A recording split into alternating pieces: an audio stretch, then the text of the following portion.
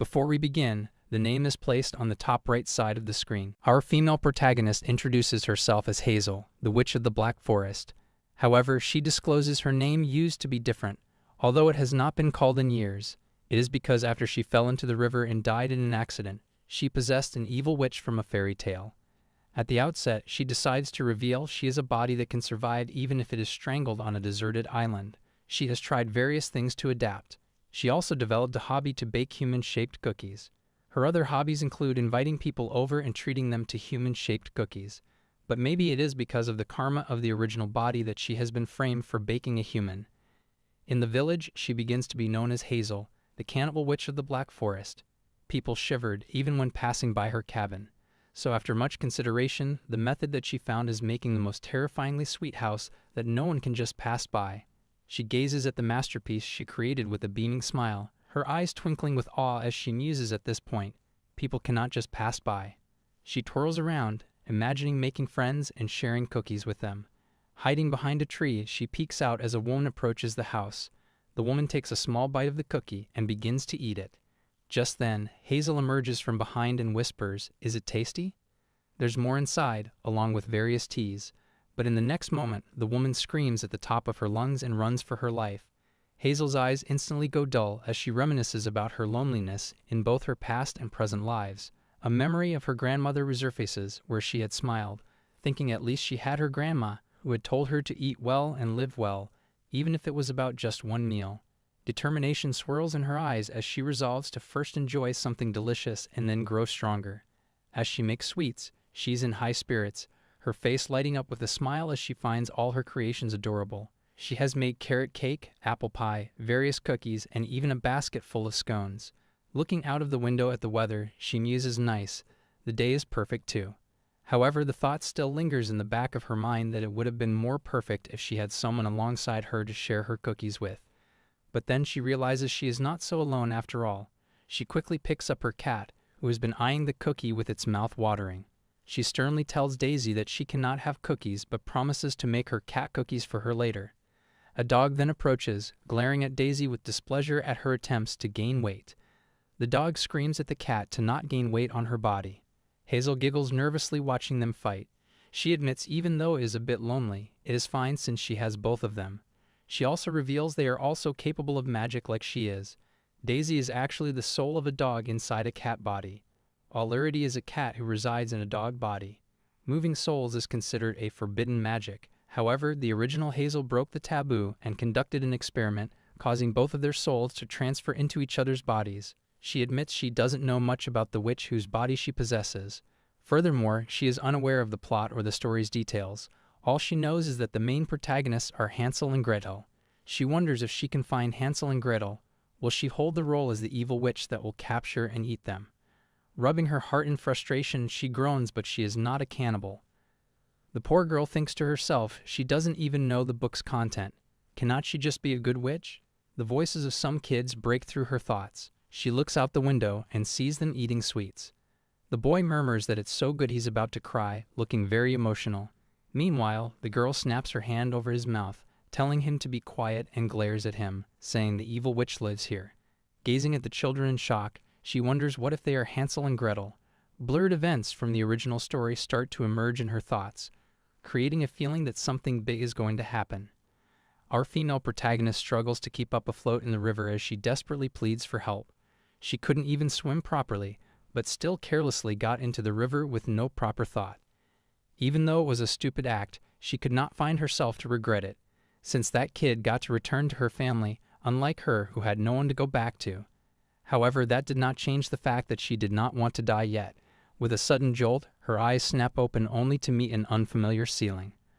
Her eyes look around in confusion, trying to recognize the surroundings. Her gaze falls on some candles and old books. However, a gasp escapes her lips when her gaze falls on a coin she had drawn. From the reflection in the coin, she sees that her eye color has changed, leaving her feeling confused. She follows the line of the mirror beside her, and her eyes meet her reflection. For a moment, she stares in shock, unable to move, before the coin slips from her grasp, and she covers her mouth in disbelief. She realizes she has descended to the world of the fairy tale book that she illustrated. During the day, she used to be a kindergarten teacher. But at night, she was a side illustrator. She read one of the comments that they wanted to change the witch illustrator because it was too scary. She was shocked and wondered how scary an illustrated fairy tale characters in an illustrated book could be. Later on the phone, she was baffled when she realized her illustrated character was indeed very scary. Since she was just drawing a witch character, she did not expect to get into her body. Moreover, she never thought she would meet fairy tale characters in real life. Back in the present, she looks at the kids with a beaming smile, thinking finally something new in the boring route. She rushes to the kids, who look as if they have seen a ghost. They both murmur "evil witch" in unison before fleeing in terror. With a flick of her finger, she uses her magic to pull them back and grab them. She finds it amusing that they immediately called her an evil witch the moment they saw her. She sets them on the ground. She only sets them down when she enters her house. The older sister immediately shields her brother behind her back and demands she to let them go, while the little boy hiccups, not wanting her to eat him and insisting he's not very tasty. She appears baffled. Then her gaze lands on the cookie clutched in his hand tightly, as if it is very important even in a life-and-death situation. Clearing her throat, she states anyway, whatever, and teaches them if they eat from her house they should at least greet her and thank her. But the little girl exclaims she is not even thankful a bit, and that people said that bad witch should have been punished. Our female protagonist rolls her eyes and murmurs under her breath, "That is right, which means bad kids should also be punished." She is quick to deny the accusation of being a bad kid. However, Hazel glares at them with cold eyes, asking her if she means she doesn't regret it. She picks up a fork with deliberate, slow movements, building suspense as she murmurs, "Then they should be punished." The children look utterly terrified. Despite their fear, she finds them so cute that she considers stopping her teasing, though they resemble curious squirrels to her. She gives them a choice between two punishments, one to become her meal for the day, and the other to join her for tea and cake. Their mouths fall open in shock, their eyes glinting with greed as they gaze at the cake. The little girl tries to mask her fear and nervousness behind a facade of anger, trying to appear strong. She murmurs, does she think she will fall for that? But Hazel acts like she did not utter a word and instructs her to go and wash their hands so they can eat. Hazel is settled on the table with the kids sitting opposite her, maintaining a stern expression when in reality though, she is struggling to keep from bursting into laughter at how adorable the children are. Cutting a slice from the cake, she moves it toward them, urging them to try the carrot cake she baked. Both children look worried and murmur their dislike for carrots, expressing their reluctance to eat it. However, she insists they don't know how delicious carrots can be, and with the use of her magic, she silently pours honey on it to make it sweet. After she has done the art of ventriloquism, both kids quickly change their minds about not eating it, and now eagerly ask for it. She smiles brightly at them as they practically devour the cake. She asks them their names. The girl informs her name is Luna and her brother's name is Luca. Hazel tells them their names are really pretty and also inquires about their age. Luna is 7 years old, while Luca is 5 years old. Hazel smiles at them, but it does not escape her notice that they are not Hansel and Gretel. She exclaims they look very cute together, and then asks her if their parents will be worried that they are with her. A tense silence falls over them. The adorable smiles no longer on their faces, as both are stunned into silence. Luca's eyes dim with a profound sadness. The silence is pierced by Luna's voice, who, in between pauses, reveals that their parents threw them away. Hazel looks at the kid with a stunned gaze, the slice of cake in her plate forgotten. She recalls her own childhood. The little Hazel was very excited as she was given a task to create something special for her parents. She had rushed home, with anticipation sparkling in her bright eyes, wondering if her mom would be happy with the gift she made. Bursting through the door, she excitedly called her mom's name, only to be met with deafening silence. Her eyes darted around anxiously before they landed on a stack of letters on a table. The letter included an apology and an instruction for her to remain with her father until her mother comes for her. There was no explanation and nothing else. But in the end, her father also abandoned her. Worry flickers in her eyes as she looks at the children, thinking they were also abandoned, just like her. She cannot help but wonder what did these beautiful kids do to deserve being thrown away, and doubt begins to bloom in her heart again, about what if they are Hansel and Gretel. Another thought crosses her mind that maybe they will have to kill her for this story to end, but she instantly dismisses the thought because she wishes for a warm and desirable ending, not some cruel fairy tale. At that moment, she resolves that until the parents of these children don't realize their wrongdoings and come looking for them, she will assume the role of their guardian and take care of them. She then brings them some cookies, telling them she has made them herself. Now she's on a mission to be a kind witch. Luna refers to her as a witch to catch her attention. Hazel corrects her, instructing her to call her Hazel. She questions, with fear evident in her eyes, that if she is feeding them with the intention to eat them later. Hazel is left standing in pure astonishment, unable to respond. Tears well in her eyes as Luna misunderstands, believing that these cookies are also baked people. Luca also misunderstands that she shrinks people like this and bakes them. Not knowing how to deal with the paranoid children, Hazel pushes them towards the bathroom, instructing them to wash up, but they further pale, thinking that she is going to eat them after she washes them. The baffled expression on Hazel's face clearly shows that she never had to reassure little kids that she won't eat them. She questions them, asking if they have ever seen someone wash and dress a chicken just to eat it later. However, the poor children did not even see someone roasting a chicken. She looks at them with a pitiful expression, thinking they might have come from a very poor household, and decides to get some chicken for them tomorrow. As she dries their hair with a towel, she instructs them to go play with the cat and dog while she cleans up the house. Lucas stares at her with curious yet shy eyes. Later at night, laying on a bed, Luca is wide awake while his sister sleeps. Suddenly, Luca blurts out to his sister that the witch is not that scary, right? Hazel, who was about to knock the door to check on children, pauses and a smile adorns her lips. However, the sister, who had been dozing off until now, states that she is awake and won't sleep so they would not be eaten by the witch at midnight. Hazel barges in, scolding the little girl to sleep tight so she could grow taller and assuring her she is full, so she won't eat them. After leaving the room with a smile on her face, she realizes she does not feel lonely anymore and is grateful for the children's presence. The next morning, Luna's face drains of color as she stares at the sheets her brother has wet. Luca trembles, unsure of what to do. What if they anger the witch and she decides to eat them? She gently caresses her brother's hair, offering reassurance as she tells him she's gonna check if the witch has awakened and instructs him to stay here. She slowly steps into the living room. The entire house looks clean. She looks around, unable to find the witch. For a moment, she considers using this chance to escape, but then her gaze lands on the witch outside the window, hidden behind a tree, listening to some women. Luna wonders what she is doing. Further thinking, could it be that she is sneaking up on them and believing finally she can see who she truly is? While Hazel wonders what those women are talking about, it seems like a long conversation. The object of their gossip is the Grand Duke. He is known to be crazy. Hazel's interest peaks as she hears his name. In this empire, there is only one Grand Duke, the Grand Duke Elliot Blaine, a man who inherited the dukedom at a young age in place of his parents who passed away at an early age. The Duke, thanks to his outstanding abilities, is thriving without suffering any damage to his reputation because of his notorious ways. Lost in her thoughts, Hazel does not notice when the women spot her. She jumps in shock as they scream "Evil Witch" at the top of their lungs, fleeting in terror. Desperately, Hazel tries to stop them, calling after them, ready to give an explanation, just wanting them to listen to her story. Luna watches the entire scene unfold with sadness in her eyes.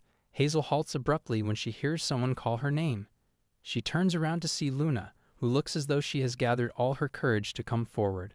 With a trembling voice, Luna explains that Luca made a mistake on the bed and that she needs Hazel's help. It is clear in the little girl's eyes that it took her a lot of courage to approach Hazel for help and give her a chance by trusting her not to hurt them. Luca's eyes are filled with tears as he apologizes with an adorable frown that although she saved him and let him sleep here, he peed in the bed. Hazel glances at him nervously, wondering why is he scared so much, and if he used to get scolded a lot for it. Caressing his hair tenderly, she teases him that last night a fairy water made a pool on the bed. Crouching in front of him, she asks him if he got nervous because he has slept in a new place. Avoiding her eyes, he murmurs it is because Lulu is not here. At her confused expression, he explains Lulu is his rabbit, and he wishes to see him. However, Luna points out that he still peed when there was Lulu. She clarifies to Hazel that it is his doll that he left back at home. Hazel asks for the location of their house as she resolves to bring it. Lucas' eyes light up at the thought of getting his rabbit back, but before he can blurt out the location, his sister covers his mouth and states they do not have a house. Hazel looks at the child with confusion and repeats they do not have a house, to which she explains the house has burned down to ashes. And if not, then why would they have been here? She realizes something is suspicious, but decides to let it go for now. Later, while she's drying the sheets, Luca looks up at her and asks her if she's not angry, and is not going to eat them. She replies if they go to the forest to gather and pick all the mushrooms, she won't eat him. However, his face falls at the mention of mushrooms because they taste too bad. Clutching the sheets tighter, she looks at him with an intense expression of awe, thinking maybe she's really evil because she wishes to eat him up right now. She announces she is done with the laundry, so they should go now. As they are venturing deeper into the forest, she instructs them to hold her hands as it is dangerous inside. Luna questions, is she going to sacrifice them to the forest? Looking perplexed, she asks her what is talking about. She points to the nearby mushrooms and instructs them to pick 10 of them. They ask her how much 10 is, and she explains it's the same number as their fingers. As the children begin pulling out the mushrooms, they chat casually among themselves. Luca mentions that it's his first time seeing mushrooms like these, admitting that he even thought they might be a type of tree fruit. Luna responds, saying it's because they've been locked inside the house for too long. Her remark catches Hazel off guard. She realizes that it makes sense now. She had wondered why it seemed odd that these clever children were here when harvesting and farming are so essential to life in this area. After all, the people who live here usually learn to work with crops from a young age. It now makes sense to her that the children only knew table manners, indicating a sheltered upbringing. She starts to suspect that the people who had custody of them were neglectful, as children need to explore and learn through experience, which requires being outside. This realization stirs something within her, and she begins to think that perhaps she shouldn't let them go, even if their parents come looking for them. They both look up at her when out of the blue she asks if they should visit the village. However, as her words sink in, huge, beaming smiles appear on their faces at the mention of the village. She tells them they can buy tasty foods, watch acrobats on the street, and promises to even get them pretty clothes. Both children stand there, jaws dropped, awed by the scenario she has painted for them. Smiling brightly at them, she declares they would do everything they cannot do at home. Out of the blue, Luca reveals it would have been so good if older brother was also there with them, catching her off guard. Luna quickly and aggressively whispers in his ear, asking why he's talking about something like that. What if she decides to take them back home? Hazel realizes, just as she guessed, the burnt house was a lie. Luca, pouting, states, but he really misses him. Luna points out why they should miss the people who threw them away. Hazel eyes dim listening to their conversation. She cannot help but worry about their conditions while living with their parents. To her, these abandoned children are the saddest thing in the world. She resolves to give all her attention to the kids at the moment. At the market, she questions them. Where do they want to go first? Suggesting if they should go buy clothes first. Luna tugs on her hand, wanting to go over there to the dressmaker. The owner opens her mouth to greet them but instantly closes it, shocked when she realizes who Hazel is. Hazel looks down, thinking to herself, of course they're going to be shocked, a witch coming to a dressmaker. She always made her own clothes while the fairy was tasked with making her shoes, but now that she's aware she will stick with the children for quite a while, she believes she needs to get on good terms with the villagers so she can do what she wants. Putting on a bright smile, she greets the owner and states she would like to buy kids' clothes and shoes. She shows them a pouch of money and assures them not to worry about the money. Both the women are shocked when they find out about the children. The girl cannot help but think they might be kidnapped and suggests they should not take orders from her. However, the owner believes if she has money, then she's a customer. She wants the saleswoman to hurry up and sell her something and send her off. Fearing that she might get mad and turn them into frogs, Luna, listening to their conversation, glares at them and suddenly screams at them, demanding how dare they insult them and if the people in the countryside treat customer this rudely. With that, she grabs both Hazel and her brother and storm out of there.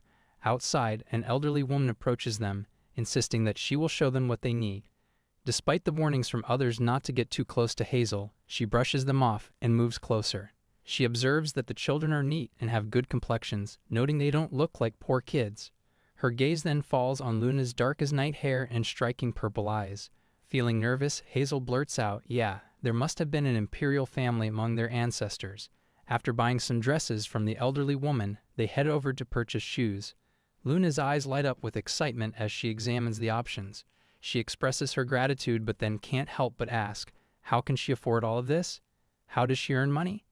The lie swiftly slips through her lips that she sells jam and mushrooms. In reality, she is actually extremely wealthy. The first time she woke up and went to that dark basement, there was an enormous amount of gold coins.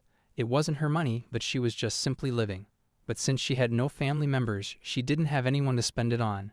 She snaps out of her thoughts when she overhears some women discussing the bounty being offered by the Grand Duke. The bounty is for information about the great princess and great prince who have been kidnapped. Her eyes widen in shock, and even the children freeze in their spots.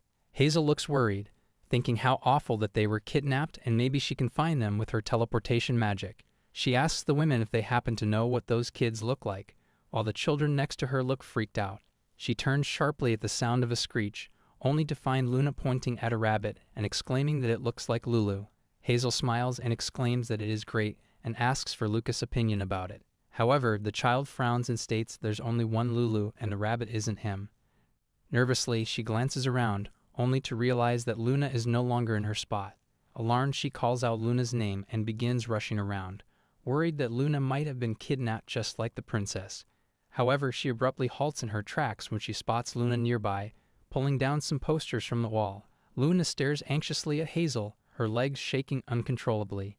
Just as her gaze falls on a wanted poster, Luna suddenly tears it, making her question why she did that. Luna lies that she wanted to draw a picture, but she could not find any paper. She gently scolds her for not telling her and instructs her to make sure to tell her next time. She grabs both of their hands and announces they are going to buy paper and some crayons. On her way, she hears several people talking about the issue. She thinks to herself everywhere she goes it is all about the Grand Duke and wonders if it is his children that are kidnapped. Also thinking if the rumors about him going mad were about this, she believes if he got married, it would not be long ago. The kids must be very young. How unfortunate. Suddenly, she claims she wishes to see him with heart in her eyes, making the kids confused. She has heard that the Grand Prince is famous for being handsome. She wishes to witness how he would look with an angry expression on his face. His looks are described as having silver hair, as if a fairy had carefully blocked each strand of moonlight and draped it over. Eyes like amethyst, as if pure gemstones were masterfully set into him. It is heard even the greatest sculptures of the time cannot capture his beauty. On the other hand, the Grand Duke gazes at the picture of Luca hanging on the wall, tenderly caressing it. He holds Lulu in his hand, wondering how Luca is coping without the toy, as he has nightmares when it's not there. He reflects that if anything were to happen to Luna and Luca, he wouldn't be able to underscore, but before he can finish his thought, the door bursts open and a knight exclaims that they have received a report. At a dressmaker's shop in the village near the edge of the Black Forest, there are children who look exactly like the prince and princess, and they are even being called by their real names. He also informs him they are with the witch. Meanwhile, Hazel stretches her arms above her head, reflecting on how fun today was and looking forward to cooking with what they bought. She also decides she wants to draw pictures with Luna and Luca. She thinks about how time used to crawl by, but now it races past. Suddenly, she flinches as the door swings open and Luca steps out. He climbs onto her lap, and she questions why is he awake. Luca responds he was scared. She drapes a blanket on his curled figure on her lap and reminds him Luna is here with him and tells him to sleep.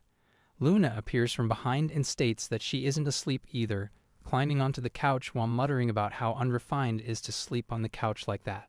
Hazel smiles at her, brushing her hair affectionately, and acknowledges how hard it must be for her to take care of her younger sibling.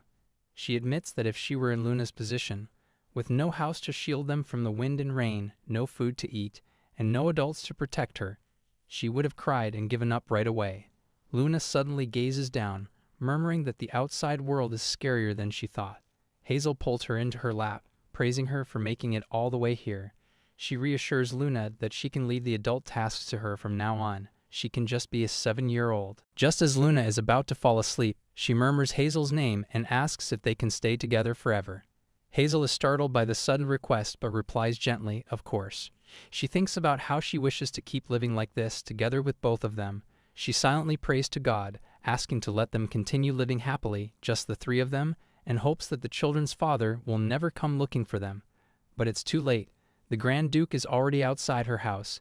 The next day, she wakes up and stretches her arms, feeling her body stiff from sleep. She looks surprised when there's a knock on the door. Cautiously opening it, she's pushed back as the door swings open violently, revealing the Grand Duke with a sword pointed at her. He declares that she is accused of kidnapping. Just then, both children appear behind her, and she worries, believing it's not good for them to see her like this. With a nervous giggle, she asks if he's the father of the kidnapped children, assuring him there must be some misunderstanding. However, from behind him, Luna screams that it's not true. The knights instantly approach, referring to Luna and Luca as the prince and princess, leaving her utterly baffled while the Duke's piercing gaze remains fixed on her. It then dawns on her that he is the Grand Duke. The realization sinks in, and she thinks to herself, no wonder she thought he was so handsome, but then she shakes her head, reminding herself that now is not the time to think about such things and shift her focus to the fact that Luna and Luca were the children of the Grand Duke who were missing. Now it is clear to her why they were so sheltered and unaware of the outside life. Because they have been aristocrats all this time, she deadpans, oh then she got herself into a big mess. Suddenly, both children grab onto the Grand Duke's legs, startling him as they declare that if he executes Hazel, they will starve for the rest of their lives. He replies that in that case he will exile her. They quickly counter that if he does that, they won't eat carrots for the rest of their life. This leaves him confused as they never ate carrots to begin with. He reminds them they do not eat it, to which they say they eat whatever Hazel makes for them. He turns to ice in shock, completely taken aback by their unexpected declaration. He shifts his focus to Hazel, demanding to know what she has done with his siblings. Lifting her chin with the tip of his sword, he leans in closer, his presence intimidating her. She murmurs what he means. She just fixed their picky eating habit. He's suspicious because these kids are so stubborn that it is something that so many people have not been able to achieve over the years. One of the knights suggests it seems like she's playing with their minds, while the other informs there are many rumors that witches use black magic. Hazel thinks alright, she needs to get rid of the sword first as he is treating like a chicken whose head he can cut off any time. Just as her finger grazes the sword, she instantly pulls it back as light radiates from it. Realizing it possesses holy powers, she starts looking around, unable to find the holy knight nearby. She startles when he screams at her, demanding to know what she did. She replies that he can't scream in front of the kids. They'll get scared. That's when Luca bursts into tears. Hazel looks like she might cry too as she glances at Luca. Gathering her courage, she grabs a fork and holds it up, telling him that if he's that curious, she'd be happy to let him know. He eyes the fork with suspicion. She reassures him, saying, "Don't worry. No matter how powerful you think witches are, there's nothing they can do with a fork." Hazel shows him a carrot cake and, taking a spoonful of it, offers it to him. However, he orders his men to take the cake, claiming he needs to test it, believing she is trying to use it to turn his siblings into puppets. He then turns sharply, asking the kids to follow him, but she asserts from behind that they're not going anywhere. He pauses and looks back at her in shock when she declares that the children claim they are being locked up and neglected. He momentarily looks troubled, then refocuses and instructs his siblings to go to the carriage. But suddenly, Hazel uses her powers to shut the door, announcing that he cannot take them and questioning what would happen if he neglects them again. His expression sharpens as he demands she open the door immediately. One of the knights steps forward, saying he'll break it down with an axe. In desperation, she blurts out that she will be a good guardian for the kids. He retorts that he's aware of the rumors surrounding her, and his demeanor shifts, becoming menacing as he questions how dare she promise them anything. He warns her that if he finds any evidence against her, she will be exiled. Meanwhile, both children cling to their brother, insisting that Hazel doesn't eat humans, and that if they pick mushrooms together, she doesn't eat people. They attempt to return to Hazel, who tries to give them a reassuring smile. Crouching in front of them, she tells them they have to go home now and promises to write to them. Even if they can't read, they can ask others to read for them. However, the Duke scoops up his siblings, believing she has manipulated them. It doesn't matter anymore. He leaves the house and heads toward the carriage. The children look very sad. Hazel rushes to the window of the carriage, pleading for just a minute, but he tunes out her every plea. She continues to plead with the Duke to wait a minute. His blank face becomes irritated when she finally manages to get on his last nerve. He hops off of the carriage and asks her what's the matter. She avoids his gaze, looking nervous as she murmurs, "These are the children's belongings. She wants him to take them." He looks conflicted for a moment before deciding he has no need for a witch's cursed item. She lets her head fall in defeat, thinking that is right. The Grand Dukedom probably only deals with top-quality items. She also thinks about how, despite these not meeting their standards, the children were angels to them. He looks away, stating they cannot stay any longer. Luna calls her brother by his name and declares with firm authority that he would not kill Hazel while Luca commands him to hurry up and take their things from her. He looks at them dumbfounded, probably not used to getting orders from his tiny siblings, while Hazel looks at the children with a gaze of astonished affection, calling them her little peanuts. The Grand Duke looks pretty offended and orders his siblings to get inside, Claiming it is dangerous, they obey, but not before thanking her for taking care of them so well. He turns to them in shock and states what do they mean. They remind him he's the one who always told them to thank others for helping them. He sighs deeply before he turns around, his demeanor no longer menacing and harsh. He states he thanks her for protecting his younger sibling safely. A smile lights up on her face, but it is too soon, as in the next moment he secretly gives her a glare and murmurs she probably manipulated them. The smile wipes off her face in an instant. She actually looks heartbroken. He heads back to the carriage and commands his men to load the girl's luggage onto the back of the carriage. They take off, leaving her standing there all alone. She wants them to be healthy. Her eyes look so dim, she is sorry for not keeping her word about being together forever.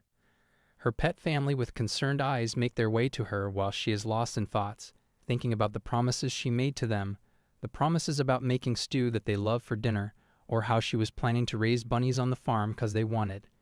She wanted to do all of that for them because they brought color into her once lonely life. And now that she thinks about it, she never even got to say thank you.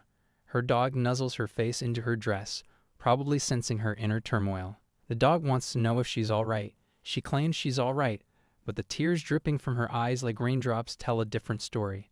Rubbing her eyes to clear the blur, she crouches down and says that if she is worried about the kids, she can always send them to watch over them. And with that, just like how the children appeared in her life, they disappeared without a warning. It's 5:00 p.m., and the weather's perfect. Luna keeps her sharp gaze fixed on the man in charge of the ingredients, who has a habit of slacking off. She informs her brother that about 20 seconds remain, and so far, the plan is running smoothly. 20 seconds later, they're sprinting out of there like their tails are on fire, with Luna announcing it's time to move. Not a good idea. Luca trips and face plants into the floor, his bunny in tow. Luna steadies him, shaking her head, saying she just can't deal with him right now and urging him to get up before they get caught. She startles when she realizes the slacking employee is returning, nearly screaming in panic for her brother to hurry up. Somehow, they manage to slip into the carriage just as the man prepares to embark on his journey. Luna beams, declaring it a success, but she spoke too soon. The next moment, the carriage curtains swing open, and the Grand Duke stands there, his eyes narrowed at the siblings. Luna looks shocked, murmuring, "How did he know?" The Grand Duke thinks to himself that no matter how clever they are, they're still mere children. Did they really believe he would be fooled by the same trick as last time? In the main building of the Grand Duchy, the maid apologizes to the Duke for failing to monitor them properly. Standing tall in all his glory, the Grand Duke announces a ban on the tuxedo cats, likely due to Daisy sneaking by and getting caught. He insists on thorough checks of everyone leaving the Grand Duchy. Then he shifts his attention to Daniel, ordering him to ensure the meal is prepared in the kitchen after inspecting the ingredients. At the dining table, the Grand Duke is seated at the center, with his siblings across from him. He tells them that tonight's dinner is what they've been craving, urging them to end their hunger strike. He also asks if they know how many days it has been since they left that cottage. He also reminds them he upheld his promise and did not kill the witch. Luca exclaims he wants another chocolate.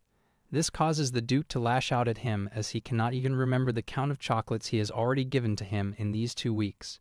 He groans, rubbing his face in frustration, thinking how is it that his siblings' childish tactics are more difficult to bear than the Emperor's schemes that he gets to deal with almost every day. He can't help but think how come the children do not understand the reason he keeps such a close eye on both of them. It's because no one knows when danger will reach out towards them like demonic beasts. The chef faces the Grand Duke asking should he bring out that dish. The Duke orders him to go ahead. In the next instant, the chef's face pales. He thinks, is this for real? Do they really like the menu and wonder what if he cuts him up like the children's nannies? He reminds himself they have eaten witch's food, and as the head chef of the mansion he cannot afford to lose to the witch. When he reveals the dish, both the children gasp in shock, looking like they have seen a ghost. The dish before them is beef stew with the carrots of the Grand Duchess chef, Harold. The maids exchange murmurs among them, appearing shocked. It is revealed that he initially put a ban on carrots. The poor chef releases a deep sigh, thinking he cannot be compared with that cunning witch like this. Luca scoops up a spoonful of carrots and shoves it into his mouth, leaving the chef utterly shocked. Even the Grand Duke looks taken aback. They're both surprised to see him tackling the carrots first. The chef feels relieved, thinking he wouldn't have to worry about being fired after all. But his relief is short-lived, as Luna lets out a groan of dissatisfaction and declares that the carrots taste bitter. The Grand Duke tells her to speak more ladylike. Nervously, she blurts out she means the carrots taste of dirt. She turns to the chef and instructs to chop carrots into tiny pieces and completely boil them. Luca hesitantly adds he wishes to eat Hazel's carrot cake. The Grand Duke looks a little worried as he reminds Luca it has already been 10 days since they have been brought back here. His dismissive behavior about it fills tears in his brother's eyes. Luna suddenly rises up, clutching his brother's arm. She declares they should go now. They rush out of there while their brother shouts at their departing figures because the meal isn't even over yet. In Luna's room, the siblings sit with their backs turned to their brother, their postures mirroring each other as they clutch their knees tightly. His brother declares there will be no dinner for them today since both of them were disrespectful to him. Pouting, Luna shoots back it doesn't matter. However, in the next second, Luca's mouth falls open when his brother says, "Really? Then he will see to it that there will be no chocolate for a month either." However, Luna seems undeterred as she murmurs, "Then they don't need chocolate either." The poor kid looks conflicted, but resolves to stand by his sister. Out of the blue, Luna demands for him to bring back their nanny. Confused, the Duke reminds them they were the ones who chased her out. She was a talented person they managed to bring over from the other side of the empire. After a struggle to convince the woman known for raising the most troublesome children to work for them, his siblings ended up making her submit her resignation letter. Luna wails she was talking about Hazel, not that nanny. For the first time, their brother seems actually perplexed as he murmurs almost to himself, just what did she do to them? He remembers how they've always acted like nannies were their lifelong enemies. Suddenly, Luca pats himself in the back and states she patted his back like this. The Duke is confused for a moment and wonders if she hit them. Luna is quick to shut that line of thought and declares Hazel does not nag at them like he does either. The Duke is a little hurt that she is comparing that evil witch with her own brother.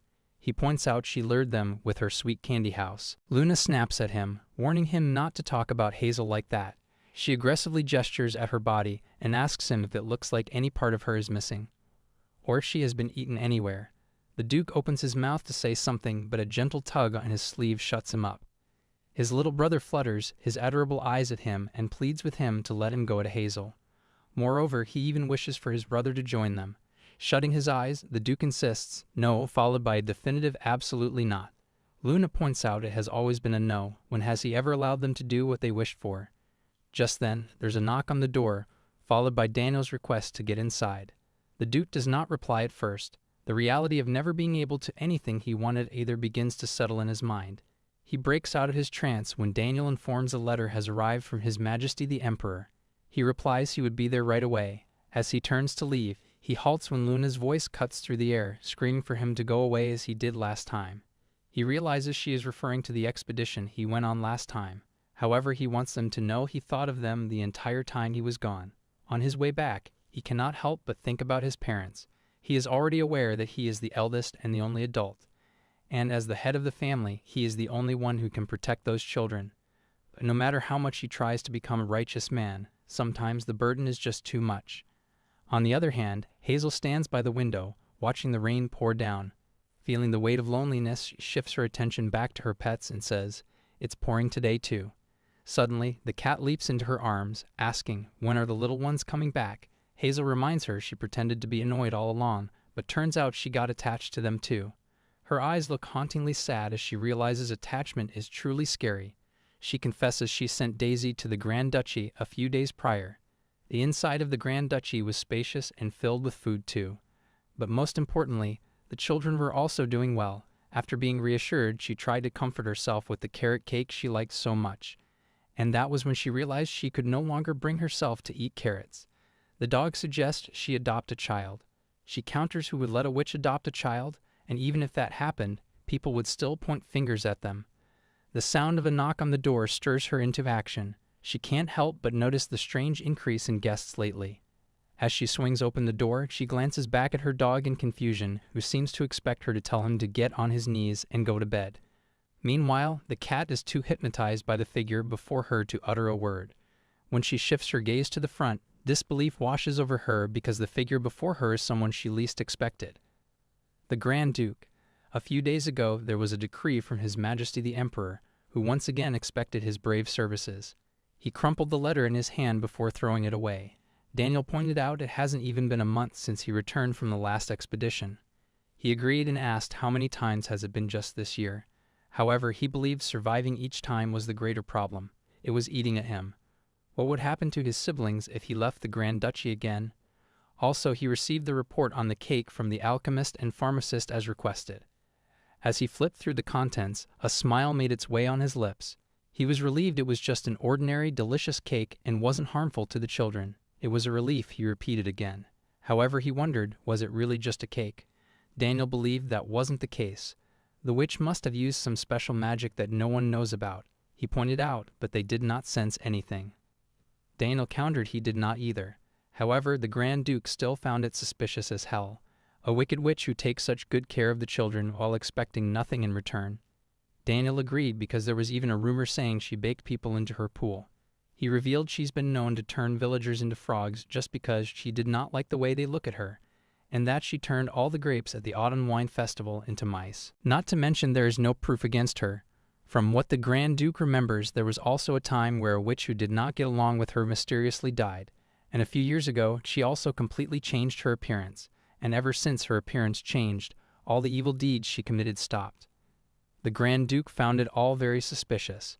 He thought about how they only had 1 week left before the expedition. The image of Luna crying came to his mind. He called Daniel, who was alerted. He asked him he used to be a holy knight, right? Daniel stuttered out a yes. In response, a smirk appeared on his lips.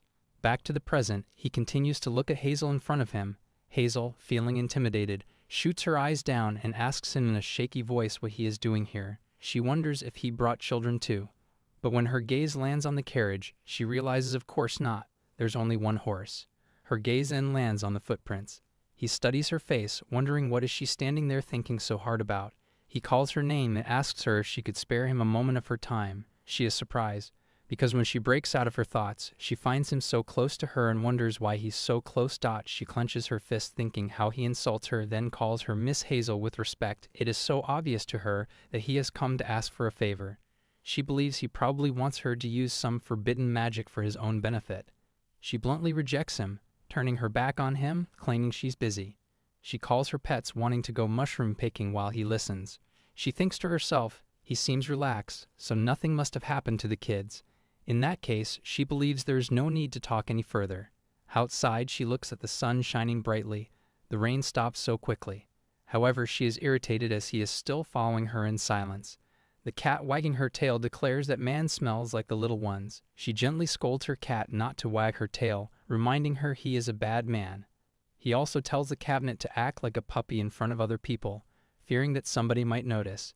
The cat in the dog's body points out that talking to herself like that makes her look even more suspicious. She glances back at him, and with a mix of fear and nervousness, she asks why he's following her. Smirking, he replies he is a busy man and he wishes to get over this talk quickly. She suggests why doesn't he go back then? She realizes she is being unusually cold, but maybe she's annoyed thinking about how he mistreated the children and he abandoned them. So what is he plotting now? He continues to follow her and asks where they are going. The forest? She points out they are already in the forest. He then changes his question. Why are they going there? She pauses, finding him unbearably annoying. She glances back at him with an evil smirk and announces she is taking the noble blood of the Grand Duke deep into the forest to offer it to the great demon. The Duke flinches. She realizes his shocked expression is just like Luna's. The offended man demands how dare she lie to the ruler of this land. She ignores him and focuses on the mushrooms she found. He crouches next to her, looking at the mushrooms as if they're some rare species. He's curious to know why she's picking this. She's so confused by his reaction that she basically questions herself to eat, obviously. He smirks at her, guessing she's being cautious because he's here. He tells her to go ahead and gather what she needs. He says all this while pointing at a mushroom, which is so deadly that even one bite could prove to be fatal. With a baffled look, she wonders if he actually believes that witches only pick poisonous mushrooms. She asks if he would like to eat them, so she can serve him plenty. However, in the next moment, her gaze lands on Daisy, climbing a tree to reach the beehive. Just as the cat is about to touch it with its claw, Hazel exclaims in frustration. She can't take this anymore. She flinches and turns around when she senses something, only to find Elliot pointing an arrow directly at her. The murderous aura in the air is unmistakable. She wonders, is he going to kill her? What did she ever do to him? Just as he releases the arrow, she uses her magic to stop it, unable to tolerate this nonsense anymore. When the arrow drops to the ground, she's shocked, realizing something is off. It wasn't aimed at her. In the next moment, a large, menacing presence looms behind her. She turns, only to find a bear. The bear doesn't give her much time to react and charges at them as they run for their lives. Damn it. Elliot curses under his breath. He glares at her and demands, why the hell did she save the bear? Unable to trust her, he blurts out, not to tell him she is the one who summoned it. She snaps back. If she summoned it, would she be running away right now with him, he mutters. He will handle this and orders her to step aside. But she refuses to leave Daisy, who is still stuck in the tree. With a swift motion of her magic, she hurls the beehive at the bear's head. For a moment, she admires her clever move, but panic quickly sets in as she realizes this is not the time for it. She urgently asks Daisy if she's hurt anywhere. A hand on her shoulder gets her attention. The dude wants to know, wouldn't it have been better for her if the bear attacked him? She blushes, realizing he's too close. Picking Daisy into her arms, she demands, why?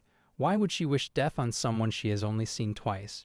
She wonders if this guy has paranoia or something, like one of those people who think everyone's out to kill them. If he's that crazy, it makes sense to her why he locked up his siblings. He gently takes her hand and states if she doesn't want him dead, then maybe she is doing all this to gain his trust, and maybe with these delicate hands of hers, she summoned the bear only to take it down herself. She lashes out at him, telling him to get lost.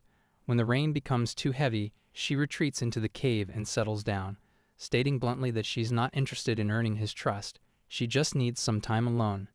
He sits beside her and asks if she's the one responsible for the weather magic. She responds with a simple no, still unsure why he's following her. As her eyes linger on his handsome face, he asks, what is she looking at?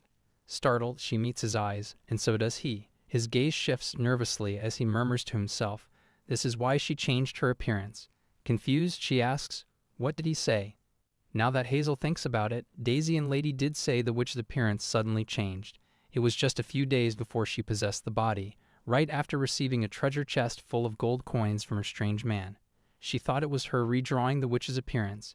She wonders if the Grand Duke knows something. She asks him what his plan is. He lets her know it is none of her concern. He suddenly stands up, a perplexed look crossing his face. More importantly, what kind of cat loves water so much? He asks, pointing toward Daisy, who's happily licking and playing in the water. She hurls a towel at his face, thinking if he finds out, it's all over. When he asks what she's doing, she simply tells him to use the towel to dry himself. As he remains frozen in place, she urges him not to just stand there and promises she won't eat him. They both settle down after lighting a fire. While he dries his hair with the towel, he splashes water all over, irritating Hazel. She complains about his temper and can't help but wonder if this is the same man she saw in the forest just moments ago. How can someone like him possibly take care of children? She thinks to herself. Noticing him busy with something, she asks, what is he doing? He replies that he's grilling mushrooms because he's hungry. She protests, those are her mushrooms. He counters smugly, they grow on his land so they are his. Narrowing her eyes, she thinks, is this how she wants to play? Fine, she has her own ways. He meets her gaze and adds, most women wouldn't think of attacking a bear, right? She points out the obvious, that she is a witch. With a flick of her finger, a cake appears in her hand. The Duke eyes it, not too keen on her eating it alone. She teases him, what if he has cast a puppet spell on the cake? He asks, and what if she made him her puppet? What then? She smiles to herself, replying, then she would get to visit the Grand Duchy and meet the kids. Confused, he looks at her and says, that's all she thinks about. He informs her that the cake investigation is over and that there's nothing suspicious in it. However, he's still baffled by how she managed to bribe the children. She sighs, smiling, and offers him a slice of the cake. Why don't you see for himself? She suggests. He takes a bite, then teases, should he be grateful that he didn't turn into a frog after eating it? She, however, isn't amused and replies she doesn't do that kind of thing. He reminds her she did a few years ago. The investigation records are still in the archives rising up. He declares he wishes to get to the point he is curious about many things regarding her. He believes people do not change overnight, and it is not easy to abandon the way one has lived their whole life. He demands she tell him, why does she suddenly want to be a good witch? She forces a smile, lying straight to his face, saying that a few years ago she got really sick and it made her regret her past. So she reflected and decided to live a good life from now on, finishing the sentence with nervous giggles. He watches her with an intense gaze, calmly replying he doesn't believe her. His stare is so intense that even she feels the weight of it. Her mind drifts back to when she offered him the cake, and he had quietly pulled out his own utensils. Does he really think she's going to poison him? She wonders. If he's suspicious, why come alone to see a witch? Even last time, he only brought a few knights, and now that she thinks about it, she did sense divine power radiating from him that day, though she never found the holy knight. Noticing her lost in thought, he asks, "What is she thinking so hard about?" She quickly responds, "He is here to interrogate her, isn't he?" He claims it's not an interrogation, just a few questions. He is very curious about witches. No, he corrects himself. He is curious about her. She wants to know if, once he's done questioning her, he's not planning to tie her to a stake to be executed, right? He assures her not to worry, as he is here because he has a favor to ask. Looking annoyed, she murmurs that she knew it. He looks shocked and questions whether she has clairvoyance or if he just looks like what he's going to do. She tells him it was obvious the moment he started referring to her as Miss Hazel out of nowhere. He admits she's pretty sharp anyway. She informs him that her answer to his favor is no. He looks flabbergasted, shocked that she's rejecting him without even hearing him out, and claims that it's so rude. She accuses him of being the one who's rude. Shouldn't he apologize first before asking for a favor? He blatantly questions apologize for what? She looks baffled at his audacity. She reminds him he falsely accused her of using forbidden magic. He continues to gaze at her, but in the next moment, he states them, admitting that was a false accusation, and states it was wrong of him to accuse her without evidence, so he would like to apologize. She is shocked because he apologized so easily. She wonders if this favor is really that important to him. However, he then proclaims, but shouldn't she also apologize for keeping his siblings after hearing he went through hell every day? She blurts out she did not know they were his siblings. He questioned who is going to believe that? She realizes that is true. She would not believe it either. She then announces she had her own reasons, and she heard the children were being neglected, and she asks him who would try to return them to their bad parents. His eyes darken menacingly as he murmurs, "Neglect," his voice dripping with malice. She informs him that the children said they were trapped inside the house. He seems taken aback and states why would they want to live in a witch's cottage instead of a mansion. He believes it is dangerous for them outside, and reminds her that the mansion has 100 rooms, dozens of gardens, and even a lake, and is perplexed as to how they could call living there imprisonment. And is she saying he is a worse guardian than a witch? He is offended by that. She replies, considering he tried to execute her in front of the children, she would not say he is a great guardian either. Though he does not refuse that, he is ready to admit and explains he completely lost his mind back then. She groans no matter how noble they are. Children need to go out and experience the world. Suddenly, she murmurs in an almost audible voice that if he is aware how much they love playing in the forest. However, his eyes reflect that he doesn't believe he has made any mistakes. He points out she might not understand, but nobles have duties benefiting their status, and even if the children enjoy themselves, they can't just live doing only what is fun. She agrees that might be true for adults, but is it necessary to set a strict limit for children? She believes they need to have a variety of experiences when they are young. She points out, just like him who as a noble knows a lot about mushrooms, right? But the same could not be said for his siblings, because they couldn't tell the difference in almost 8 poisonous ones. Amusement dances in his eyes as he rests his chin on his palm and murmurs, "It seems like she has raised children before." However, suddenly a sense of sadness settles around Hazel. She does not hesitate to confess yes, she did. She muses they were not her own, but she has taken care of other people's children. But she cannot go back to those days. She dismisses the thought and states anyways there is another reason why she could not easily send the children back. She lets him know they said he abandoned them. A haunting look appears on his face as he lets out what? She asks him why would they think that?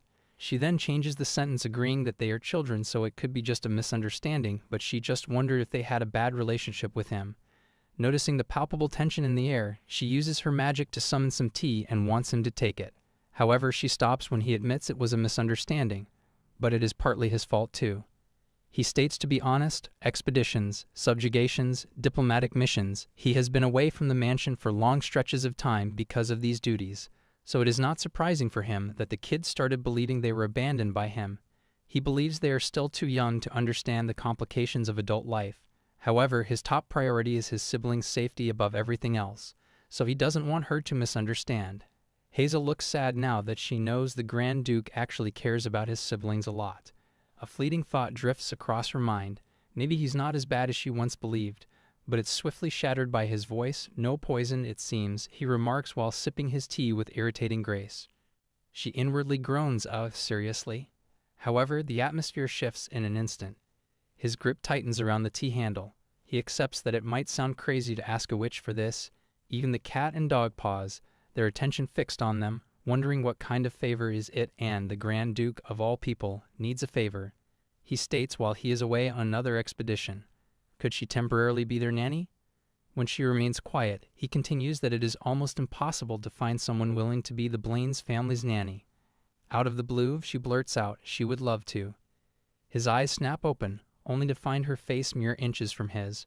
Grabbing his hand with sudden excitement, she shakes it eagerly, repeating, she would absolutely love to. The bewildered guy urged her to calm down for a second. She is so eager that it is suspicious. He subtly draws their attention to her holding both of his hands. She looks momentarily confused. He starts to explain but then sighs and tells her to forget it. He has realized they just do not understand each other. She thinks that goes for her too. Who cares? With that, she starts dragging him along. Where to? He asks, and she beams like sunshine, responding, where else? To the Grand Duchy where the children are.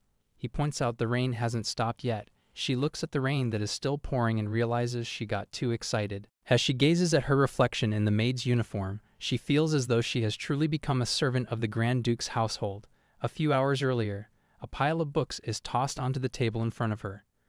Her jaw drops as she stares at it in disbelief, asking if all of this is really part of the service regulations. But the woman drops another bomb on her that they will also be conducted a test in a few hours for inspection. Looking very hesitant, she asks when she can finally meet the little ones.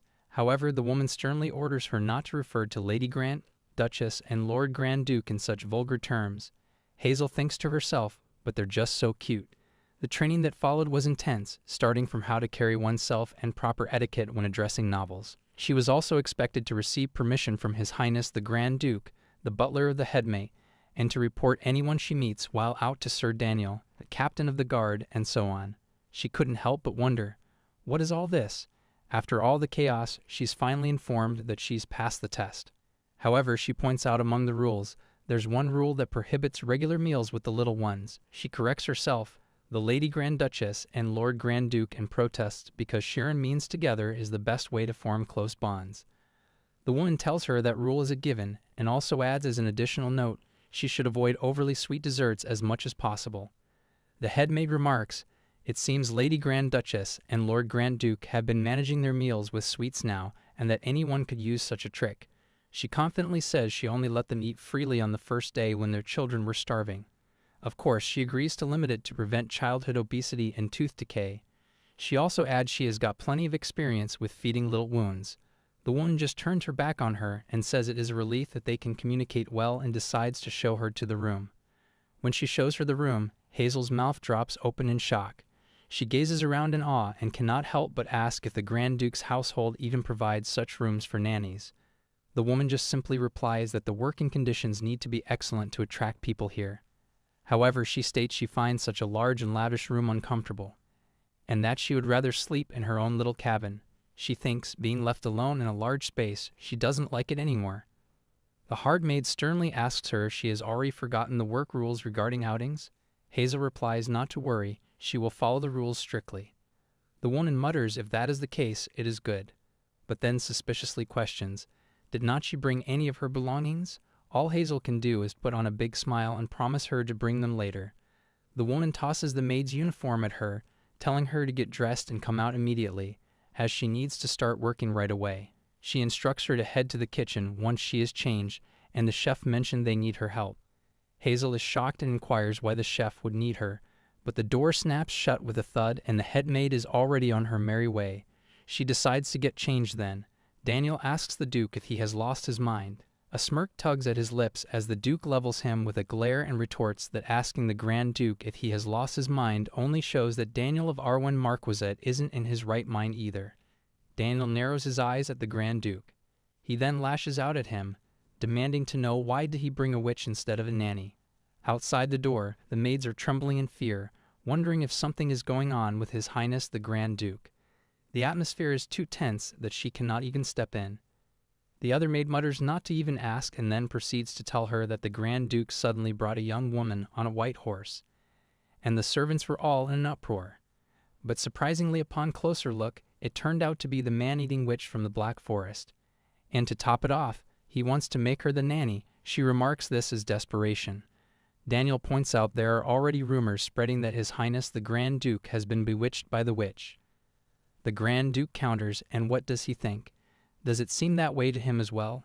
Daniel states no, not at the moment, but perhaps his holy power is insufficient and he might be sensing it wrong. The Grand Duke points out no, it's not insufficient. It is very much enough to monitor the witch. He's taken aback and blurts out a what?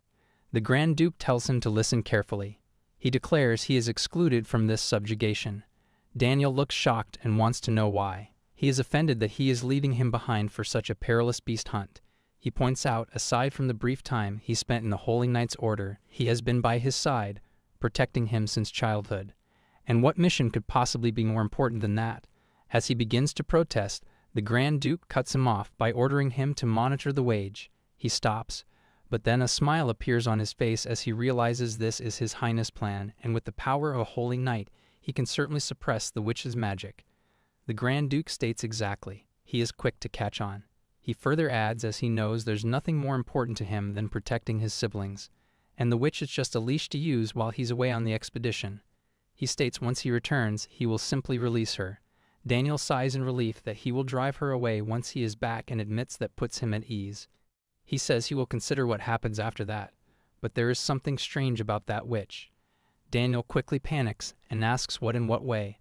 The Grand Duke assures him it's not that she's dangerous, but still. He trails off, recalling the earlier moment he asked her why did not she ask for any conditions. She was confused and asked what conditions? He stated like compensation or anything like that, but she just smiled and told him she doesn't need money. He was taken aback. Daniel asks so what was he exactly referring to? He snaps out of his trance and mutters no, it's nothing. All he can think is that she is a strange person. Meanwhile, Hazel is searching for the kitchen but doesn't know the way. She ends up outside the Grand Duke's study and wonders if it's nearby. Suddenly, her eyes sharpen and she turns to someone, asking, "Who are they?" She gasps when she finds Daniel standing in front of her. She asks him again, "Who is he?" Then it dawns on her he's the one who took her carrot cake. He asks did not anyone tell her not to wander around the Grand Duke's residence carelessly? She replies yes, she is aware. But she was called by the head chef, and she didn't get any guidance. Sighing in exasperation, he decides to guide her. She thanks him but wants to know what the knight's name is. He states Daniel. He is the captain of the guards and the vice commander of Blaine Knights. She states oh, it seems like he has worked with His Highness for a long time, hasn't he? He looks offended and tells her to call him Sir Daniel. He is not someone that she can casually address. He states he has served the Grand Duke longer and closer than anyone else, so it would be wise not to think of doing anything foolish. He is not her knight. She pouts thinking he's so cold, but then she smiles, thinking he still seems like a loyal and good person. He lets her know he will be watching her closely. She casually retorts, "Sure, go ahead." Looking so done with her, he pushes a door open and tells her this is the kitchen. She's confused as to why he seems annoyed. She is momentarily surprised by how huge the kitchen is. But then she tells herself with hundreds of people working at the Grand Duke's residence, it makes sense. Someone addresses her as the witch nanny. She thinks the rumors have already spread. A chef looks down at her and asks if that is the new nanny. Daniel states yes. He has heard he requested to meet the new nanny, Hazel. He says for the meal tonight, the Grand Duke asked about what the young prince and princess would like for dinner. She is shocked and wonders if he told him to ask her. She lets him know the young prince and princess are picky eaters, but if he mixes their favorite ingredients, like in beef stew, they will eat it all. He makes a face and mutters that commoners dish boiled in water beef stew. She states yes. He knows it well. She wonders what is wrong with him. Did she offend his pride by giving him a good tip? He points at the kitchen and states since she knows so well, why doesn't she go to that empty counter and make a dish? And that dinner starts in 20 minutes, so she has enough time. She nearly screams for 20 minutes in shock. Despite thinking it might bruise his pride, she still believes it's a good idea. With a casual flick of her finger, she declares she'll handle it. As everything starts coming together, everyone is left speechless, their eyes fixed on the scene as Daniel panicking, asks, "Wait, what?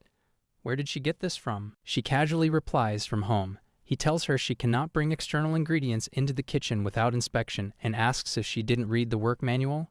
She counters it wasn't in the nanny manual. He states, "Well, that is true," but he looks confused, so she states how would she know? He just ends up telling her from now on she should make sure external ingredients go through inspection before entering the kitchen. She replies yes, she will. This time he inspects himself. Hazel realizes it is a reagent for poison testing and wonders if the Grand Duke residents have a wizard too. Because the reagents are supplied by the Wizards Guild, Daniel states at the Grand Duke's residence, both ingredients and reagents are only sourced from trusted suppliers. She blurts out, "Wow, that must be really expensive," and offers to bring some from her home. She has a lot if he wants it. He flatly says no need. After he's done with inspection, he declares there is no poison. She jumps saying, "Oh yes, awesome." After that, she decides to prepare dinner now. As everyone gathers for dinner, she watches from a distance, surprised to see the kids. She almost shouted. Looking at their faces, she wonders if they've really come to eat. The atmosphere feels tense. She is curious when they'll let her introduce herself, but then thinks if they realize she's here, they might stop eating and get distracted. Glancing at the food, she thinks it looks too fancy compared to her dish, which stands out in a bad way. Feeling dejected, she worries the Grand Duke will notice right away, but she's relieved to know they'll be saving that dish for last. Her eyes meet the Duke's, and he freezes, staring at her intensely. Realizing she's not supposed to be there, she tries to run away. Daniel asks what's wrong with her, and she wonders why he's staring at her like that. His gaze lands on her food, and she cannot help but think, if he's going to eat it, why is he measuring it out so carefully? Is he suddenly checking for poison? When he takes the first bite, his eyes widen. She thinks, "See, it's delicious." Meanwhile, Daniel watches her with a concerned look, as if she's served them poison instead of food. In the next moment, Daniel attempts to step inside, eager to check the food with the reagent once more. However, she pulls him back, insisting that she just got overly excited for nothing. The Grand Duke then orders the maids to serve that dish to the young prince and princess, requesting a little extra for himself as well. She watches with bated breath as the kids prepare to taste her dish. They both take their first bites and immediately start asking for more. They're so cute, she thinks, beaming with pride. Luna then remarks, "This is a satisfying meal after such a long time," directing her praise to the chef. The head chef, however, has his eyes closed and is looking to the side, as if he can't bear to meet her gaze. He reluctantly reveals that he did not actually prepare that dish. In response, she requests that this person be the one to cook her meals from now on. Meanwhile, Hazel peeks in from the doorway, noticing that the chef doesn't seem happy and wanting to apologize. She hadn't meant to take his job. The Grand Duke sits there, a smile on his face as he listens to their exchange. He turns to Luna, telling her not to talk with her mouth full, and then reminds Luca to chew with his mouth closed. However, Hazel feels a bit confused. What does the Grand Duke really think of her food, she wonders. Wouldn't he say something about it? However, she reminds herself she was prepared for this. Just then, the head chef announces that now that they've finished their meal, he will bring out the dessert, which makes the children visibly excited. As they gaze at the dessert, Luna's eyes widen in astonishment as she notices the cookies standing upright. Hazel, from a distance, is using her magic to make the cookies stand up, and it suddenly dawns on her. It's Hazel. The kids' jaws drop in astonishment. Luca even looks a bit teary-eyed as they rush toward her and wrap their arms around her tightly. They exclaim they missed her so much. They start crying, so she soothes them, not wanting them to cry. The Grand Duke calls for them, telling them they have not finished eating yet. He tells them if they are not back in their seats within 10 seconds, no desserts for them today. But they still aren't listening. Clutching her dress tightly, Daniel reaches out to take them away, while she calls them her little nuts and reminds them that they need to pay attention. Daniel thinks that nickname again. He apologizes to the Grand Duke that he has been correcting her, but Grand Duke simply replies it is fine. He knows it is hard to get through to her too. He then orders Hazel to wait outside until the meal is over, and he has something to discuss with her. She is flabbergasted thinking that he's talking like this in front of the kids. The one who really needs etiquette lessons is the Grand Duke. Later, Hazel gazes at her reflection, thinking she was wondering what he wanted to say, and it turns out he told her not to wear this outfit. She whispers to herself she was just getting used to it. He strictly told her from now on she should make sure to wear something noticeable even from far away. She thought to herself, what kind of outfit is even that? The wardrobe is empty for now, but she figures this will make her job easier. According to the nanny rulebook, there's no guidelines stating she can't connect an outside cabin to the mansion, right? Just then, her pets emerge from the cupboard. The dog questions her, having been waiting for an update, asking why she's so late and what happened. She replies that she'll explain everything slowly from now on. The dog then asks if she negotiated. Confused, she wonders what she means by that. She clarifies her pay. She responds, "Pay for what?" She adds, "Did he get down on his knees and beg for forgiveness?" She happily exclaims she did get an apology. The poor dog looks like she is about to cry. Her master is such a pushover. The cat asks where are the little ones? Hazel exclaims she read them a story and tucked them in. Now that she speaks about it, she realizes she should take about 2 and tells them to wake up early tomorrow and go see little ones. In the bath, she thinks it was such a hectic day, but she's glad she made that door connecting to her cabin. She is aware Lady and Daisy really missed the little nuts too. Suddenly, she recalls she's pretty sure one of the mansion's rules is no tuxedo cats allowed. At that moment, a voice startles her. She rushes out in full panic mode, wondering what it is and what is happening, only to find her pets and the little ones gathered together in her room. The children want to sleep with her, saying it is scary to sleep alone. She says all right, though Luca and Luna's room is way bigger than her. Then she declares they should all sleep here together tonight. The children are visibly excited. They all are curled into each other, sleeping on the bed, and Hazel is thankful for the first time that the bed is big. She states they are her little lady and her little lord, but the children do not want to be called that by her. They both hug her tightly, and Luca demands to be comforted by her because they felt hurt while she was gone. She then calls them her little nuts and apologizes to both of them. She gently caresses his hair, and Luna insists that her hair deserves some attention too. She admits to them she was going to come to them, but their brother wouldn't let her. However, she believes that was actually the right thing to do. Luna asks why. She points out that because it is dangerous, they could have ended up running into bad people, so they shouldn't ever think about running away again. They both promise they won't run away anymore. Luca adds now that Hazel lives with them in their house. Sadness crosses her face as she realizes they still don't know she's only here temporarily. And how should she tell them? She just tells them to go to bed early for now and she will make omelets tomorrow. With that, they all fall into a peaceful sleep. On the other hand, the head chef curses in frustration, glaring at the food. This is just a basic commoner recipe, he thinks, bewildered. But how can it have such a devilish flavor? Clenching his fist in anger, he becomes determined to uncover the secret behind it. Just then, Daniel rushes into the kitchen, apologizing for the late interruption. Instantly, the chef's demeanor shifts. He straightens up as if he wasn't just on the brink of an epic meltdown moments ago. He's worried about the kids and asks him they did not come here, right? The chef replies no, he has not seen them around here at all. He worries, thinking this is bad. Where could they have gone? He instantly orders to deploy more guards to the garden. The Duke stands amidst the chaos, completely still, but his eyes blaze with fury as he thinks about the witch, wondering how she could be so careless with the children. The next morning, he demands she explains herself as she stands there, looking like she wishes to bolt away. He asks her, with barely controlled violence shimmering underneath, that if she's aware how much chaos ensued when the maids found the kids' room empty at dawn, and if she has any idea how much of a mess it was. He states it is a good thing that he tracked them down before things got worse. He points out not only that, but on top of that, she slept with the noble children in the same bed and put his cat and dog there too. He demands to know if she has any idea how outrageous that is. He bangs his fists on the table, asking if she can even imagine how frustrated he must have been. She meekly says, but there is no rule against it. He snaps of course there wouldn't be, and sarcastically says he commends her for knowing the rules so well though. However, he then picks up a book, commenting that he can see she follows the rules without exception. Since she adheres to them so strictly, he's come up with a solution of his own. There's an evil glint in his eyes as he picks up the pen. She murmurs okay. He pauses. He thought she would have more to say. He wonders if it's an awk, really it? As she reads the new rules he has set, she casually mentions that she'll be borrowing the pen. With a flick of her magic, the pen soars toward her.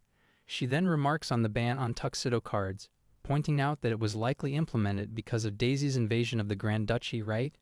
Making a cute face, she says she was wondering if he could lift that. He states fine, let's do that. Why does he feel like he's the one who's getting caught up in this? And then she makes another request. Can she make a garden? His hand freezes in midair, and he gives her a deadpan look. He points out, surely she has not forgotten that this is a temporary contract. She counters, but she will still be leaving the crops behind even after the contract ends. His posture is rigid, as he states no, he cannot permit her to mess around with the Grand Duchy any further. She states, but right now the young lady and lord's weekly schedules are just too packed. Pointing out at their age, playing is learning. Besides, they enjoy the vegetables they harvest together so much.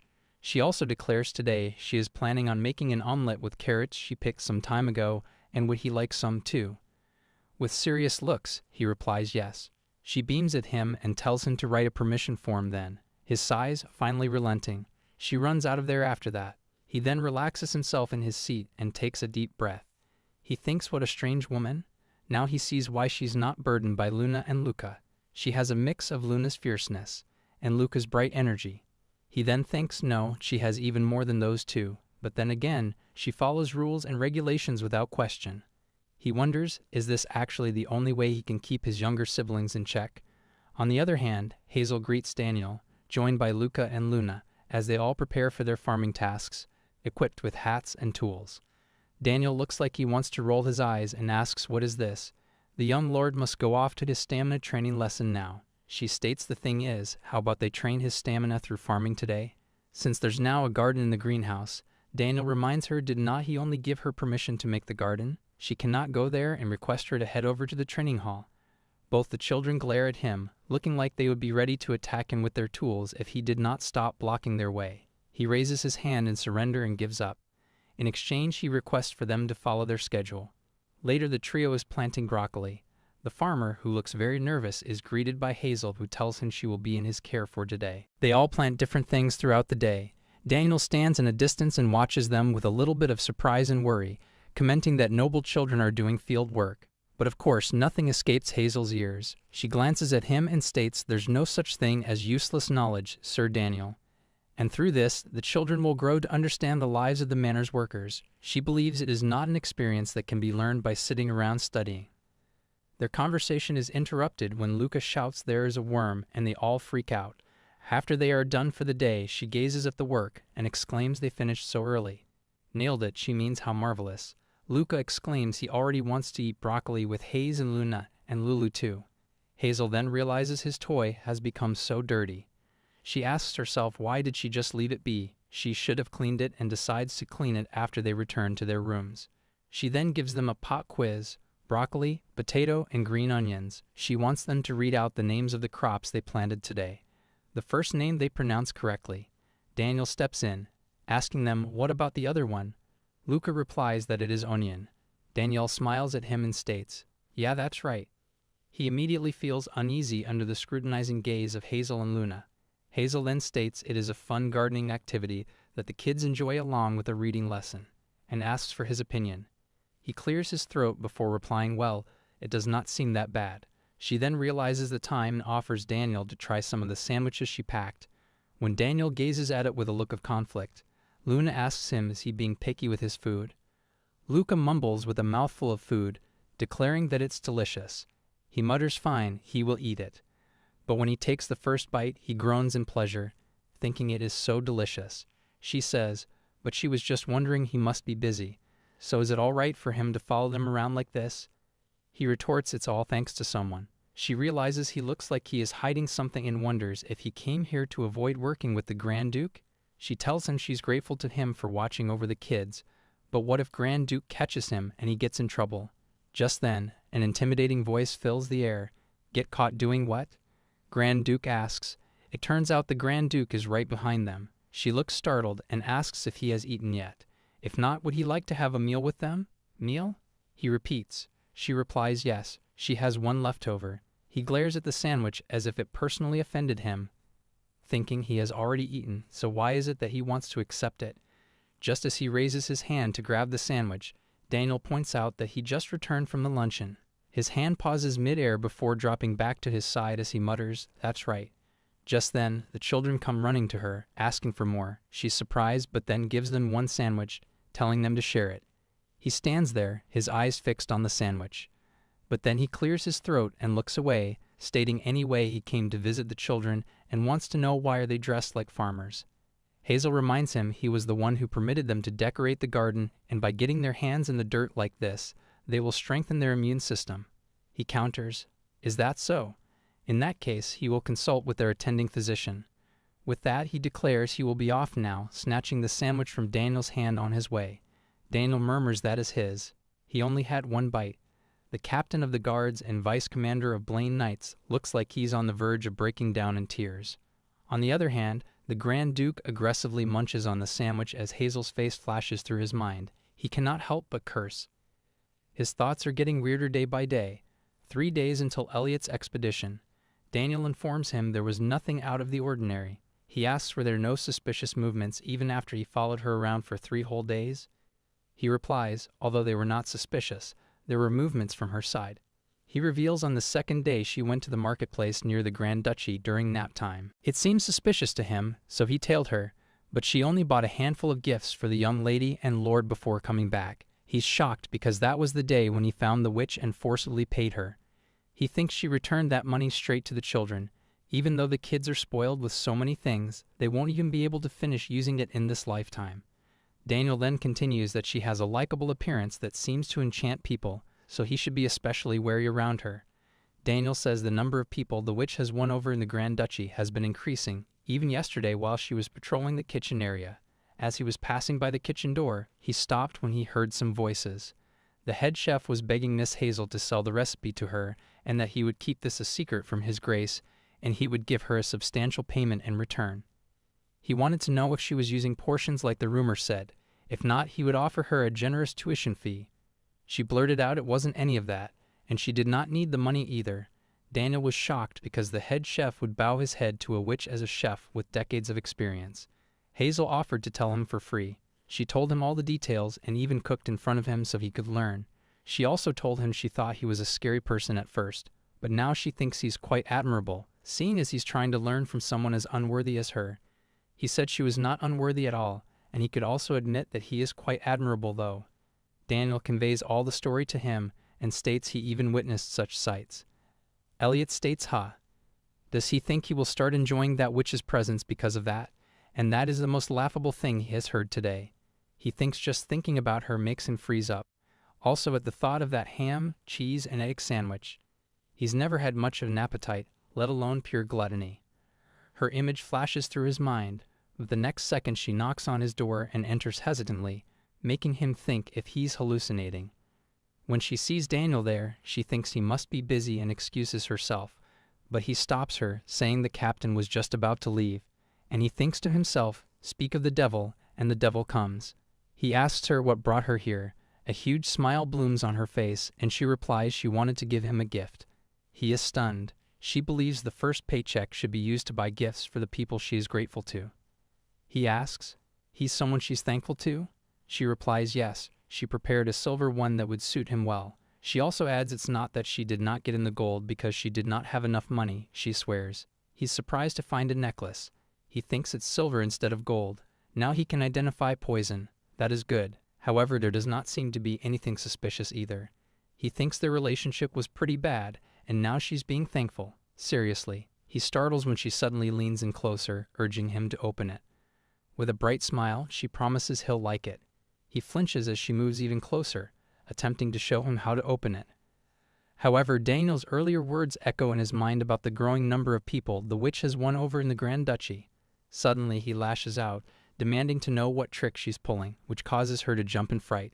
Looking surprised, she replies that she was only trying to open it for him. He glares at her and thinks to himself, she definitely has a face that people would find likable, but that doesn't mean she can win over his favor. He sternly warns her to refrain from approaching him without any permission. She says with a sigh, oh yes, he is scared of her, right? And she will be careful from now on. He objects. It's not that he is scared. However, he trails off when his gaze lands on the necklace and on the picture of his siblings. He asks her if she drew this herself. She replies yes, she used to do illustrations. He sighs, saying well done. At first he thought she shrunk his siblings and put them inside the locket. Confused, she murmurs what is he even talking about? He continues to look at the picture as he remarks she really drew them exactly as they are. She says she thought he's probably going to miss them during the expedition. He thanks her for the thoughtful gift and says he will be able to hear the kids squawking on the expedition too. She then looks flustered as she admits actually this is a bride. He freezes in shock. She tells him she wanted to get along with him. He remembers Daniel's warning that she seems to be enchanting people, so he should be especially wary around her. He wonders if she is trying to enchant him with her kind-hearted words. She reminds him that the kids don't know that her contract will end once he comes back from the expedition. He points out if they knew, she would not be able to handle Luna. She fidgets with her fingers and says even so, they will be hurt once they find out later on because they believe she will be living here from now on. She adds in a whisper, well, she's not against it either. His eyes harden as he thinks so this was what she meant by getting along well. He tells her not to think about trying to use the children as a trick to prolong her contract. She blurts out it's not that, but he cuts her sharply off that not a word about this to the children, he's warning her. He then tells her he doesn't want any bribes from her and wants her to take it back. She freaks out and blurts out it was just a joke. She really gave that to him so he would be able to look at the kids. She quickly runs away, saying she'll go put them to sleep. He gazes down at the necklace once more, feeling it is bothersome.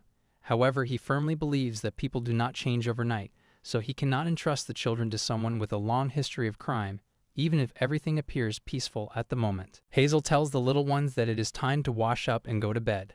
They both become surprised, asking if that's true. Hazel notices Ruru, realizing she decided to wash her because she has gotten so dirty, and asks Luca if he wishes to take a bath with Ruru today. He responds no, stating that it has mom's smell, so he does not want to. She thinks that back in elementary school, 2nd grade, when her mom left, she filled the fridge with side dishes as if it were her last gift. She could not eat any of them before they went bad. Her grandma that came too late ended up throwing away the side dishes.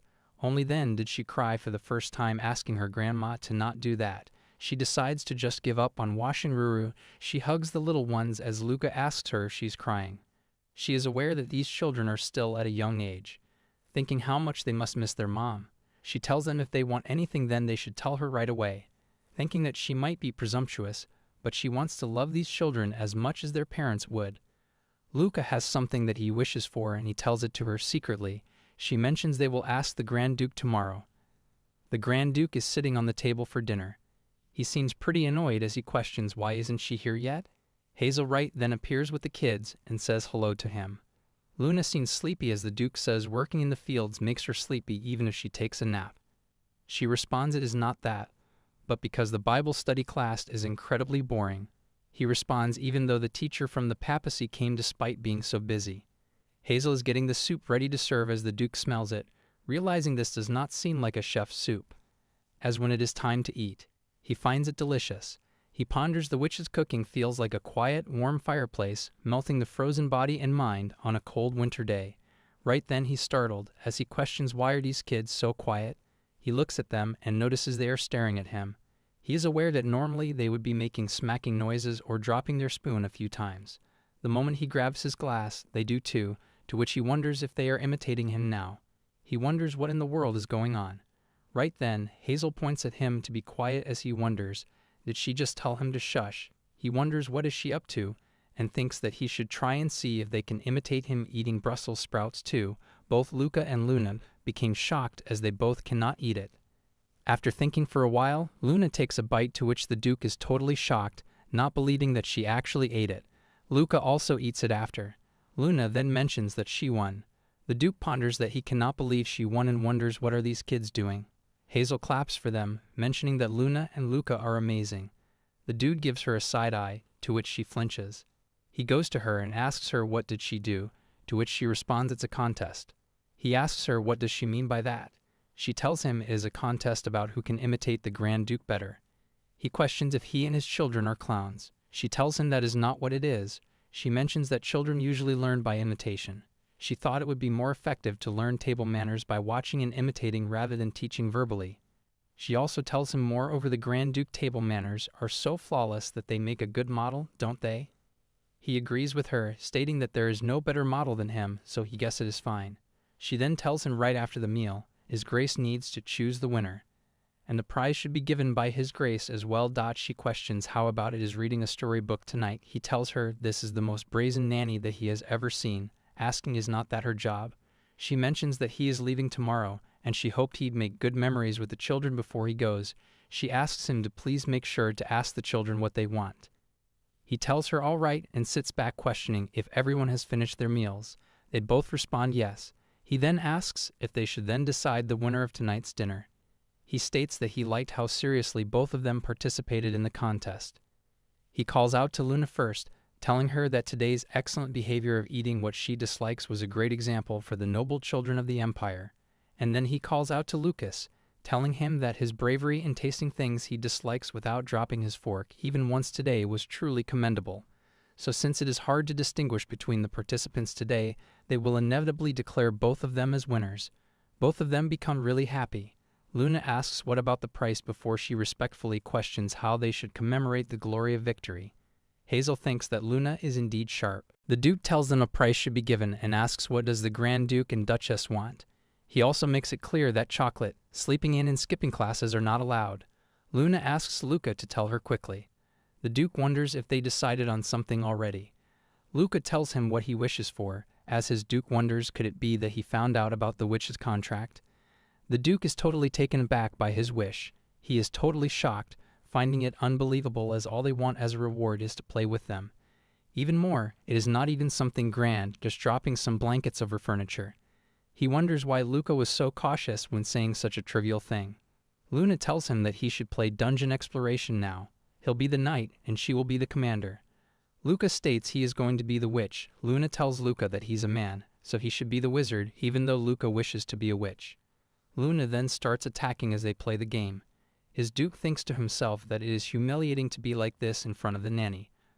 But he is happy that Luca keeps coming to him. And Luna keeps putting herself on his back. He is aware it has been such a long time since he had a happy moment like this. The kids felt exhausted and fell asleep. And with a blanket as he thinks when they sleep they look like little angels. He thinks he needs to handle some work and get some rest before heading out on the expedition. Hazel calls out to him from behind, telling him that the children's wishes are not that much right. He mentions, to be honest, he was surprised. He thought they would not enjoy spending time with him anymore. She tells them, but they really do like spending time with him. They just understand how busy he is, so they hold back. She also tells him today while he was playing with them, they kept glancing at the door and the clock. They also notice he was checking the time immediately. She questions if he knows they were watching him closely. He remembers they even asked him if he is busy, and if he is, that they are going to sleep soon so he can go ahead and work. He mentions that for today. He wanted to be a good older brother to the kids. Hazel questions if he has ever asked them what they want to do. He responds that she cannot just let them do whatever they want. He has to raise them properly. She mentions that children need to grow up properly. That is right, but they also need to be loved. He calls out to her and tells her there is no one in this world who loves those children more than he does. He also mentions he does not understand why he needs to defend himself to a mere nanny who has only been here a short while. She tells him she has a marvelous piece of work that she thinks would be perfect for the children's playroom. She questions if he would like to buy it. He is confused as he questions why is she bringing that up suddenly, stating that it is absurd, but then tells her to show it to him, and then he'll decide. She questions, can he see it? It is in her head. He is totally dumbfounded as he asks her what is she talking about. He heard she used to be an old woman, asking if she's going senile now. She's calling something as a masterpiece without even drawing it. She tells him some people also insist on love without expressing it. She steps towards him and tells him when he returns, she hopes he will make sure to include time in His Highness' busy schedule to spend it with the children. During that time, he should forget about work and be solely a brother and guardian to the children. She opens his locket and tells him she would like to cast a luck spell for him, but she knows he would not like it. She hopes he returns safely under the protection of the gods. He remains silent after a while. It is the night time. As she is coming down the stairs, she ponders that she is relieved to have said everything she wanted to say. It is a relief that the Duke took it seriously. She smells something as she realizes it is the Duke's favorite soup. She understands that the Duke's kitchen is still working at this hour. She thinks of something. She thinks about when the chef stated even though they made it side by side and identically, how come the taste is so different? She told him that cannot be. However, their chefs also acknowledged that in Miss Hazel's stew, there's something in it no one else can replicate. She thinks to herself that it does seem odd. Although she has been a cook for 45 years, her skills have improved significantly since coming here. She wonders if it could be the witch's ability. She thinks that she cannot say for sure as long as everyone enjoys the meal. That is what matters to her. She felt really proud when she saw everyone sharing her cooking with pleasure, the kitchen staff and Lord Daniel too. At first everyone was wary of her, but she wished she could have continued working here. She thinks maybe eventually they would have gotten used to her since they all seem to like her cooking. She thinks that the people of the Duke's household seem really nice. She decides she should go check the kitchen at the same time in the kitchen. Daniel states it is definitely not magic, as everyone finds it impossible, asking if someone add a portion or drug. The chef asks everyone to be quiet, stating that he watched the cooking process without taking his eyes off it for a moment. He tells Danielle that His Highness the Duke is preparing for his departure tomorrow. If there's anything harmful in the food, he's worried about the safety of everyone. Daniel is aware that magic usually leaves a trace, like a fingerprint. It feels like there's something other than magic, a nostalgic warmth. He tells them that there is nothing dangerous at all. Since his concerns should be resolved, he will be on his way. Right then he is questioned if there's any black magic that turns things into frogs. Daniel ponders, unless someone is a fool, they would not use such obvious tricks in cooking. Daniel opens the door as Hazel is standing there. She gasps. They both look at each other as she apologizes to him, telling him that she was not trying to overhear. She states that she just came to check the ingredients for tomorrow. He seems pretty taken aback before he tells her to come in. He stares at her as he notices that she's crying. He is really taken aback. She apologizes to him and runs away. They state that it seems like she heard everything, but the maid mentions at least she left quickly. The maid questions, what if she had turned them all into frogs or something? The chef calls off to her and tells her to watch her mouth. She apologizes to him. He seems pretty stressed as he mentions he did something foolish. The cat asks Hazel what is wrong. She responds that she is just tired. The cat is aware that she is lying. Hazel responds that she is telling the truth. The cat starts licking her, to which Hazel tells her to stop as it hurts. Hazel hugs her, knowing that at least she still have her. She knows that the Grand Duke must have had a good reason for bringing her here. He would not do anything to harm his siblings. She is aware that people were kind to her simply because they trusted the Grand Duke, but even the Grand Duke doesn't really trust her. Even when she gives gifts or cook delicious meals, she gets suspected. She decides to go and get a drink. She tried to stay clean since this is supposed to be a wholesome fairy tale. She gets up. She ponders that she is sure she hits some strawberry wine in the cupboard at the cabin. She looks at herself in the mirror, wondering why did she have to be reincarnated as a villainess. She finds it really unfair. Someone knocks on the door as she opens it and finds Harold turn and apologizes to her. She tells him it is okay, and she understands as the head chef he was just worried about the Grand Duke's family. He tells her that is not all. No matter what he did, he could not keep up with her. That is why he was looking for a reason to blame it on. She even said he was cool, but instead he acted shamefully. She asks him to lift his head and tells him that she accepts his apology, and to be honest, she has also wondered if there is a power she is not aware of.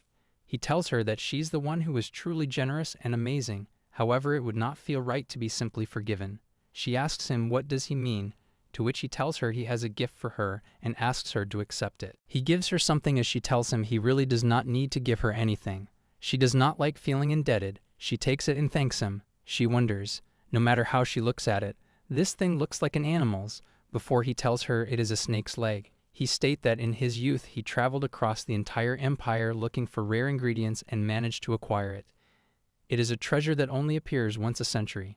She becomes shocked. She asks him if he is giving her something that valuable. He responds that he is a chef is not he, but since she is a witch, he thought she would find better use for it. Besides, she seems to be blessed by the god of cooking as well. He then says since it is getting late, he will be off now. She wishes him goodbye before she asks him to wait. She tells him they should cook together again in the kitchen tomorrow. He tells her that he will be waiting. She pondered. Stairs still a long way to go, but if she keeps moving forward step by step like this, someday for sure they'll see the real her. The next morning appears as Luca and Luna wishes for his brother to come back safely. His Grand Duke stares at them with a confused expression. He tells them this is not like them, as usually Luna would throw sarcastic remarks like, why doesn't he just not come back, and he's always outside, and Luca would be bawling his eyes out, causing an uproar in the house. He seems worried by their behavior, wondering what is going on today. Same. Do not forget to bring them back presents. Luca also asks him for it. His Grand Duke questions him. What does he want for a gift?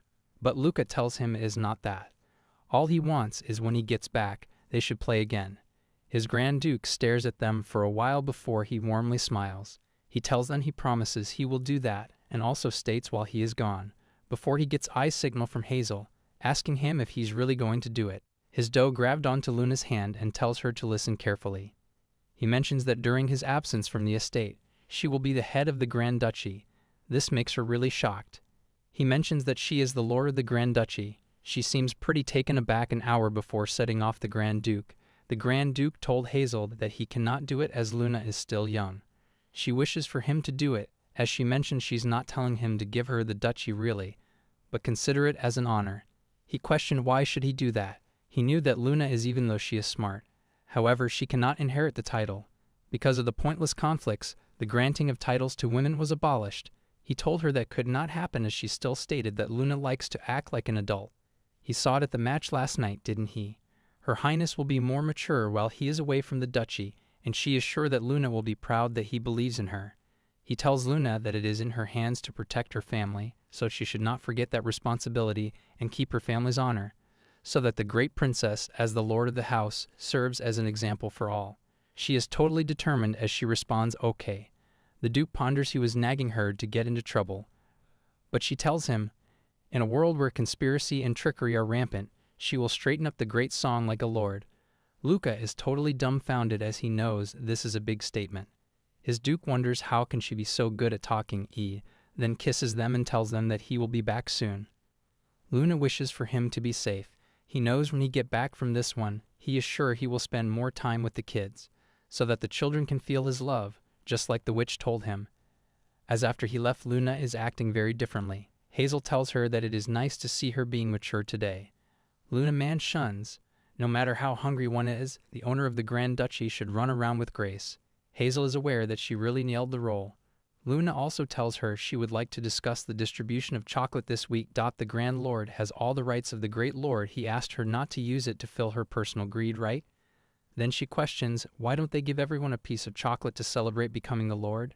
Hazel becomes really shocked as she realizes this means not only the Grand Duke and his people, Luna and Luca will eat chocolate too. She calls out to Luna and tells her that she's such a genius. Daniel wishes that Hazel focuses on her job. Despite all that commotion, the honorary position was effective. Children's unexpected behavior has decreased significantly over the past few days. However, there is one thing that has not improved at all. Hazel asks them if they shall go to the hut for lunch. Luna mentions that she loves having lunch at Hazel Hut. Hazel tells her it is only until His Highness comes. Luna asks Hazel if she can take the cat out with her. Daniel steps in stating that as expected, he is not getting used to this place and without the permission of His Highness. Hazel asks him that this place inside the Grand Barrier, right? Regardless of that he mentions, but he still cannot. Luna calls out to him and asks him is not he also sneaking in with them? He seems pretty confused, to which she questions is not she right, and one thing that has not gotten any better is vitriol. Hazel tells Luna sarcasm is a bad thing. No questions. Why is that the case? And tells Hazel that his Duke does it too. Hazel ponders to herself that she really needs to talk to his Duke about his language habits when he gets back. Daniel tells Luna that she will never be lost. Anyone can tell that she is Elios' sister. She asks him what does he mean, to which he responds it is a compliment, and what is the problem with that? Hazel ponders that Sir Daniel is speaking comfortably with the kids, and that makes her happy. Luca calls out to herself and tells her today she was eating rice right. She was caught in the leftover cold rice as a late-night snack. Since they have tried it once, they always ask for fried rice. She tells him all right and asks him to wait a little bit. She states if you add a lot of chopped vegetables and sliced ham, the kids will be able to eat more deliciously. She prepares the dish. She was cooking Korean food secretly by herself. She might be falsely accused of making people eat food they don't know, but the kids have no doubt about her cooking, and she is grateful and proud. Daniel wonders what kind of food is that, and the kids finds it really delicious. She knows, as expected, it is so nice to eat together. Hazel asks Daniel, it is fun to eat together, right? To which he tells her yes. It is a pity for children to eat alone at a large table in the Grand Palace at first. She tells him that he was against having lunch at the herd when they got together and ate together. She asks him he liked it right and questions why doesn't he ask His Highness to change it to a small dining room. He responds he will try as he does not know if his Duke will listen to him. Hazel tells him he's a very good person, so he should please make sure to deliver it to the Grand Prince when he comes back. As for her, because when His Highness returns, she has to leave. Daniel stares at her at the same time. In the Eastern Empire, they decide to have a short break and get ready in advance. The knights wonder if the rumors that he has a girlfriend are true. The other one questions what kind of funny rumor is that. He questions who are they talking about. To which one responds, who can it be other than the Grand Duke? They look at him stating that every chance his Duke gets, he's staring inside that locket. And that expression on his face, anyone would think it is a gift from a lover. They wonder if there's a picture of some noble lady inside. But the other one says that these days people put hair inside. However, in reality it is a picture of the children. He thinks to himself that he misses the kids, and he hopes they are having fun and behaving well as eating properly. He thinks if the kids even understand how he feels, even without showing it. Some people insist that is love. One of the knight asks him to please eat. He looks at the food and realizes he guessed he should, as this is the battlefield after all. After he takes a bite, he wonders how could anything taste this bad. It is salty, sour, and sweet all at the same time. He thinks to himself that the kids must be eating hazel soup right now. He decides that he should finish this campaign quickly and go back so he can also have some. He had forgotten that she'd be fired the moment he returns. Right then, someone asks for help. It is a woman as she calls out the Grand Duke. She begs him to save her child. She mentions that her child was kidnapped by the man-eating bees in the forest. His Duke is totally taken aback as he thinks, just as the name suggests, they prey on humans. They must have taken the child to feed their larvae in the nest. He knows since the child was not eaten immediately, there is still hope. Right then, his Duke is informed that the scouts located the man-eating bees' nest earlier today. His Duke commands them to assemble a search party at once, and he will lead the operation himself. After a while, they embark on the journey and finds the man-eating beef. His Duke commands everyone to take aim. One of them states that he will open the entrance.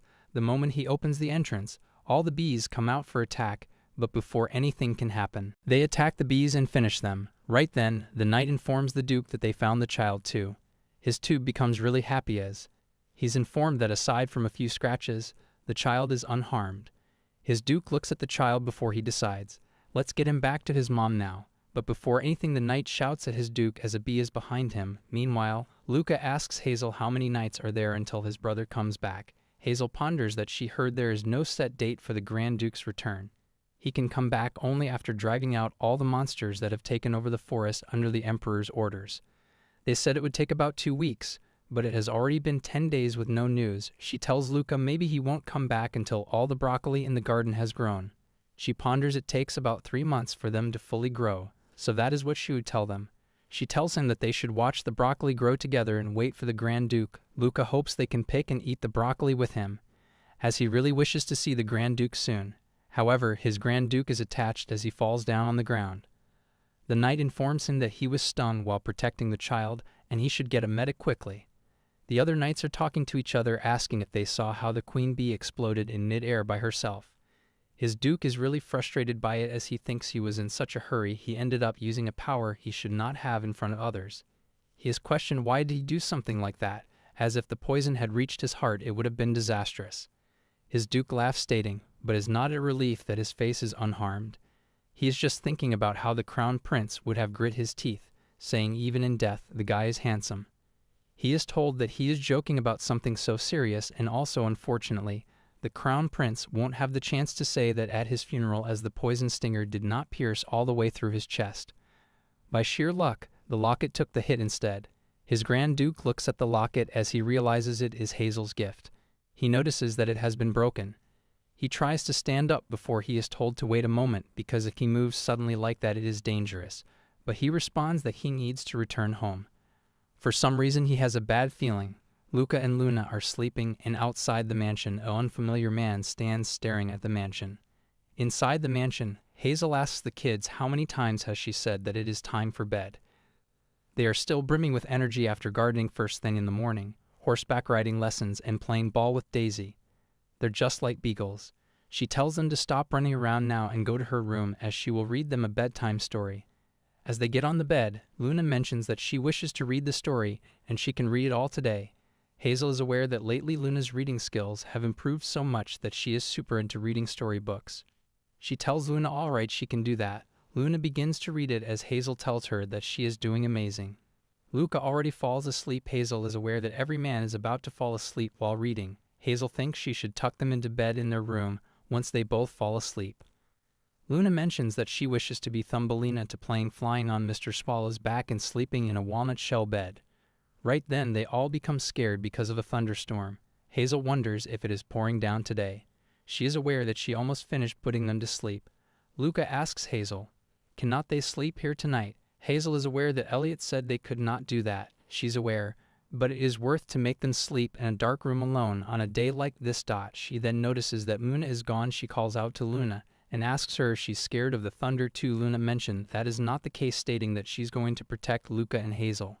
Hazel tells her, but she said that it was scary last time. Luke then asks her how can the head of a grand duchy be afraid of some thunder. Right then another thunder comes, to which she screams. Hazel thinks to herself that she does not really have a choice now.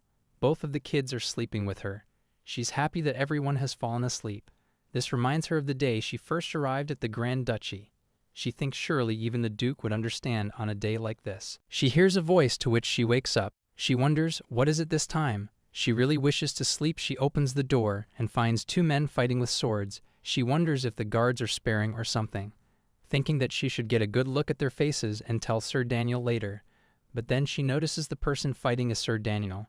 Right then, a man is thrown out of Luna's room. She then notices his clothes, thinking, is this not the uniform of the Grand Duchy's staff? They look at her, stating it looks like she's the nanny, and asks her, where are the kids? She runs towards the room. As he runs after her, questioning, where are they? Daniel yells at Hazel to never hand the kids over to him.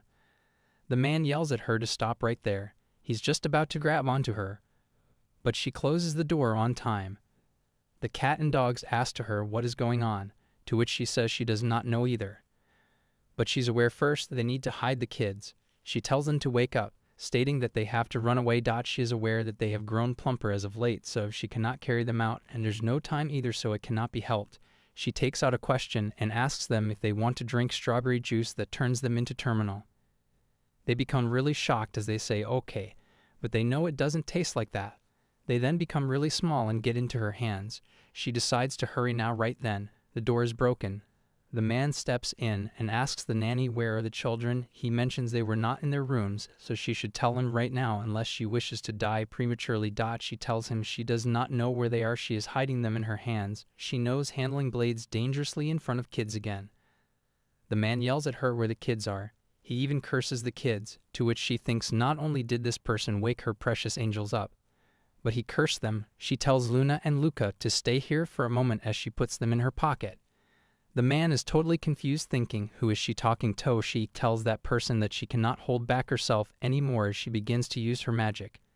An explosion occurs, but it suddenly disappears. The man becomes scared, to which he is confused as he notices nothing happened. He questions if this is some sort of joke, and if she really wants to rib it. He turns into a frog as she kicks him out of the window, asking him to get out of here. The other man questions what was that light just now, then notices her as the question. So this is the nanny's room where the children are hidden. She looks at them and wants them to get out at once. She uses her magic and turns their swords into a sausage. They totally become shocked as she yells at them that she's so annoyed, and she barely managed to put them to bed and start attacking them with her magic. The men run away as she becomes fairly lonely. She is aware she promised herself that she would never ever do the things the evil witch had done. She wonders just why are they provoking someone who has never done anything. She has tears in her eyes before a man launches for an attack, but her dog attacks her before that. The dog tells her that they will take care of things here, so she should go. She thanks him and states that she will repay them with homemade jerky. The dog tells her to make sure she gives them a variety. She runs away. As she is out, she ponders that the kids must have been so shocked and that she should act like nothing happened. She puts her hand inside the pocket, wishing for the kids to come out. As she brings them outside, both of them are really scared. She tells them everything is over now. It is time for good children to go to bed. She tells them she will make them a bet, so they should wait here patiently. They notice that everyone has gotten so much bigger, and then they find giant cookies. They start eating them as she thinks they may be sweets, but she's sure some crumbs should be fine. Luca tries to get sugar, to which she tells him that is cheating. She mentions she is almost done, so they should sit tight for a little longer. They make them a little bad. Muna realizes it is a real walnut bed, and she asks if there's a flower petal blanket too. Hazel tells them of course there is, and now all they have to do is sleep soundly and have sweet dreams. They both found it very soft. Luca mentions that he feels like he's sleeping in a field of flowers. Hazel asks. Luna is not. She's tired. Luna asks her, what if those scary people come back again? If they came before too, Luna mentions Luca may not remember. But at the villa and the birthday party too, she remembers hearing the head butler say that when she was a baby, there was a time when a nanny suffocated her with a pillow and almost killed her. Hazel is totally shocked as this is coming out of the mouth of a 7-year-old. She had wondered why the kids hated nannies so much and why they wanted her as their nanny instead. So they both needed someone to trust and lean on all along. She tells Luna it is okay and she is here, and they should leave the adult stuff to her and only have the sweetest of dreams. Meanwhile, Daniel ties all the men. He notices some sausages, wondering what is all this mess. He asks about the witch and the children. He's informed that Luca and Luna were not here in the first place and Hazel is hiding in that closet right now. Daniel opens the closet as he ponders to think that it was going to be used like this. He was originally planning on summoning a magician and chasing the witch away.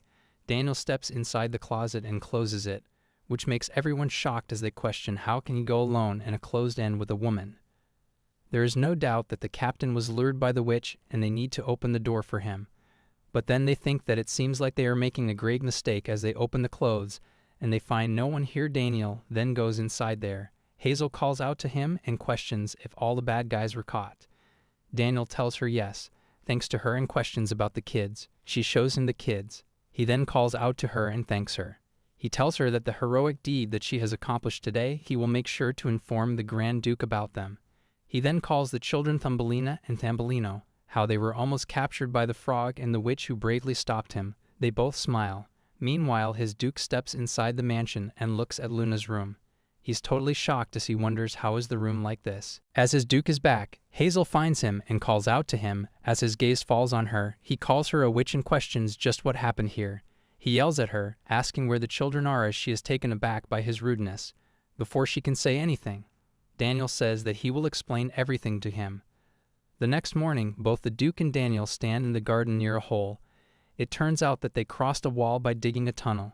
Daniel believes that an ignorant person was definitely behind this, not to mention how ridiculously strong they were. Judging by the strength and manner of speech, it appears they were northern barbarian mercenaries. The Duke questions about it. He is aware that he has experienced their brutality and sheer power on the battlefield countless times. Unlike the Night Order, the patrolling guards lack experience, and yet they somehow managed to fend the invasion off. The Duke tells Daniel that he has done the impossible, mentioning good work. Daniel then opens up to him, confronting that they were actually not the ones who did the work.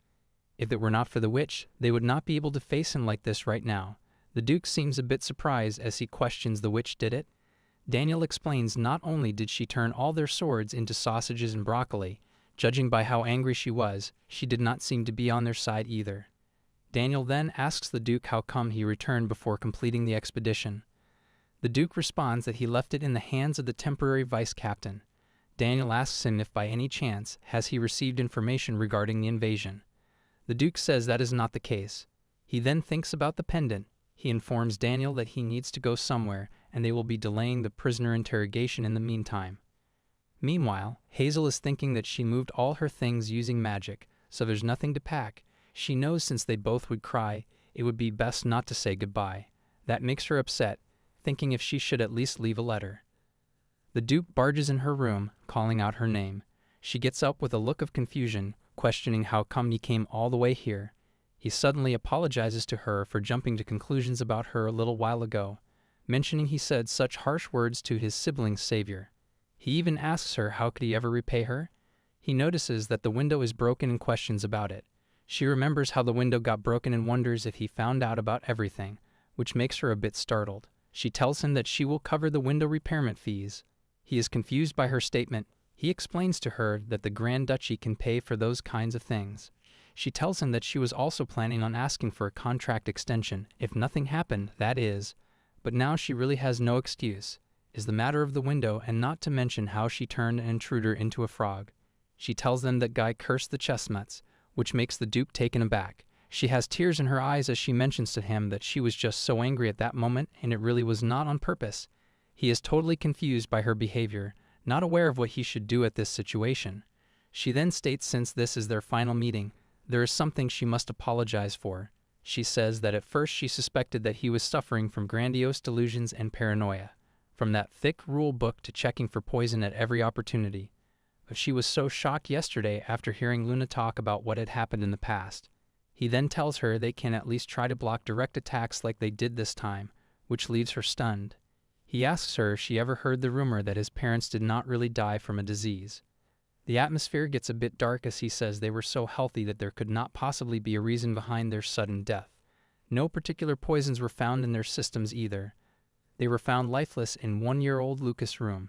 He tells her he's acting even more paranoid around his siblings since they still haven't found the reason behind their deaths.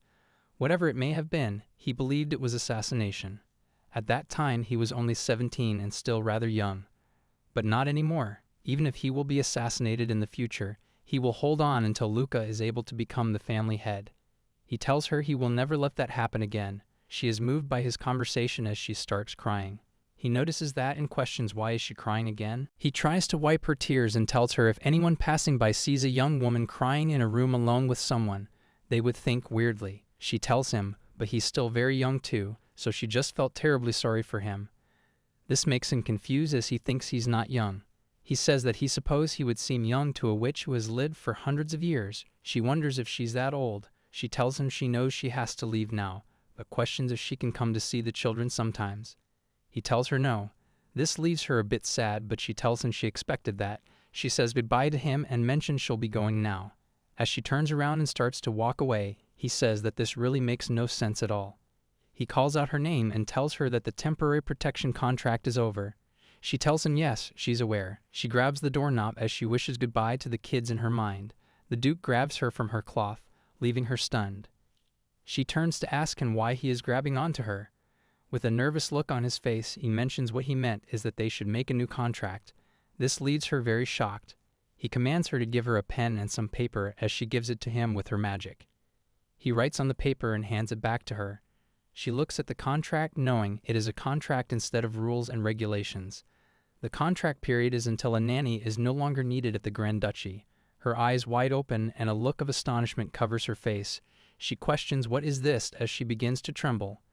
This makes her incredibly happy as she signs it and gives it back to him. She also writes on the contract that she will give them lots of love and she will raise them well and protect them. After receiving the contract, he questions who draw hearts in contracts. She responds that she was just so happy. The Duke thinks about how much she likes his sibling, which makes him not understand her at all. Daniel, with a frustrated expression, tells his Duke that he seriously cannot understand him. He asks the Duke just why did he extend the nanny's contract. The Duke thinks he might lose it if he finds out the condition of their contract. Both kids are busy in planting. Daniel yells at the Duke, asking if he's even listening. The Duke says that he'll take over the task of surveilling the nanny, which he hated so much for the time being. The Duke ponders that it is true that there is no signs of the usual cold they catch around this time of the year, thinking that the nanny's words held some truth to them, as she had told him that they need to touch dirt like this in order to strengthen their immune systems. Daniel tells him that she may have earned the merit of stopping the intruders, but to think that he would be shaken this easily is really surprising. The Duke mentions that the security will be here soon, so he should go and find his business. Daniel is lost for words as he does not know what has gotten into the Duke. Daniel imagines both of them running after each other romantically, as the Duke asks him to not misunderstand this as something weird suddenly, stating that he did not think he would miss following the nanny around this much, mentioning if he tells Her Holiness about this, but Daniel says that he should not even think of telling Her Holiness about this. He turns to leave as the Duke asks him why he is not leaving yet. Daniel questions to think that he left the Holy Night in order to serve a man this cunning. He cannot believe it, stating that he must have been out of his mind and he's leaving now. The Duke knows he did order them to bring the captives down to the dungeons and interrogate them, but there really is no point in doing so. The energy of the mana detected was no different from what he felt from the Crown Prince magician. Now they have proof to trace the attack back to the Crown Prince. However, they should stay quiet for now. They need allies in order to begin an all-out war, but they have no elite families other than Daniel's family. Markets Arwen, public opinion is easily swayed by instigation, and if the Emperor manages to make a slick move to escape the situation, he could be branded a treason. But this will help them greatly nevertheless. He curses Gerald, calling him a stupid little thing. Crown Prince Gerald Valerian, the Emperor shouts at him, questioning how can he make such a reckless move without so much as a word of discussion. Asking him if he has finally lost his mind, the Empress tells him that Gerald is repenting for his actions, so he should drink his tea and calm down. Even the princess wishes for her father to not be so angry. She questions if Gerald would want to be stupid out of his own accord. She is being sarcastic as the Empress calls out to her. This frustrates Gerald as the Emperor asks him if he dares to make an expression like that, as if he is the one in the wrong. Gerald is totally messed up as the Emperor yells at him, stating that he must be set on ruining what he has spent his entire life trying to achieve. The Emperor ponders using his late wife, who was a black magician. He secretly drove out his older brother, who was the crown prince, and made sure he could only produce a single heir by placing a curse on him. But ever since all those curses came undone after his late wife's sudden, things have gone terribly wrong. Moreover, no one sees that useless child Gerald as a potential successor to the throne. The Emperor tells Gerald if he has become crown prince in place of his older sister, he should at least accomplish enough achievements that won't bring him shame. The Emperor shouts at him, questioning if he's even aware how much he is compared to Elliot in high society. In order to restrict Elliot's movement, the Emperor even gave up Regina's right to succeed and stabilize a rule prohibiting the woman from becoming family heads. But a third child was born. He thinks he already knew it would happen too. In order to kill Elliot, he continuously sent him into the battlefield. But each time he achieved victory and came back perfectly alive and well. The Emperor mentions it seems like his conversation with Gerald will be a lengthy one, so he advises the Empress and the Princess to head back.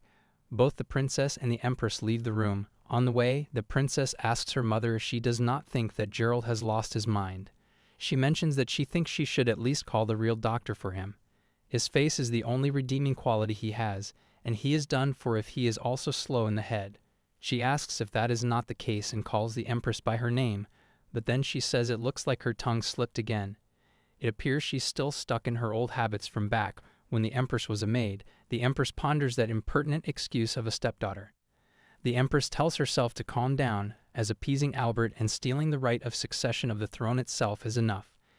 If it were up to her, like Gerald suggested, she would love to make her just like her mother. The Emperor tells Gerald that until now he has been slyly taking care of things by his side. But if word gets out about this, the imperial family will be doomed because of him. Gerald calls out to his father and says that he thought that the witch would help him. She was originally on their side, and his only goal was to kidnap the third son with the witch's power, so he could find out the location of the holy relic said to be lying dormant in the Grand Duchy, the very holy relic of the rumors that is said to possess enough holy power to take over the world. This angers the Emperor as he yells at Gerald, telling him that witch is not on their side, but on the side of money. The Duke has an evil laugh on his face. He calls Gerald an idiot. Right then, Hazel steps in, telling the kids about the garden. She bumps into the Duke. She tells him she did not know he was here and apologizes to him. Luna finds her and calls off to her, telling her to look over there. Luna asks her why did only this one grow so quickly. As Hazel notices that, she realizes when the intruder came. She used magic on the broccoli, so she planted a different seedling in a hurry. The Duke tries to tell them as she panics. She knows there is no way that a Duke with no parenting sense would come up with a decent excuse. She gets near to the two, wishing that he does not say anything, but he ends up saying that it looks like someone used fertilizer on it. Look up questions about it as the Duke mentions that he means to say they gave something tasty to the broccoli so it became like that. Hazel realizes that the Duke covered it up well, and come to think of it, she got a bunch of things from the gardener. She wonders if the Duke saw them by any chance. Luca then questions, "It does not have a mouth though." Hazel explains to them that fertilizer is absorbed through the roots. She shows him what made it grow so well, and she is glad that explanation worked. Luca asks her if that is tasty, which leaves both of them totally confused. They tell Luca to not eat it. After some time, Lucas is done with his meal as he has chunks of food on his face. Hazel was really surprised to see that he actually almost ate the fertilizer. Today's lunch menu is tonkatsu. It is a Japanese dish that consists of a breaded deep-fried pork cutlet. She tells everyone that they worked hard in the garden. The Duke looks at the food and questions, is not pork cutlet usually eaten with potatoes, and also why is there rabbit food on a human's plate? Hazel wonders. It is a common combination of ingredients in Korea. She tells him it is actually more tasty than it looks, and he should just wait and see. She mentions she made it by roasting and grinding sesame seeds and peanuts herself. If he tries it drizzled with the dressing she made, he might change his mind. Both Luca and Luna are surprised, but the Duke stays the same. He complains that even a farmer would not eat cabbage raw like that. He becomes really sarcastic, stating unless one is at the brink of fainting due to starvation, even a beggar would not eat this. Luna calls out to him and with a cold look and tells him to not complain at the dinner table.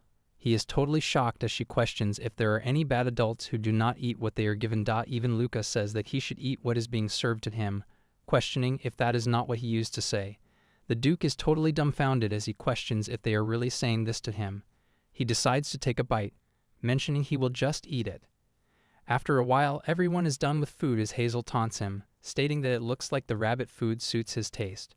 He says that he overlooked the fact that he is the one who fed carrots to Luna and Luca. Hazel ponders there are many surprising aspects she noticed once she gets to know him. And not only did he allow the connection between the closet and the hut, but also he even allowed them to go out to the hut. But she finds him still very picky. She had asked him about changing the mansion's dining table and restaurant to smaller ones, but he rejected her idea. Daniel was thinking that the princess and the prince ate well without complaints in the witch's hut, she asked him. Then how about trying a meal in the hut as a test? It will also give him a chance to check if the hut is safe. She asks him how was today's meal. Was it nice? She tells him it was just the family members, cozy and warm without any servants. He then calls out to her and tells her it seems like she forgot that a nanny is not a family member. She says that is not what she meant. She tells him that the Duke's dining room is too big for just the three of them to eat together. The atmosphere is too formal and mealtime should not turn into etiquette's class. Mealtime has become an obligatory and unpleasant time for the kids. She says that is his fault.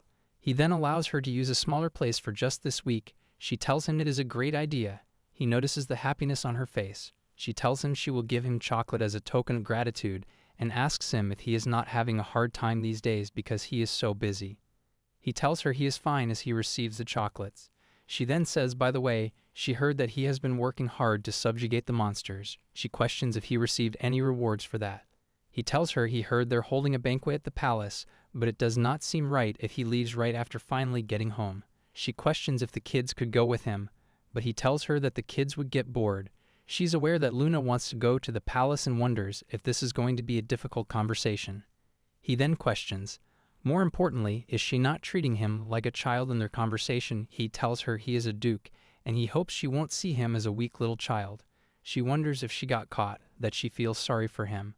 She says that taking care of him makes her feel awkward and she will leave them. He then asks her to wait a moment.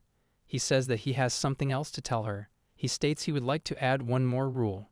She wonders what is up now with him. He asks her to give her the rule book and pen, but then finds it with him. He says that he will get this straight. From now on, physical contact with her employer is prohibited. She does not understand it as she questions why all of a sudden. He tells her that she lunged at him earlier. She cannot believe that he is taken aback by that. She realizes that was just a mistake because she was in a hurry. He also tells her to not keep her mouth open in surprise. She is dumbfounded as she wonders did he not say he was not a child? She is aware he is totally acting like one. She questions that he does not have a rule book right. Then she says she will make one for him. Hazel has decided to challenge him. The Duke says he is not an employee of the Grand Duke's household, but she interrupts, mentioning this will be called the Big Brother Rule Book. He is already a great big brother, but it would be nice if he became an even better one. She then writes the rule. Number 1 is to not say any bad words like Dan in front of the kids. #2 is to give 10 compliments to them a day, and the third is to actively participate in activities with the kids. He objects to them all and says that is only because the nanny is so perfect, there is no room for him to do that. She also says he should not use any sarcasm as when Luna watches him, she copies everything and it is seriously hindering her duty to raise them properly. The Duke questions if Luna actually copies him. He says what a pity it is and mentions that attitude is exactly like her late mother's. He says to his mother up there that Luna is growing up with such a big obstacle to her development. Hazel states again that he should not use any sarcasm, and with her magic throws a cloth on his face. She tells him that she is following the rules as there is no physical contact. She says that his way of speaking is unsettling and not a good influence on their education. Even though it seems peaceful now in the Grand Duke's household, it is only for a brief moment. Time passes so quickly. They are going somewhere in a carriage. The Duke calls out to her and tells her since their journey is almost over, Maybe she could relax a bit. She questions what if the carriage gets and they end up bumping into each other. He gives her a weird look and asks her what exactly does she think of him. He is genuinely curious. Lunar says maybe Hazel thinks of him as a nagging tyrant. The Duke tells her that is not a question. Luca asks if they are there yet and when they are arriving. The Duke tells him that it will take 6 more hours. Luca is frustrated as he says that the Duke said just a while ago too that it would take 6 hours. Hazel thinks today marks the 4th day of traveling by carriage. They are on their way to the capital. Tomorrow is the first day of the new year, a day when all the high-ranking nobles of the empire gather to celebrate the Grand New Year festival. Luca is so excited to go out after so long that he decides he'll stay up all night this time, but Luna reminds him he said that last year and he was already sleeping at 9 o'clock. Hazel thinks it must be boring for them, not being able to go outside for safety reasons. She calls out to them and questions how about they play the story-making game until they arrive. The Duke asks her if she's planning to use ink inside the carriage. She tells him no, it is not like that. They will take turns adding 1 sentence to make a story. It goes as 1 sentence will be once upon a time there was a Snow White. The 2nd sentence will be she ate a poisoned apple from her stepmother and fell asleep. And the 3rd sentence will be she woke up with the prince's kiss. Hazel then mentions that a long time ago, a poor couple lived in the Black Forest. They had 2 children, a son named Hansel and a daughter named Gretel. The poor couple abandoned the kids in the forest, but the kids. The Duke then continues the story, stating that Hansel and Gretel went to the local constabulary and reported their parents for child abandonment. This leaves Hazel totally shocked as she tells him it is supposed to be a fairy tale. He questions if a fairy tale begins with parents abandoning their kids. She then thinks that she guessed that it's not very appropriate. She was just curious about how people would reinterpret Hansel and Gretel. Luna then asks that she will continue the story and mentions Hansel and Gretel, fed up with living with their parents, left home. Luca says the kids met a witch in the forest and the witch gave them a delicious carrot cake.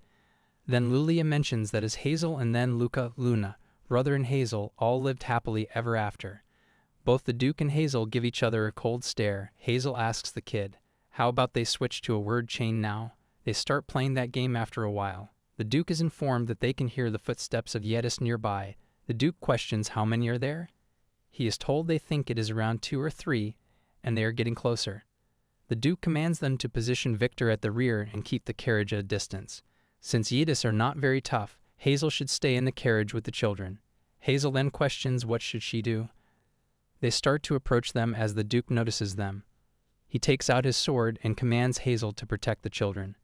A barrier with the help of holy power is being created around the carriage. Hazel realizes that she cannot get out now. If something happens, she wonders what if the Duke ends up in danger. Both Luna and Luca reminds her that the Duke said that Yetis are easy. Luther tells her they should just sit and finish their word chain game. Hazel thinks that the confidence really runs in the genes. Hazel questions if the Duke can really handle 2 Yetis on his own. The Duke launches for an attack as she stares at him through the window. Luna are busy talking to each other, questioning what was the last word they ended on. They still play the game together as Hazel stares at him. They ask Hazel to say something too, but her whole attention is on the Duke. As the Duke finishes both Yetis, she finds him really cool. She says he is so cool as Luca asks her if cool is a word which shocks her. She wonders what did she just say. After some time has passed, Hazel notices that the cleanup is taking way longer than dealing with the Yetis. It seems like his Duke finally has a moment to relax. He wipes his face with the cloth. Both Luca and Luna gets off from the carriage and runs towards him, telling him that they were playing word chain with Hazel. Hazel calls out to them, telling them they cannot just run out without permission. She then tries to go after them, but ends up hurting herself, realizing that the holy barrier is still around the carriage. She calls out to the driver and tells him that she is stuck in the carriage and asks him if he could please call the kids back for her.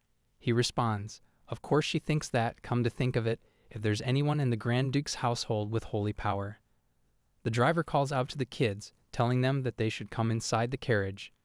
Meanwhile, Hazel thinks that the holy barrier seems to be limiting magic to inside the carriage only. She then realizes she did feel a faint trace of holy power when the Duke and the knights burst into the cabin. Holy power and magic are fundamentally the same, but are opposing forces. That is what she read in a book. So when a holy barrier is in place, someone like her who has magic cannot pass through, unlike an ordinary human. She then thinks that she should be fine without using any major magic until they arrive, right? The Yetis attack because they are starving due to the winter, not because of an external force. The Duke looks at her as she looks away and wonders why does she keep locking eyes with him. She then feels something as she becomes totally uncomfortable. It turns out that a Yeti stands on top of the carriage. The Duke and even both Luca and Luna notices. She wonders if the Yeti was hiding in the snow. Everyone runs after the nanny. They command if the horses run off it is over and says that they should get to the horses first. Both Luca and Luna start crying, calling out for Hazel. She becomes worried, realizing if it catches the scent of blood, it will charge towards the kids and the Duke and Knights have temporarily disarmed. The Yeti start to damage the carriage. She knows she is the only one who can fight right now. It ends up creating a gap in the holy power in that case. She uses her magic on the Yeti. The carriage ends up falling off with Yeti in it. Everyone is totally shocked as the Duke wonders why did she deliberately use magic to cause a collision. He wonders if she did that to save the kids. The kids calls out for her as she responds that she's okay and she'll be alright. She wishes that the carriage does not crash into any trees or rocks. She opens her eyes after some time when she finds it a relief that she is safe. She knows for now, all she has to do is to get outside. She tries to get up, but someone grabs her hand. It is the Duke as he asks her if she's okay. He mentioned that she seems unharmed, which is a relief. The Yeti ended up getting buried in the snow. He tells her she has saved them again and thanks her. She stares at him for a while and tells him it is what she is supposed to do.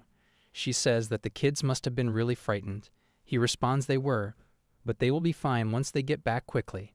She then notices his hands, finding them surprisingly big. He helps her get up. She moans as he asks her if he pulled her too hard, but she tells him she thinks she twisted her ankle inside the garage.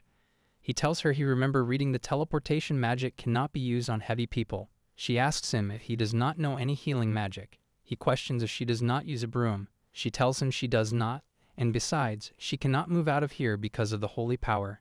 He finds it a problem. She then realizes that the holy barrier is gone now. He tells that the horses ran off when the reins snapped, stating there is only one option. She questions why is he dragging this out and asks him to tell her the option.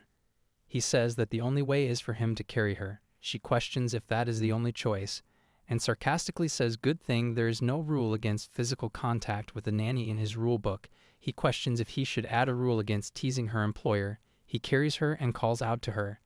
He tells her if she doesn't want to fall to the ground, she will need to wrap her arms around his neck. She tells him yes, she has never been carried like this before. He says he has never carried anyone like this either. She then ponders, come to think of it, if the Duke ran all the way here as there is no horse here. His neck is all red from the cold. She knows it is midwinter, and they are outside, and he did not even dry his soaked shirt properly. She realizes his hair are also red. She calls out to him and touches his collar, which surprises him. She asks him what happened to his jacket and tells him to button up properly. He then says that like he said before, he is not a child. She apologizes to him. He then asks her what issues are fearless. She treats him like a kid, just like she did a moment ago. She fearlessly fought a bear, fearlessly connected the wardrobe to her cabin. And just now she fearlessly watched a bloody fight. Tells him that she does get scared and it was the beast that did the fighting, not her, and the wardrobe did not break any rules. She wonders why did he have to bring up that moment earlier. She then thinks she cannot stop thinking about it. She then asks him if he really ran all the way here. He does not tell her about it as she asks him again.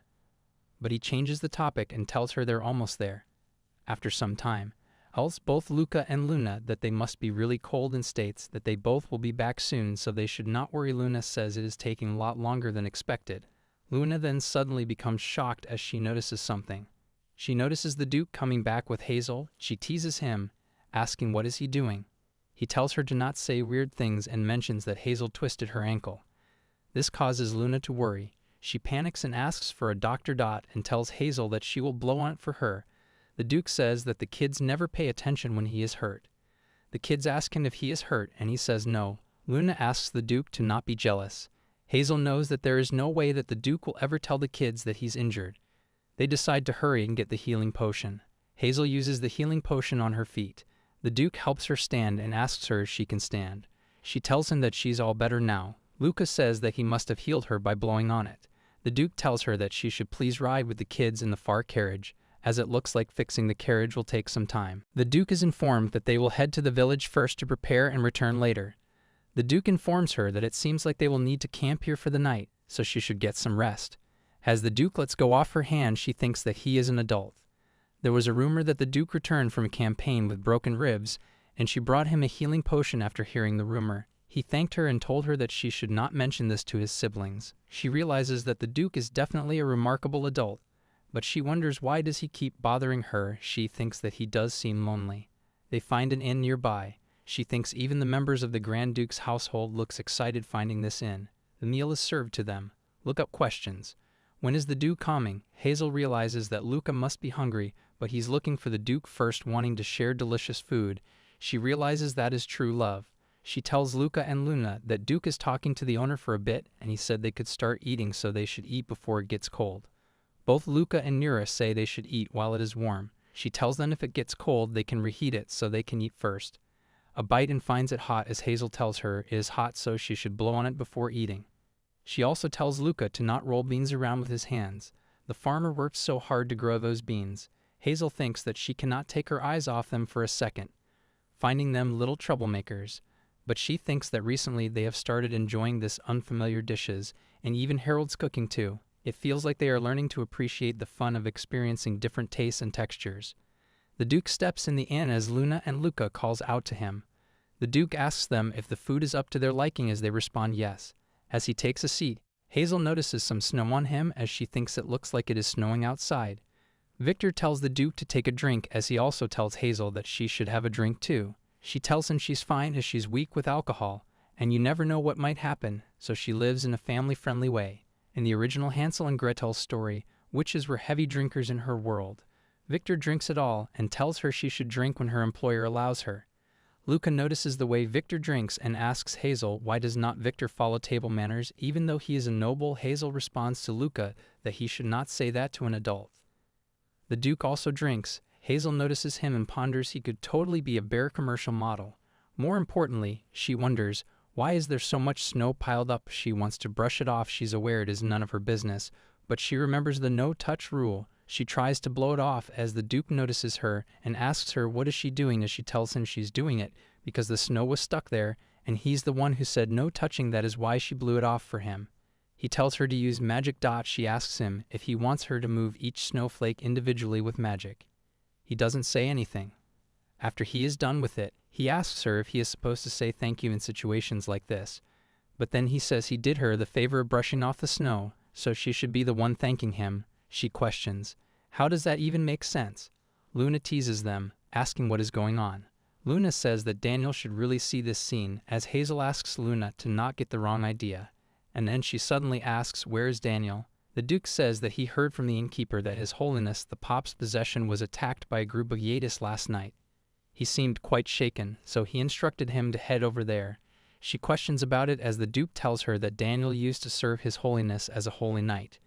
She realizes that the holy power she felt at the cabin and in the carriage must have been Sir Daniel's. He asks her to not mention it to Daniel, as she questions why. He says that sometimes he forgets that she's a witch. She then ponders she keeps forgetting that she's a witch too. It's the night time. They find a place to stay in, as she tells the kid that their shared sleeping room is in that room over there. She tells the kids that they say it is the biggest room. She opens it and finds the Duke and closes it right away. He tells her that is his room. She questions if that room is not for her and the kid. The woman behind her asks her if there's a problem. She tells the woman that it seems there has been some overlap with the rooms and asks if there is another room that is available. The woman tells her she's afraid there is not any. The woman becomes shocked and questions if they are asking to have their children sleep in a separate room so they can have time together, causing both the Duke and Hazel to be totally taken aback. With a surprised look, the woman questions, could it be that they want to separate the children from them? Leaving both of them frightened, the Duke asks the nanny why did she mistake Hazel for their mother. He tells her he could understand that, but Hazel does not even resemble those kids. The woman responds, they are so handsome and beautiful, and the children are lovely too, so she just thought that all of them were one family. Hazel laughs and tells that she guesses she's a little pretty. And the little ones are cute too. And the Duke is also handsome. She then realizes that she knows the answer. She ponders this is not the kind of outfit a nanny would wear, the one that she's wearing. The Duke's instructions for her clothing was that it should not be similar to the servants. Hazel ponders that it seems that Lady Valeria misunderstood, and she ended up receiving a ton of dresses that would be more suited for a rich young lady. Because of that, rovers even started spreading that the Duke might have ill intentions towards her. Luca and Luna asks the Duke if they should sleep together tonight.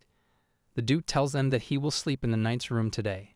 Hazel greets the knights as they ask her if they are going to stay in the room next door. She tells them that is correct, but questions if they happen to have any spots left. She tells them that they need a spot for his Duke, causing the knights to be totally shocked. The knight asks Hazel if she is saying that they should share a room with His Grace the Duke. The Duke shows the knights the way towards their room. Both of them are sad as they had thought that they would party all night. Hazel nervously wishes them good night.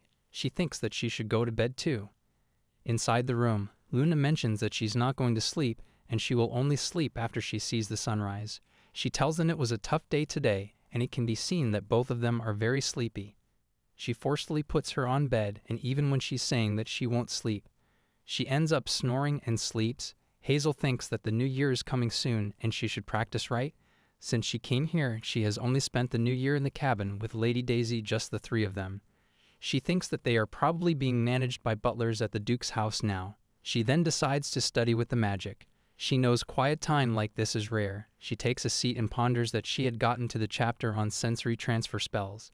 Depending on the complexity of the target and the presence of free will, the spell's difficulty changes. She tells herself to not forget that even walls have ears. Is that a picture of a person on the wall? Is it self enough?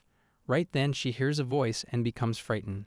She realizes that startled her and wonders why is it so noisy outside. She tries to look where is the voice coming from. She opens the window and looks up in the sky. She stands on the balcony as her attention falls on something. She finds Angel, she smiles and begins to smile towards them. The Duke is also awake as he tells her it seems like she is safe. She tells him that she sees he did not sleep. He tells her that the knights have already collapsed. She then asks him if, by the way, were those angels summoned by him. He then asks her word before he mentions he did not know that Her Holiness has the ability to create illusions. She responds that is right. He informs her that by tomorrow they will arrive at the institution. She tells him it is already the new year. Now that she thinks about it, the knights are sleeping.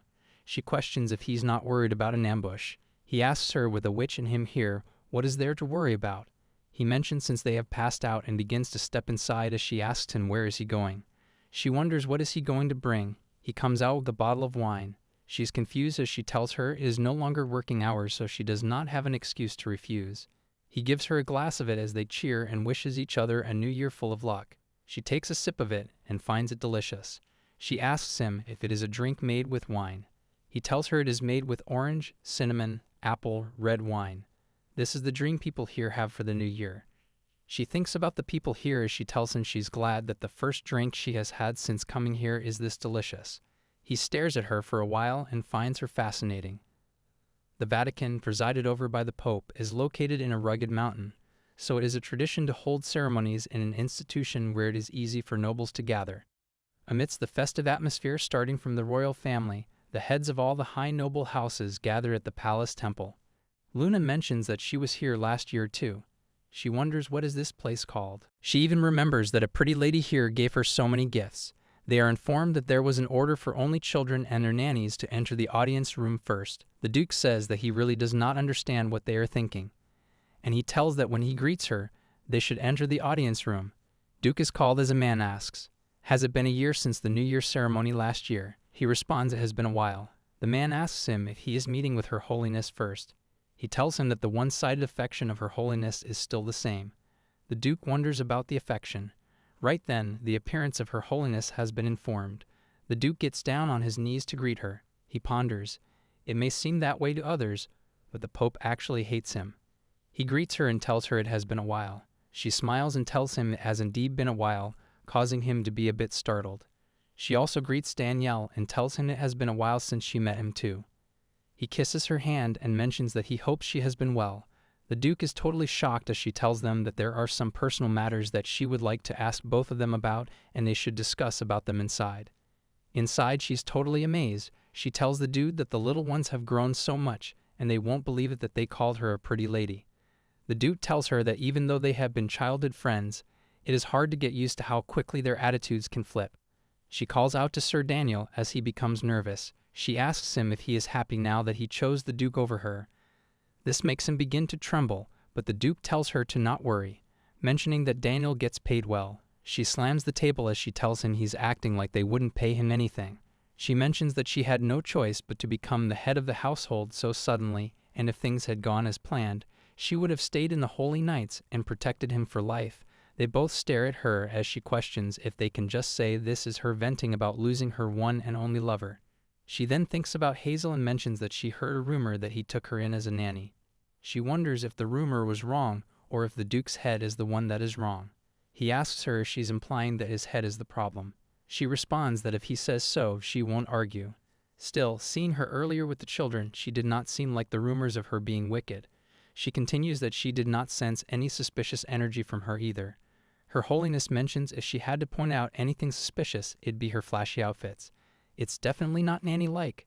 The Duke tells her it was just a mix-up with the head maid's orders. Right then, he informs her that the younger siblings will be attending the palace banquet this time, leaving her stunned. She questions if that is a good idea, but he tells her that if she thinks about it, the heavily guarded palace is actually the safest place there is. Plus, with her, the one with the strongest healing abilities being present, who would be foolish enough to attempt an assassination. She then becomes frightened and asks if the kids will be there. He realizes that is what she meant. He tells her that tonight she can see for herself. The next day, Hazel asks the kids if they are ready. She tells them to just do as they practiced. She asks them what should they do if they get too nervous. They respond that they should take a big deep breath. She questions what if what they put in their mouth tastes bad. Luna tells her then they should not spit it out, but quickly put something tasty in their mouth. She then questions what if they're unsure about what to do. Luca responds, in that case, they should follow Big Brother. Hazel tells them that the theory is perfect. She ponders after a month of endless preparation because even small mistakes were not allowed for their social debut. The days have finally come to an end. The Duke steps down the stairs as he catches her eye. She's amazed by his beauty before he reminds her to follow the rules. He tells her that they should head to the palace now. As they reach the Imperial Palace, everyone is seated except Hazel as she was permitted to stand at the back of the nanny. She ponders. So this is the Imperial Palace Banquet Hall. She wonders if the Emperor is coming today. The announcement is made for His Majesty Albert III, the great son of the brilliant empire, is entering. She realizes he is here. As he steps in, he mentions that once again the stars of the empire have gathered in this place after a year. He thanks them for their loyalty over the past years. He then looks towards Hazel and questions, "Who do we have here?" She becomes totally shocked before she is relieved as he means to point towards his beloved nieces and nephews who actually came for him.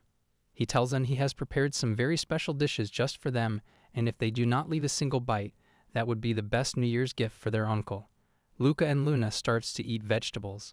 Hazel is aware this is easy enough for them. Everyone is totally shocked looking at Luca and Luna as they know how much they hate vegetables. This makes Hazel happy as she realizes everyone has frozen stiff. She wonders if the kids' picky eating habits were really that infamous, but she knows they're eating fine now and she finds that really admirable. She thinks if the next dishes are like this, there won't be any problems at all. The next dish is nail dish. She's totally shocked as she wonders why is the difficulty level so high. Both Luca and Luna are also taken aback. Hazel knows there are kids here and they still serve snail dishes. The Duke looks at her expression as he remembers asking her, what if a dish comes out and it's hard for the kids to eat? She had told him that recently the little ones have been eating almost anything, so how could there possibly be an issue? She realizes that is what she has said, but she wonders why. Snails of all things, she tells the kids that for now, they should go with the plan. Luca takes a bite as Hazel uses her magic power and turns it into a sausage. Switching magic successful. The snail dish went to Hazel. She finds it rich, chevy, and full of expensive flavor. She thinks that she's so glad she had a backup plan ready. She thinks it is almost as if the Duke knew something this difficult would be served. She finds out that the next dish is here already. She wishes that this time it better should be something that the kids can eat. She's more shocked this time as she wonders what this is. The kids are terrified as they look at the food. Even the Duke feels weird having it. Hazel calls out the Duke and asks him if he likes that. He tells her no. She tells him then he should trade it with her sausage. He responds, all right. She uses her magic as she trades it with the sausage and wonders how can she even eat this. The little chunks of intestines. Main dish is grilled co-intestines. As she takes a bite, she loves it thinking that she hit the jackpot and it has been ages since she had intestines. She finds it insane as it has been so long since she has tasted this artery-clogging goodness. She wonders where is the garlic and green onion kimchi. as it would go perfect with it, as well as a bottle of soju on top. Right then, someone notices Gerald. Everyone begins to stare at him as he is questioned. How can he be spitting out his food in the middle of a meal? He becomes frightened. The Emperor is suddenly shocked as he hears this, has a think about this atmosphere and wonders if the royal family is the villain here. Outside Gerald discussion. If he is alright, he vomits and mentions that the menu selection is definitely Regina's doing. He thinks it is very obvious. Hazel notices him as she ponders. She only stepped outside for some fresh air and ended up running into him. He calls out to her and says that she must be the witch. He mentions if he had known she were this beautiful, he would not have sent someone who would have come himself. She does not remember when he sent someone to her. She wonders if it could be about some other wicked witch. She's aware she cannot talk about it. She tells him it was an honor to meet him. She tries to leave, stating that if now he would like to excuse her before he asks her why did not she help. He questions why didn't she help him that day. He thought she had infiltrated the Grand Duke's household for them. That His Highness is told that it is cold outside and that they should go inside as he needs rest. The atmosphere becomes more cold before he tells her to have a pleasant evening and walks away.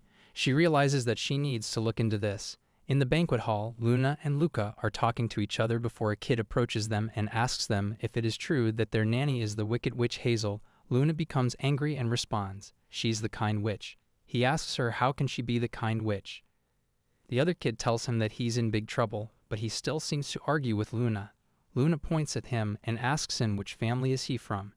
She questions if he realizes that he is picking a fight with the Grand Duke's family, whose head is the Empire's greatest swordsman.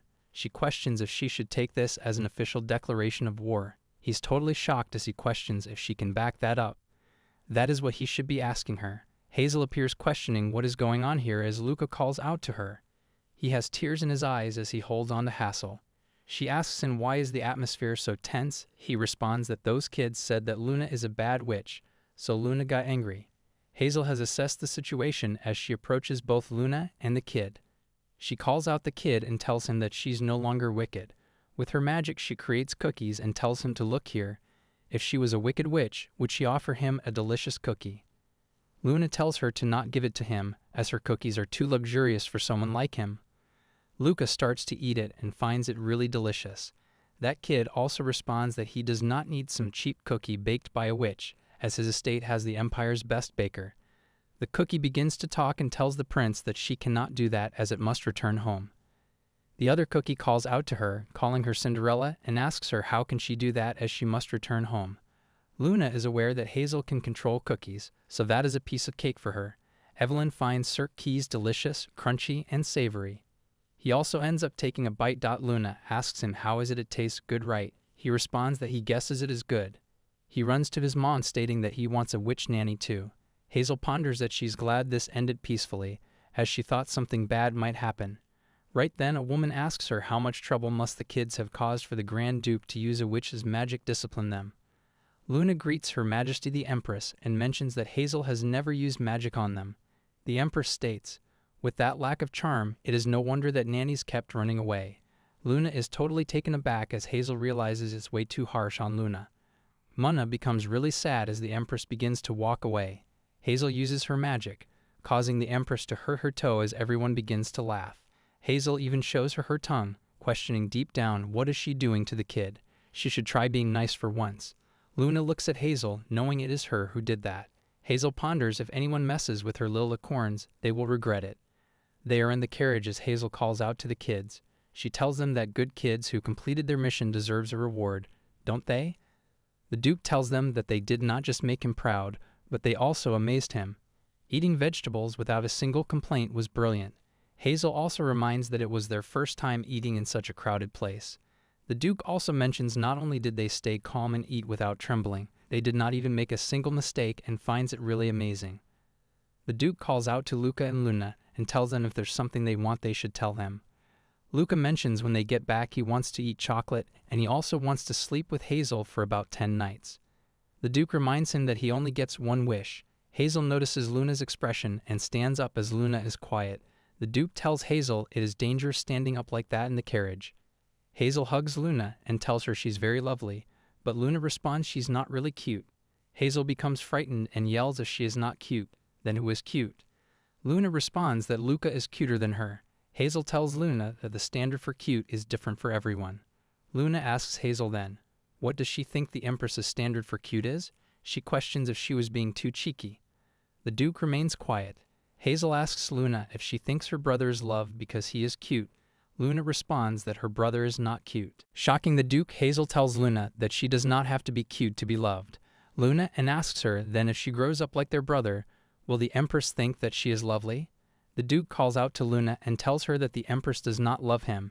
He mentions it is a complicated story, so he will explain it to her when she is older. Hazel tells her just because someone does not love her, that does not mean she has to be unhappy. That is their problem, not hers.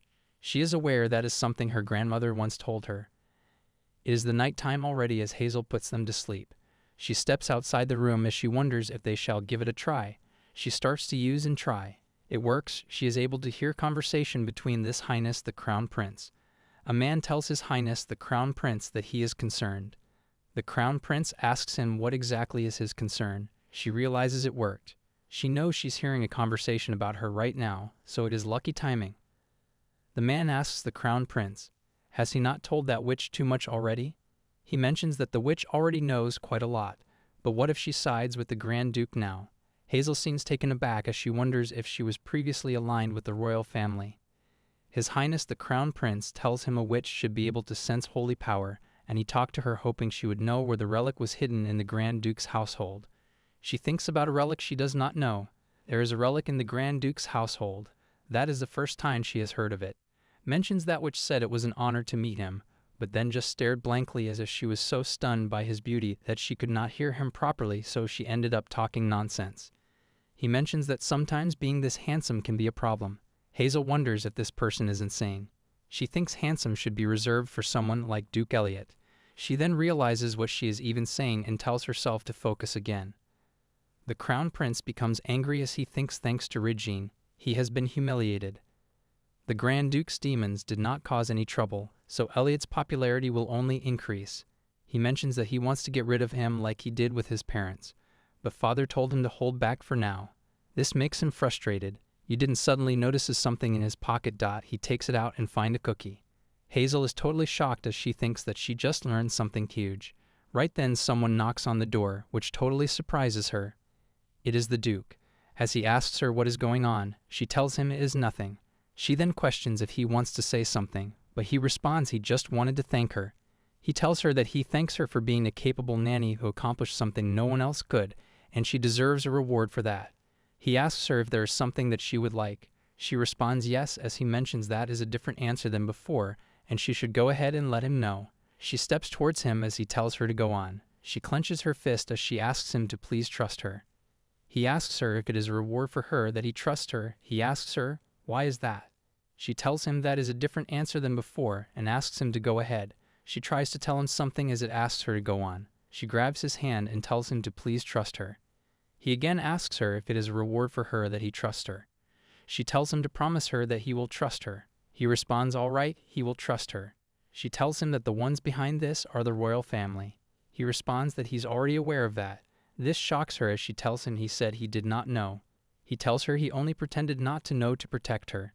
She asked him so it was not because he did not trust her. He tells her that is also one of the reasons why he did not say that. His inventions, he is pretty sure he warned her not to dig into this matter. She tells him she was not investigating it on purpose, mentioning that the Crown Prince suddenly came to her and started spilling everything. He said that he thought she would help. He questions what does she mean by helping him. She tells him she has no idea what he has been talking about. He said there is a relic in the Grand Duke's household and wanted to know its location. She questions if it could be why they are attacking. He responds there is no such thing, so they are breaking in because of some baseless rumor. He mentions that a few years ago, the royal family was digging into whether his mother, who was once a saint, brought a relic as a wedding gift. He tells her no to not tell anyone about what she has learned today, not even the children, not anyone else. Only a few people know about this, only Daniel, the captain of the guard, and he makes sure to keep it that way. In any case, he owes her yet another debt. She tells him it is nothing, and she's glad she could help him. He then asks her. She managed to avoid detection by the Crown Prince's wizard. She tells him that she cast the sensory transfer spell on a cookie. It is advanced magic, so they'd never expect it and would not suspect a thing. The Duke is suspicious as he thinks she cannot even do basic healing magic, but she pulls off high-level spells like it is nothing. She asks how would it not be better for her to leave the capital quickly, if she had known earlier that the royal family was behind this. Honestly, she had been trembling with fear all day. He thinks she's saying that after eavesdropping on the crown prince without hesitation. She then questions how does he smile and face the people who wronged his parents. She mentions just watching him break her heart, but he tells her to not treat him like a child. He tells that it's late and time to sleep. He wishes her sweet dreams as she also tells him to sleep soundly. As he steps outside her room, he stands still and thinks about how she told him that she is absolutely always and forever on His Highness's side. He blushes as he thinks no matter how he looks at it, she is definitely not that wicked witch. Hazel is on her bed as she cannot stop coughing. She realizes she caught a cold. It started with the little acorns. Luca was throwing a tantrum that he won't eat unless Hazel and the Duke is here, and he won't even eat medicines. He does not want anyone else. Thanks to Luca's stubbornness, she caught it too. She thinks that healing potions are for physical injuries, so they don't work on colds. She used up all the stimulants she had prepared, and the timing really could not be worse. First, she needs to deal with this pain somehow, and she's sure she has that in the cabin. She drinks another portion as she feels a little better now. She thinks with Lady and Daisy busy watching over the kids for her, the cabin feels so quiet when she's alone. Shrimp porridge as her stomach is making noise, but she thinks there's no way she'd have fresh shrimp right now. But she realizes there is one in the Grand Duke's kitchen. She runs to get shrimp porridge. She ponders that she'll splurge and put in 8 whole shrimp. As she is about to open the door, she notices something. It's a letter, which says that Hazel should get well soon. Hazel realizes that it must be from Luna as the handwriting is neat. She finds that very adorable of her and deep down tells that she will get well soon. She then notices something and picks it up wondering what could it be. There are lemon candies and a healing stimulant. She wonders who bought these and thinks that it must have cost quite a bit. She thanks whoever did that and then decides to make shrimp porridge quickly. She sings along and tells herself that she will quietly make her shrimp porridge, then eat it, and clean up before leaving. She looks at the shrimps and finds them amazing. She wonders if she should use only 6. Sneaking some out is starting to make her feel guilty. She begins to make them and the shrimp porridge with 6 shrimp is ready. She then mentions it's time to bring out her secret weapon. It's her freshly roasted sesame seeds pressed into Hazel's homemade sesame oil. She decides to put a little on top. Right then, someone calls out to her. It's the Duke as he states that the person with a cold should be resting, not making a fuss in the kitchen. He asks her what exactly is she doing here. She tells him that she was hungry. He questions if she is planning to eat now as she responds yes.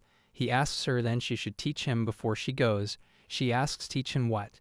As he tells her the dish that she just made, she should tell him how to make it. Serafina sits alone on a vast, ornate bed, her hands clasped in front of her. A faint blush dusts her cheeks, reflecting a quiet solitude, the profound feeling of being entirely by herself. Later, a thought gnaws at her as she reflects, a light flush still coloring her face. She considers how she could have simply eaten elsewhere, a hint of regret in her expression, and begins to ponder why His Grace felt the need to. Her thoughts trailing off. In the kitchen, Serafina now stands, holding a bottle, looking up at the imposing figure of Lord Kalen. His expression is firm and unwavering as he issues a clear command for her to remain in her room. Startled, Serafina queries his words. Unmoved, Lord Kalen secures her hand, preventing her movement, and declares that he will bring her food once it is ready, reiterating his order for her to return to her bedroom without delay. Serafina's face twists with a mixture of frustration and nascent defiance, her eyes narrowed and cheeks still flushed as she questions his authority, speaking his title with a hint of disbelief. Lord Kalen's expression hardens as he cuts her off mid-sentence, stating he is almost finished cooking and there is no need for her to do anything. Serafina looks down, defeated by his unwavering resolve. After a brief, tense silence, a frustrated agreement escapes her lips, her face contorting with annoyance, cheeks flushed, as she reluctantly accepts his command. Serafina then has no choice but to return to her bedroom. Some time later, she sits upon her ornate bed. A soft knock sounds, and she invites the person to enter. To her astonishment, Lord Kalen appears at her door, holding a steaming bowl of porridge on a tray. Serafina questions his presence with surprise. Lord Kalen, his gaze steady, tells her not to get up. Serafina inwardly notes her surprise, having expected a maid to deliver the meal. With a soft, hesitant tone, she offers her thanks as he presents the tray to her. Serafina takes the tray, inhaling deeply as a delightful, toasty aroma wafts from the bowl of porridge. Lord Kalen gently reminds her he reheated it once more, urging her to be careful. Serafina acknowledges his caution with a soft affirmative response, a peculiar warmth spreading through her as she muses inwardly that she feels somehow different. She takes a spoonful, the hot porridge a comforting sensation, and her eyes close in pure bliss as she notes its deliciousness. Lord Kalen remains nearby, observing her. Seraphina continues to eat, a silent thought forming in her mind that for some reason, this meal tastes even better than usual. Seraphina continues to eat, finding the porridge unexpectedly delightful. As she savors another spoonful, she observes Lord Kalen's face, a peculiar, unreadable expression settling upon his features. She inwardly questions the look he just made. Lord Kalen responds, clarifying that it is a unique dish. Seraphina then explains her connection to the meal, noting that it reminds her of something her grandmother used to prepare whenever she fell ill. She also remembers her own mother making a comforting soup whenever she was feeling unwell. A flashback image shows a young Lord Kalen, pale and with a cool compress on his forehead, tucked in bed, appearing quite sick. Another memory emerges, portraying a slightly older Lord Kalen smiling softly while eating a bowl of soup, his eyes closed in contentment. He reflects that it has been a long time since he last tasted it, quickly adding with a self-assured smile that he does not often get sick. Back in the present, Seraphina, her cheeks faintly flushed, leans in slightly, her curiosity piqued as she inquires about the specific type of soup he recalled. From off-panel, Lord Kalen's voice describes it as simply plain chicken soup, then elaborates, mentioning it contained chicken noodles, carrots, and peas, emphasizing that it was nothing fancy. Continuing from his description of the plain chicken soup, Lord Kalen directs his attention towards Seraphina, offering to prepare the comforting dish for her should she ever fall ill, though he quickly adds his hope that such an event never occurs. Seraphina's positive response prompts a wide, gentle smile from Lord Kalen, his eyes closing in contentment as he acknowledges her reaction with a soft chuckle. Meanwhile, Seraphina finishes her portion, carefully setting her spoon into the empty bowl with a faint clink. She sincerely conveys her great enjoyment of the meal, expressing profound gratitude. Her eyes close softly in satisfaction, and she murmurs about feeling warm and completely full. As she speaks, Lord Kalen's hand tenderly reaches out and gently strokes her head. Continuing his tender gesture, Lord Kalen places his hand more firmly on Seraphina's forehead, a look of concerned assessment on his face. He notes that her fever still appears elevated. Seraphina, visibly flushed, responds with a questioning murmur, startled by his words. Lord Kalen then prompts her, asking why she has not yet consumed the medicine. As Seraphina comprehends the significance of the vial and inquires if it was he who provided it, Lord Kalen, now holding the uncorked bottle, quietly instructs her to maintain discretion about the matter. He then turns and walks away, his thoughts shifting to a broader reflection. He considers how those dedicated to caring for others often find themselves unable to seek assistance when facing their own struggles, attributing this difficulty to a deep-seated sense of duty that compels them to endure suffering in silence. Lord Kalen is subsequently seen seated at a large desk, a book open before him, his head bowed in a posture that conveys profound wariness. After Lord Kalen quietly instructs her to maintain discretion, he gently places the small, uncorked medicine vial into Seraphina's hand. Seraphina, still in her sickbed, clutches the bottle, a blush coloring her cheeks as she muses internally, agreeing with his thought. Lord Kalen, now with a contemplative expression, acknowledges her gratitude for his thoughtful gesture. He then sets the bottle's cap down on a nearby surface with a soft clink, reiterating his hope for her swift recovery. He begins to depart, leaving Seraphina looking small and isolated in her vast bed, framed by the open doorway.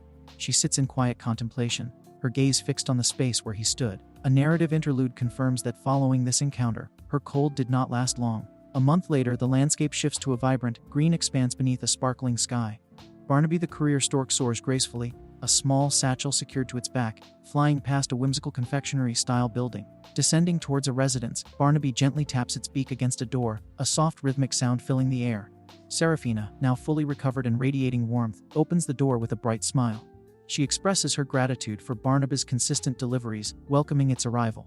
Her hand extends to receive a package from the stork's beak. Meanwhile, Barnaby, now wearing a tiny blue top hat, seems to recall an earlier moment, murmuring inwardly about a previous encounter with a stork a few days prior. In a separate scene, a young boy named Leo, with bright white hair, looks up with wide, curious blue eyes. He innocently asks an unseen Hazel how babies are made. An off-panel voice, presumably Hazel, responds with surprised confusion, repeating the word babies with a hesitant tone. Emerging from off-panel, Hazel stands at an open window, looking utterly flustered by Leo's innocent question. With wide, panicked eyes, she quickly asserts that babies are brought by storks, glancing at Barnaby the courier stork. Barnaby, wearing its tiny blue top hat, looks back with a puzzled expression, seemingly questioning if it is indeed the subject of her claim. Below them, Leo gazes up intently, absorbing the information. Hazel, however, immediately retracts her statement with a vehement denial. The scene then shifts to a different room where Luna, a young girl with long dark hair and wide, observant eyes, confidently explains that babies are made when a man and a woman sleep in the same bed. Hazel, now hearing Luna's surprising revelation, cries out Luna's name in exasperation, demanding to know what kind of nonsense that is and where she heard such a thing. Luna calmly replies that she read it in a book. Back at the window, Hazel huffs, emphatically stating to both children and the stork that storks only deliver newspapers, seeking confirmation. Leo simply acknowledges with a simple understanding. In a separate, brightly lit confectionery kitchen, Serafina, holding a small paper, reflects on an earlier event, pondering if it truly happened. Barnaby the courier stork, having flown into this new setting, holds a basket filled with delicate pastries, dismissively responding to Serafina's musing. Serafina then offers her thanks for the delivery. Serafina, holding the paper from Barnaby, examines its contents, her eyes wide with a mix of surprise and curiosity. She takes a closer look at the monthly Wizard newsletter, which proudly announces her as an honorary member of the Wizard Association. The accompanying plaque of appreciation is in recognition of her contribution to improving employment rates among witches, a newsletter exclusively for members of the Wizard Association. The narrative then expands, showing Serafina cheerfully surrounded by an adoring group of children, holding up gingerbread men. It's revealed that after the New Year festival, witch nannies became incredibly trendy, effectively solving the lower-ranked witch unemployment issue that had long troubled the association. In stark contrast, Lord Kalen is depicted with a look of utter shock and concern, as if reading a headline proclaiming a shocking shortage of witch workers, an unforeseen consequence of Serafina's success. Back with Serafina, who now holds an official invitation, her expression shifts to one of bewildered contemplation. Along with the plaque, she also received an invitation to join as a full member. She recounts accepting the honorary membership swiftly, as it was offered for free, but a hint of a new dilemma lingers in her thoughts. Serafina now holds the full membership invitation, a new dilemma lingering in her thoughts. As she ponders the situation, a message box appears, revealing that not everyone is pleased with her joining the association. Serafina sits at her desk, quill in hand, her brow furrowed in deep thought. She muses internally that her acceptance into the association was only possible due to the Grand Duke acting as her guarantor, prompting her to wonder about his motives. Suddenly, a distinct rattling sound breaks her concentration. Her eyes widen in surprise as she looks up startled. She wonders if the children have made their way into her room and resolves to return to them. Just then, an ecstatic Leo and Hazel burst into view. Their faces beaming with excitement. Leo exclaims to Hazel, proposing they go on a picnic. Serafina, now enveloped by the two eager children, looks at them with a mixture of surprise and endearment. She asks if they mean a picnic, to which the children excitedly confirm with a resounding yes, embracing her warmly. A close-up on Serafina's eye shows a spark of wonder and affection, hinting at the joy and new responsibilities these changes bring to her life. Serafina, still enveloped by the eager Leo and Hazel, feels a spark of wonder, her heart warming at their innocent joy. Their picnic plans are rapidly expanding, as their enthusiastic voices declare they are bringing their brother as well. A dramatic flourish accompanies the moment as Serafina lifts her gaze towards the entryway. Standing poised in the entrance is Ilian, a man with striking white hair and a composed demeanor, impeccably dressed in a waistcoat over a white shirt. He holds a carefully folded blue picnic blanket under one arm and a sturdy wicker picnic basket in the other hand, fully prepared to join their outing, his presence signifying an even larger gathering for their joyful escape. The sun shines brightly on a lush green expanse as Hazel, Leo, and Lunar enjoy a delightful picnic. Hazel takes a large bite of her sandwich, savoring the flavors and internally concluding that a cheese ham sandwich is truly the most delicious. As they continue to eat, surrounded by the vibrant outdoors, Hazel reflects on their outing. She muses that while they initially set out for a picnic, they have primarily ended up gathering a variety of herbs. This herb-picking expedition has inadvertently led them to wander a bit deeper into the scenic area. Despite the change of plans, she finds comfort in seeing the children's joyful expressions, concluding that everything is all right as long as Leo and Luna are happy. Soon, Leo announces he has finished his meal, and Luna quickly echoes his sentiment, stating she is also done. Their attention then shifts. Leo excitedly points, revealing a flower he has never seen before nearby. With new energy and wide, eager smiles, both Luna and Leo urge to go explore, ready for their next adventure. As Leo and Luna prepare for their new adventure, full of renewed energy, a concerned Lord Kalen cautions them not to venture too far into the wilderness, warning them that they might easily get lost. The weather remains delightfully pleasant, a perfect backdrop for their outing. The two children, bursting with excitement, eagerly call out to Hazel. Luna excitedly requests Hazel to craft a beautiful flower crown for her, a wish Leo quickly echoes, wanting one for himself too. Hazel turns her attention to the children, ready to fulfill their creative desires amidst the verdant surroundings. Building on the children's requests, Hazel gently asks if they only desire flower crowns, her hands already beginning to weave delicate flowers. The children's voices chime in with curiosity, wondering if she can create other items. With a bright smile, Hazel proudly declares her ability to craft various trinkets, showcasing a tiny, intricate flower ring on her finger. The children erupt with excited exclamations, begging her to teach them how to make such wonders. A sudden unsettling presence makes Hazel pause, a chill running through her as she senses someone watching. From behind a patterned wall, Lord Kalen cautiously peers out, his gaze fixed on Hazel. Hazel, startled and a little flustered, recognizes him with a gasp, naming him. Lord Kalen, equally surprised by his discovery, questions if he has made an error, pondering silently what he should say. Moments later, both Hazel and Lord Kalen are seated on the ground. Lord Kalen awkwardly inquires if she is not occupied. Hazel looks bewildered by his sudden question. Seeing her confusion, Lord Kalen, flustered, quickly tries to correct himself, clarifying that he meant something else entirely. Following Lord Kalen's fumbled attempt to clarify his reason for being there, Hazel, still bewildered, proceeds to explain why she assumed he was occupied. She animatedly gestures with multiple arms, detailing how he is always busy handling documents in his office, often piled up like mountains. Lord Kalen remains silent, looking down, his expression unreadable, prompting Hazel to wonder why he is not answering her. Her expression shifts to a slight pout as she confronts him, pointing out that he had professed trust in her, yet he clearly came to watch her. Lord Kalen, looking slightly defensive, questions her choice of the word, watch. Exasperated, Hazel retorts, demanding what else it could be if not surveillance, and reminding him that he still has not answered her question. Finally, Lord Kalen clarifies his presence, stating he simply told her to spend more time with her siblings. Hazel, however, remains unconvinced, countering with an accusation that he merely followed them around like a guard. Lord Kalen, attempting to justify his presence, explains that he is indeed protecting the children like a guard, asserting that the forest is dangerous. However, Luna, one of the children, quickly highlights the contradiction, stating that if protection is his aim, he should be actively following them, not merely sitting. Lord Kalen remains silent, his expression unreadable, as he holds his chin in thought. Hazel observes him, a question mark hovering above her, clearly bewildered by his silence. Suddenly, Lord Kalen turns to Hazel, his gaze direct as he asks her if she dislikes him. Hazel's mouth drops open in utter shock, her face flushing a deep crimson. Her hair seems to fly up around her head as she vehemently denies his assertion, stammering that his perception is entirely incorrect. Lord Kalen, undeterred by Hazel's fervent denial, leans in slightly, maintaining his thoughtful pose as he rephrases his query, asking directly if she truly likes him. Hazel reacts with utter panic, her eyes wide and hands raised defensively, stammering that his perception is still incorrect. Lord Kalen then presses further, questioning if her response implies she dislikes him. He continues to observe her intently, a subtle sound like a soft sigh escaping him, urging her to elaborate. Still flustered, Hazel tries to find the right words, beginning to clarify what she means. As she struggles to articulate, Lord Kalen gently places his hand near hers, a gesture of quiet encouragement. Hazel finally manages to complete her thought, looking up at him with a blush and an earnest expression, declaring her belief that he is a genuinely good person. Her bright green eyes, wide with sincerity and a hint of shyness, linger on him. Lord Kalen, seemingly taken by surprise by her heartfelt compliment, stares ahead, a quiet realization dawning upon him as her unexpected words settle in his mind. Lord Kalen remains momentarily still, a slight blush rising to his cheeks as Hazel's heartfelt declaration echoes in the quiet air. Hazel, looking down and a bit flustered, gently presses him, wondering if he intends to retract his previous statements. Her hand is then seen carefully arranging delicate pink blossoms, meticulously forming what appears to be a small wreath. Suddenly, a young boy alien appears, his bright blue eyes wide with surprise as he gazes up, uttering a questioning huh. Lord Kalen's hand is close by, holding a flower ring, seemingly interacting with Ilian in this tender moment. The scene abruptly shifts as heavy rain begins to fall, a steady downpour obscuring a grand, anachronistic building in the distance. A somber voice notes that the structure is empty.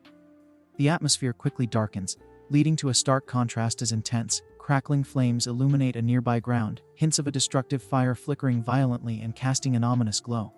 The heavy rain continues its relentless fall, mirroring the dark clouds that thicken overhead, making it clear the downpour will not cease easily. Lord Kalen, having sought refuge within a grand, anachronistic structure, now reveals its ruined state, broken stones littering the floor around them. He observes the immense raindrops, sensing the persistent chill. Nearby, a controlled campfire now offers a small beacon of warmth, contrasting with the destructive fire from earlier. Hazel sits beside the flames, her head bowed in distress, clutching herself for warmth, a quiet gasp escaping her lips. Ilian is huddled close to Hazel, finding solace in her presence. Seeing Hazel's discomfort, Lord Kalen approaches, his expression shifting from concern to gentle resolve. He removes his own outer coat and extends it to her, an unspoken offer of comfort. Hazel looks up, her eyes wide with surprise and a hint of gratitude as she accepts the garment, wrapping herself in its warmth. Lord Kalen, slightly flustered by his own gesture, manages a small, thankful acknowledgement. With Hazel now somewhat warmer, Lord Kalen then kneels, a playful glint in his eye, remarking that the temple, like setting, inspires a game. He proposes they play Pope and declares himself the one to take the role, a small pad emphasizing his claim. Lord Kalen's playful suggestion hangs in the air, immediately piquing Elian's curiosity. Ilian looks up, his eyes wide as he innocently questions the very nature of a pope's duties.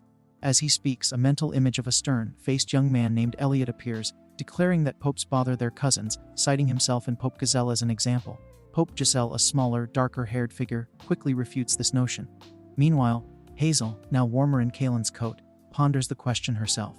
She appears in her own thought, her finger pressed to her chin, considering if a pope performs services or blessing ceremonies. The sound of the relentless rain outside reinforces the ongoing downpour, but for a moment, the external world fades as the group delves into the game.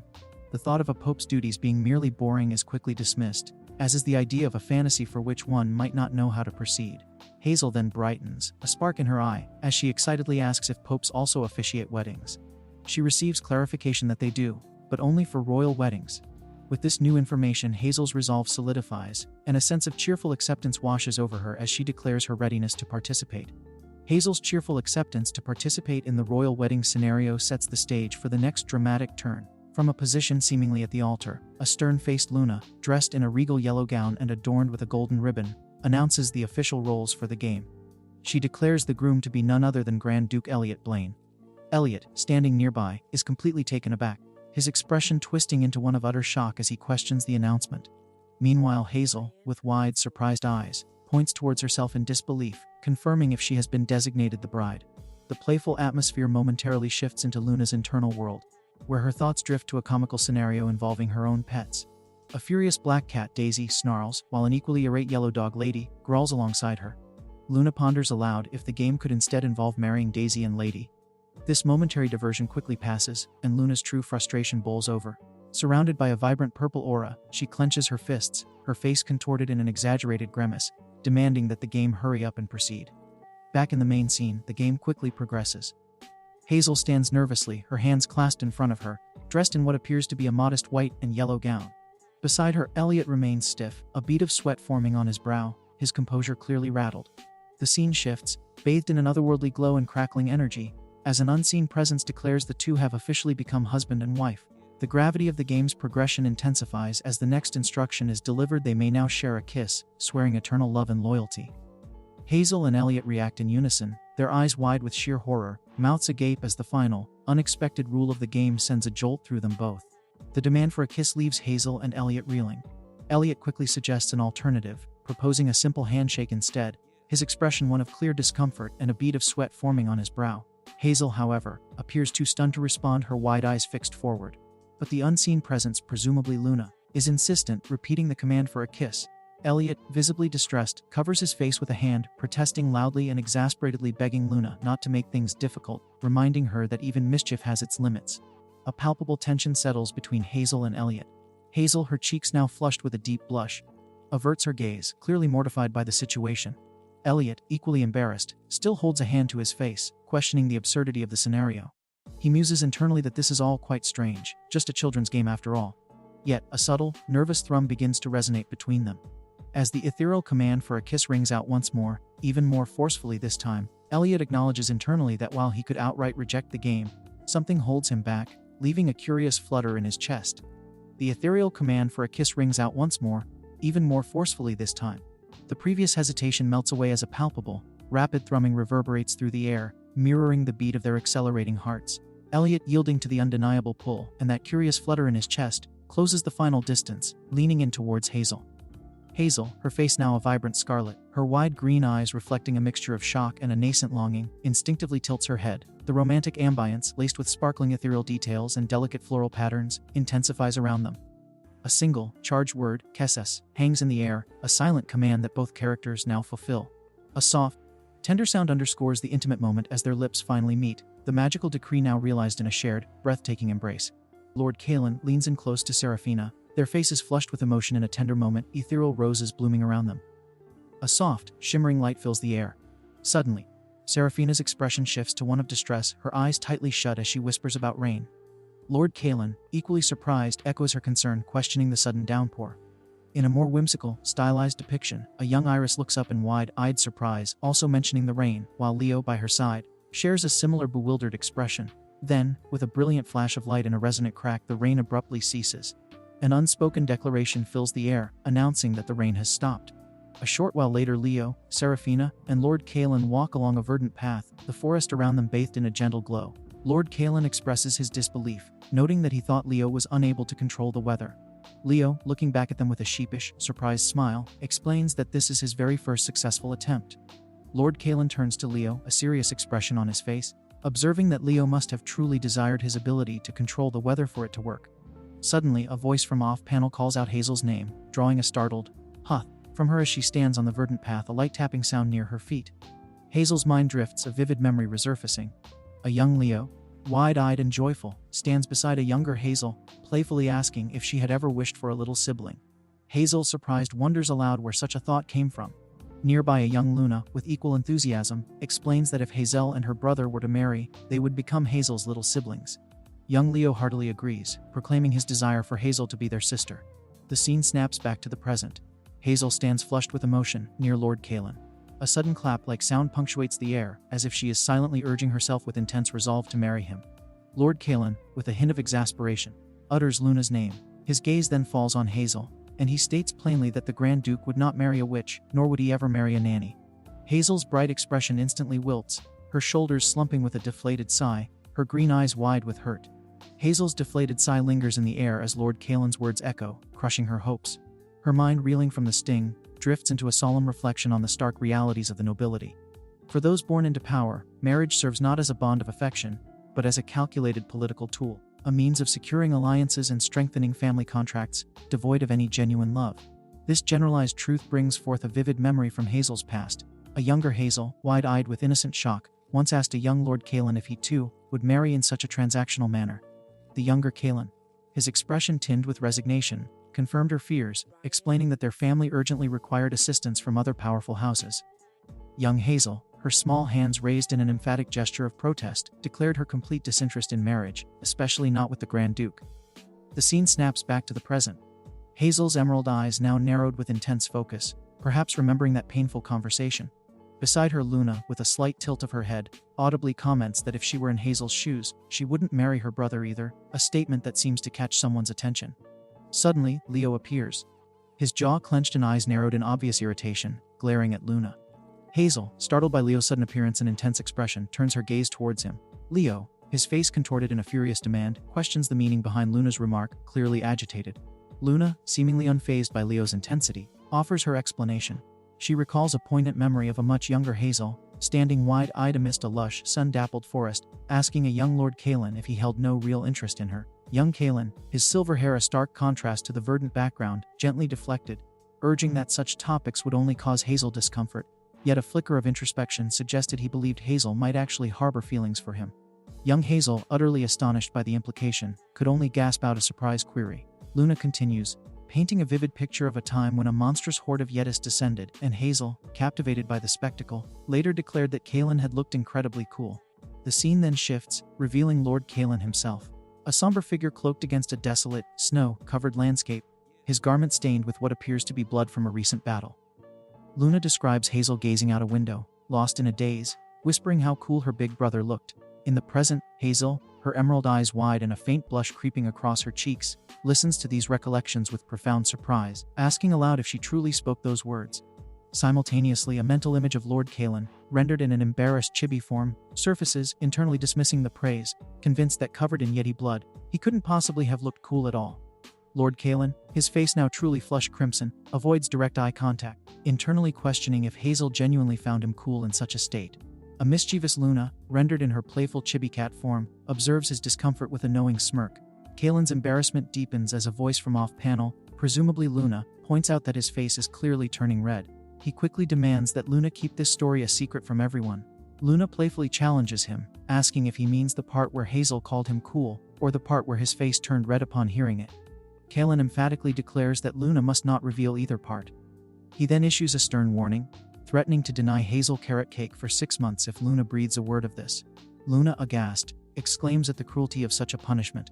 The scene then shifts dramatically, the playful mood replaced by an atmosphere of strategic planning. A calm, decisive voice notes that everything is proceeding according to their intentions. Inside a lavish, ornate hall, Lord Kalen stands beside Duke Cassian, a distinguished figure in dark, formal attire. Lord Kalen, holding a stack of documents, confirms the Crown Prince has sent a letter, signifying his intention to attend the upcoming ball.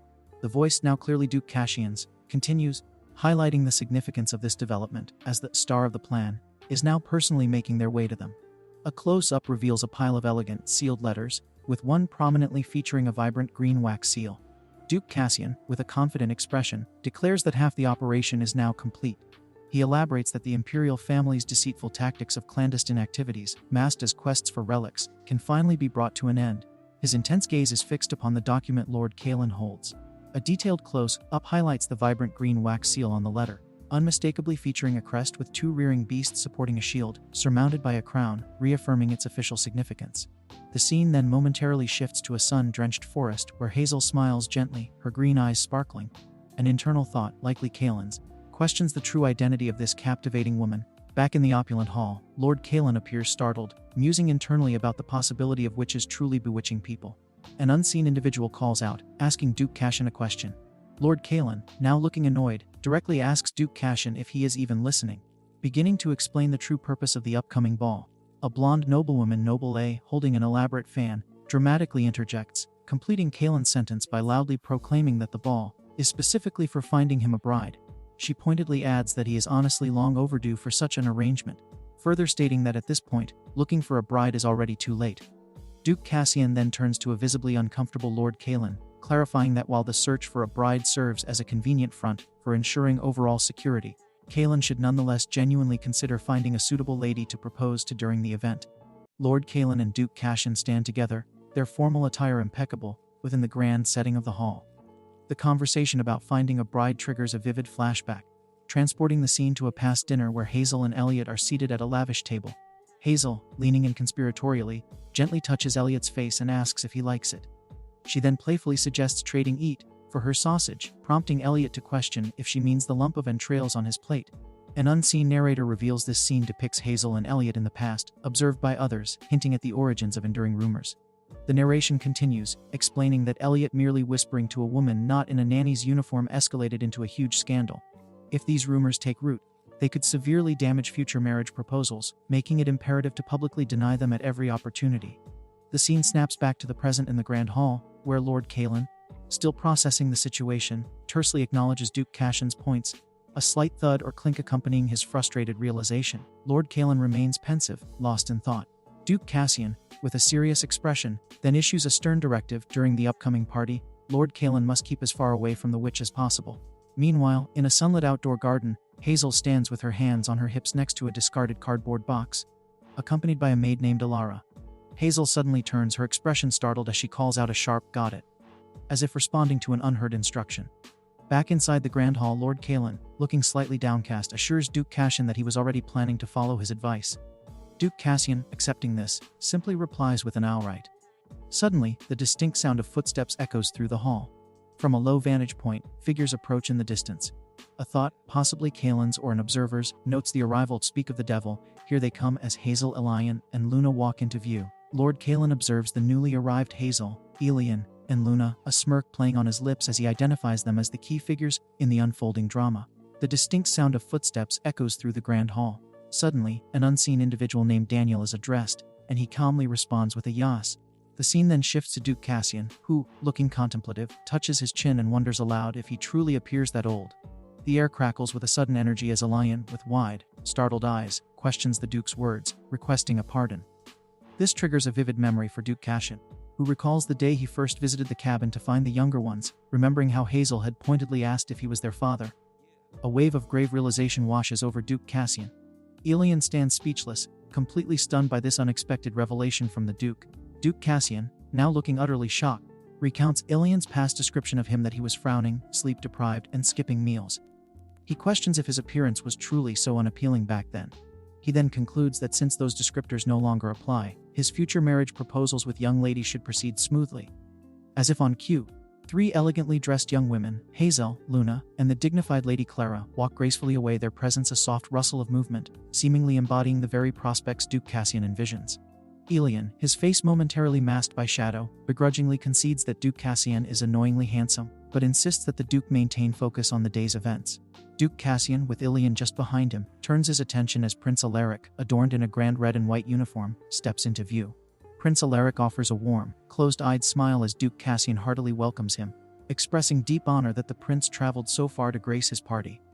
Prince Alaric responds that he rushed without pause for the Duke. The two men then clasp hands in a firm greeting, Duke Cassian noting a saying about the family that lives farther being the better family. A moment later, Duke Cassian announces an introduction. He gestures towards an elegantly dressed young woman named Bella, who smiles pleasantly and greets them. Hazel finds herself suddenly confronted by three imposing noblewomen in a grand hall. Lady Beatrice, with her pink pigtails and a dominant red gown, stands front and center, arms crossed, her expression stern and challenging. To her left, Lady Vivian in a yellow dress also crosses her arms, while Lady Cassandra in a blue dress stands to Lady Beatrice's right, both mirroring her disapproving gaze. Lady Beatrice's voice cuts through the air, directly addressing Hazel and confirming her name. Hazel, initially puzzled, turns with a questioning look, her hand lightly touching her neck near her choker, asking about the matter. Lady Beatrice immediately launches into a scathing attack, branding Hazel a wicked witch and accusing her of scheming to approach the Grand Duke. She declares that someone like Hazel could never aspire to become the Grand Duchess. Hazel's eyes widen in utter shock, her mouth agape as she absorbs the sudden, harsh accusation. Lady Cassandra steps forward slightly, adding that the position of Grand Duchess rightfully belongs to Lady Bella of the Manhwa ducal family. Lady Beatrice reiterates, firmly stating that Hazel should not even dream of such a title. Hazel, now visibly flustered and indignant, holds up a hand, attempting to interject. A distorted visual effect surrounds her head, emphasizing her distress as Lady Beatrice continues her tirade, calling Hazel a witch who doesn't know her place and advising her to aim for something within her reach. Hazel strongly refutes the accusations, explaining that she has never approached His Grace with romantic intentions, nor has she ever harbored ambitions of becoming the Grand Duchess. The scene shifts briefly to a flashback, depicting a New Year's banquet. Hazel is seen leaning in closely, discreetly whispering something to Duke Cassian, who listens intently at a large, ornate dining table laden with food. The memory is quickly dismissed as the narration returns to the present confrontation. Lady Beatrice demands to know what kind of nanny whispers to the Grand Duke as Hazel did at the New Year's banquet. She asserts that everyone witnessed that brazen act, and now Hazel is attempting to play innocent. Hazel stands there, overwhelmed by the accusations, her face a mixture of shock and disbelief. As Hazel stands frozen in disbelief from the barrage of accusations, the scene shifts focus to highlight the noblewoman being championed. Lady Bella, a vision of elegance with flowing blonde hair and a radiant, closed-eye smile, presents herself, announcing her name. Her presence is soon met with formal deference as Duke Cassian, his white hair gleaming, gracefully takes her hand. He acknowledges her as Lady Bella of the Manhwa family before bowing slightly to press a kiss to her gloved hand, a gesture of deep respect. Hazel, a small figure in the background, observes this public display, the weight of the earlier confrontation still heavy on her. Attempting to discreetly retreat from the escalating situation, she decides aloud that it is time for the little ones to have dinner. However, her escape is abruptly cut short. A hand belonging to Lady Cassandra reaches out to firmly grasp Hazel's arm, preventing her departure. Lady Cassandra's voice slices through the air, harshly labeling Hazel a witch. Hazel, her retreat blocked, pivots with a surprised and questioning gaze, once more finding herself trapped in the noblewoman's relentless scrutiny. Lady Cassandra's accusations intensify as she scolds Hazel for attempting to snatch food from His Grace, disparagingly remarking that Hazel lacks appreciation for the taste of tripe. Hazel, her eyes wide with surprise and a hint of indignation, instinctively raises a finger in protest. The noblewoman's criticism then shifts to Hazel's attire, questioning how a mere nanny dares to wear an outfit fit for a wealthy young lady, implying her dress is the true source of offense. Internally, Hazel observes Lady Cassandra's furious demeanor, feeling as though the noblewoman wishes to tear her apart. Hazel calmly counters, explaining that the dress was a gift from His Grace, and suggesting that if there's any misunderstanding, Lady Cassandra should address it directly with him. A subtle smirk plays on Hazel's lips as she further asserts that, by Lady Cassandra's own logic, it would appear His Grace harbors feelings for her. Hazel privately notes the true, mundane origin of the dress and accidental order placed by a maid. With newfound confidence, Hazel advises Lady Cassandra to take any complaints directly to His Grace, and to cease picking on someone as seemingly vulnerable as herself. Lady Cassandra lets out a frustrated sound, her face contorted in rage, as two other noblewomen, Lady Evelyn in a green dress and Lady Florence in a blue dress, step forward to gently restrain her. Hazel, now triumphant, playfully sticks out her tongue and gestures pointedly at the fuming Lady Cassandra, declaring that the noblewoman cannot even win an argument against her. Suddenly, a loud, urgent voice cuts through the tension, sharply calling out Hazel's name. Hazel's confident expression vanishes, replaced by wide-eyed shock and alarm as she looks up, startled by the unexpected interjection. From the top of a grand staircase, Luna and Leo peer down, their small faces filled with eagerness. A chibi Luna demands to know where Hazel has been. She then follows up with an eager question about when they will finally watch the fireworks. Hazel's confident expression from moments before vanishes, replaced by wide-eyed shock as she slaps a hand over her mouth, realizing how much time has passed. Her internal monologue races with the thought that it is already so late, and the music has begun. Hazel offers profuse apologies, explaining she lost track of time while carefully preparing the children for the fireworks. She kneels down, meticulously adjusting a decorative ribbon on one of the children's outfits. With renewed determination, Hazel proposes they go find the Grand Duke so they can all watch the fireworks together. Moments later, Hazel stands with Luna and Leo at the elegant threshold of a grand hall. A lively party is in full swing within, with adults conversing and mingling. One raising a champagne flute. Hazel observes the scene, knowing full well that Luna and Leo cannot officially join the festivities. Her internal thoughts detail the plan. Although are not allowed at the main party, they do have permission to watch the fireworks. Her immediate task is to locate the Grand Duke. A chibi version of Hazel appears, looking left and right with a questioning expression, wondering aloud where the Grand Duke could possibly be. As the vibrant music fills the grand hall, an urgent thought pulses through Hazel's mind. It is almost time for the fireworks, and precious minutes are quickly slipping away. Her expression tightens with concern, a stark contrast to the carefree atmosphere around her. Scanning the elegant gathering, Hazel spots a gentleman with a distinguished air and approaches him. She respectfully calls out to Sir Victor, catching his attention. Sir Victor turns, offering a pleasant smile as Hazel eagerly asks if he knows where His Grace, the Grand Duke, can be found. He readily confirms his knowledge, gesturing subtly into the crowd. Hazel's gaze follows his direction, her eyes widening with a mix of recognition and surprise. Her face reflects a moment of quiet revelation as she takes in the scene. There, gracefully dancing in the heart of the ballroom, is Duke Cassian, his steps perfectly matched with Lady Cordelia, a stunning blonde woman. Hazel observes the elegant pair, acknowledging inwardly how perfectly suited they seem to be. Hazel continues to observe Duke Cassian and Lady Cordelia dancing gracefully. Nearby, two noblewomen, Lady Isolde and Lady Rhiannon, comment on the pair. Lady Isolde remarks that Lady Bella of the Monet family is certainly suitable for the position of Grand Duchess. Lady Rhiannon heartily agrees, stating they look like a picture-perfect couple. Hazel's expression shifts to one of slight shock, her eyes widening as an urgent thought crosses her mind. Internally, she scolds herself, wondering why her expression is stiffening so suddenly and striving to maintain a neutral face. Still focused on her responsibilities, Hazel approaches Sir Victor, who stands near two young children, Elias and Lilith. She asks Sir Victor if he could perhaps watch over the little ones for a moment, explaining that she needs to go set off the fireworks. Sir Victor, with a pleasant smile, reassures her, indicating that she still has time, approximately 2 or 3 songs left, and can take her leisure. He then extends an inviting hand towards Hazel, suggesting she have a dance while she is there. Hazel is taken aback, her eyes wide with surprise as she replies that she does not know how to dance. Sir Victor maintains his cheerful demeanor, commenting that everyone has to learn at some point and declares that today is that day for Lady Hazel. He gives a confident thumbs up, adding that Sir Daniel will take care of the children. Sir Daniel, standing nearby with Lord Edmund, looks quite surprised by this unexpected task. Hazel expresses her reservations, stating that it seems inappropriate for a servant to dance at their employer's party. Sir Victor gently takes her hand, smiling as he points out that both he and Sir Daniel are also servants of the Grand Duke's household. Sir Victor pauses, glancing thoughtfully as if seeking confirmation that all will be well. He then cautions Sir Daniel to avoid getting too close to His Grace while he watches the children. Sir Daniel cheerfully salutes, affirming he will follow those orders. With his duty to the children temporarily transferred, Sir Victor turns back to Hazel, a warm smile on his face, and declares it is time for them to dance. He takes her hand firmly, pulling her onto the dance floor. Hazel's eyes are wide with apprehension as they begin. Their feet move, a soft tap indicating their first steps. Sir Victor observes her movements closely, noting her surprisingly quick grasp of the steps.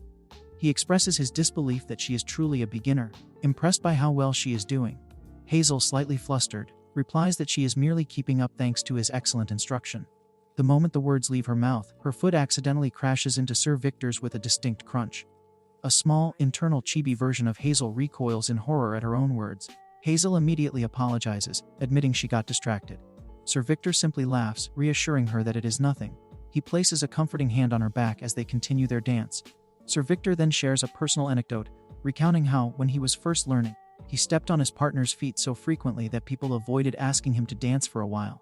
He beams at Hazel, who looks at him, a mixture of surprise and understanding dawning on her face. Sir Victor beams at Hazel, who looks at him, a mixture of surprise and understanding dawning on her face. Their hands remain clasped, feet moving in sync as the dance continues. Hazel, now more comfortable, reflects internally on the situation, finding it incredible that someone of Sir Victor's stature is teaching her. She quickly mentally acknowledges her own progress, thinking she has become quite decent. Sir Victor's calm demeanor belies his next thought, as he muses that her dancing ability is not the real concern.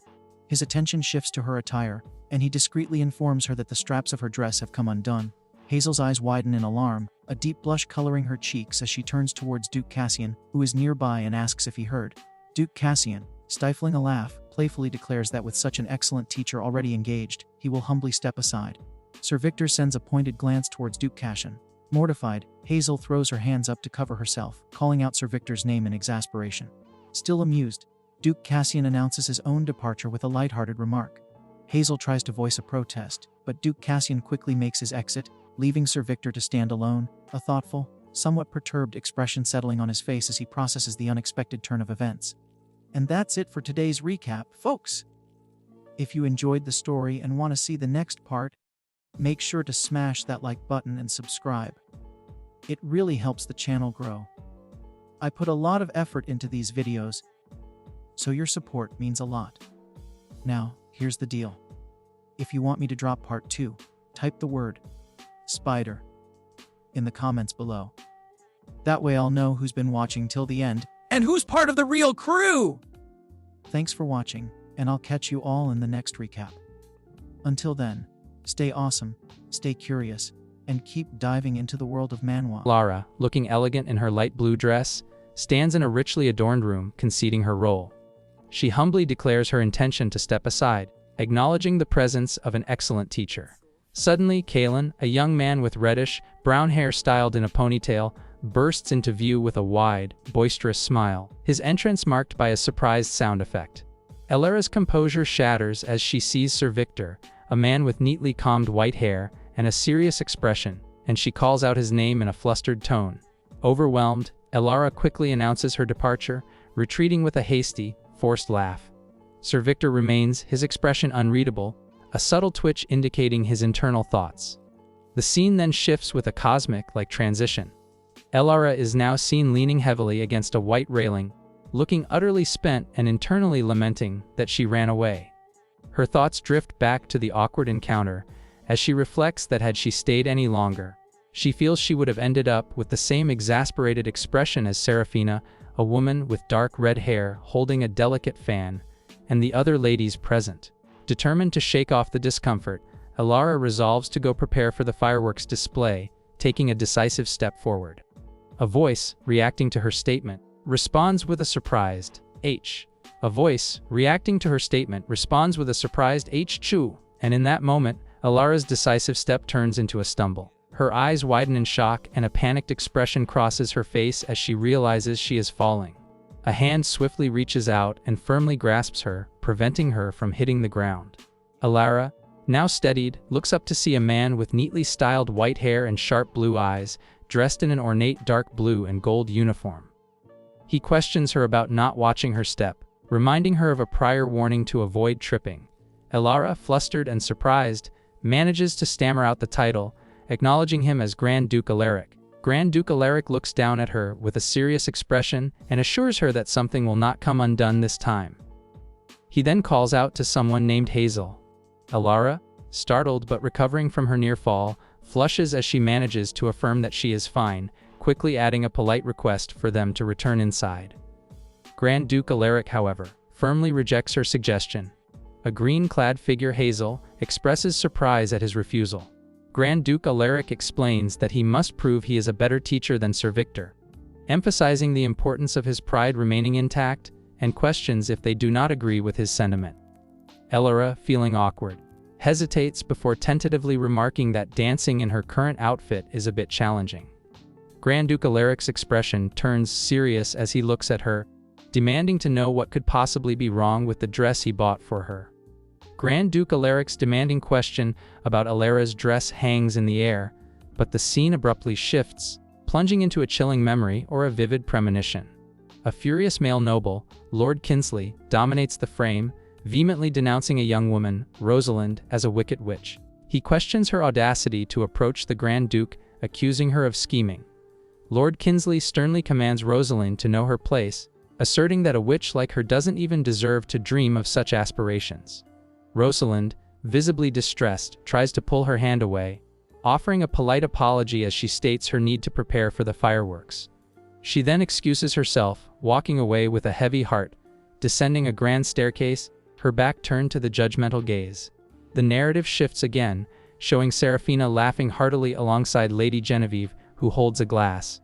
Serafina declares loudly that the prince should be dancing with a princess, not just anyone.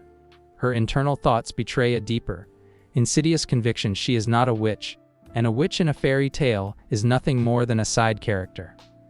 The panel concludes with Rosalind, still dejected, walking away in the distance, the weight of the harsh judgment evident in her posture. The echoes of Lord Kinsley's harsh words linger as Rosalind, profoundly dejected, finds herself overwhelmed by a crushing wave of despair. Tears well in her eyes as she clutches her elegant dress, an inner voice whispering that she is not the protagonist of this story, and therefore, her dreams of the prince are not meant to be.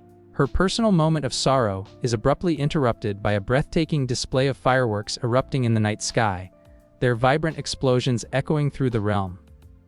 On a grand balcony, Kaylin holds two young children, providing them a prime view of the dazzling spectacle. The small boy Leo marvels aloud, calling to Kaylin, his big brother, with wide-eyed wonder, pointing at the brilliant bursts. Hazel, nestled securely in Kaylin's arms, confirms her agreement. Leo continues his excited exclamations, declaring the fireworks are beautiful and flashing with incredible brightness, describing the rich hues of blue, yellow, and red. The festive atmosphere fades as the narrative shifts to a more somber conversation. Kaylin stands formally, listening intently as Lord Kinsley confronts him, his voice stern and accusatory. Lord Kinsley reveals that the Duke of Monet has directly questioned him, implying a grave matter.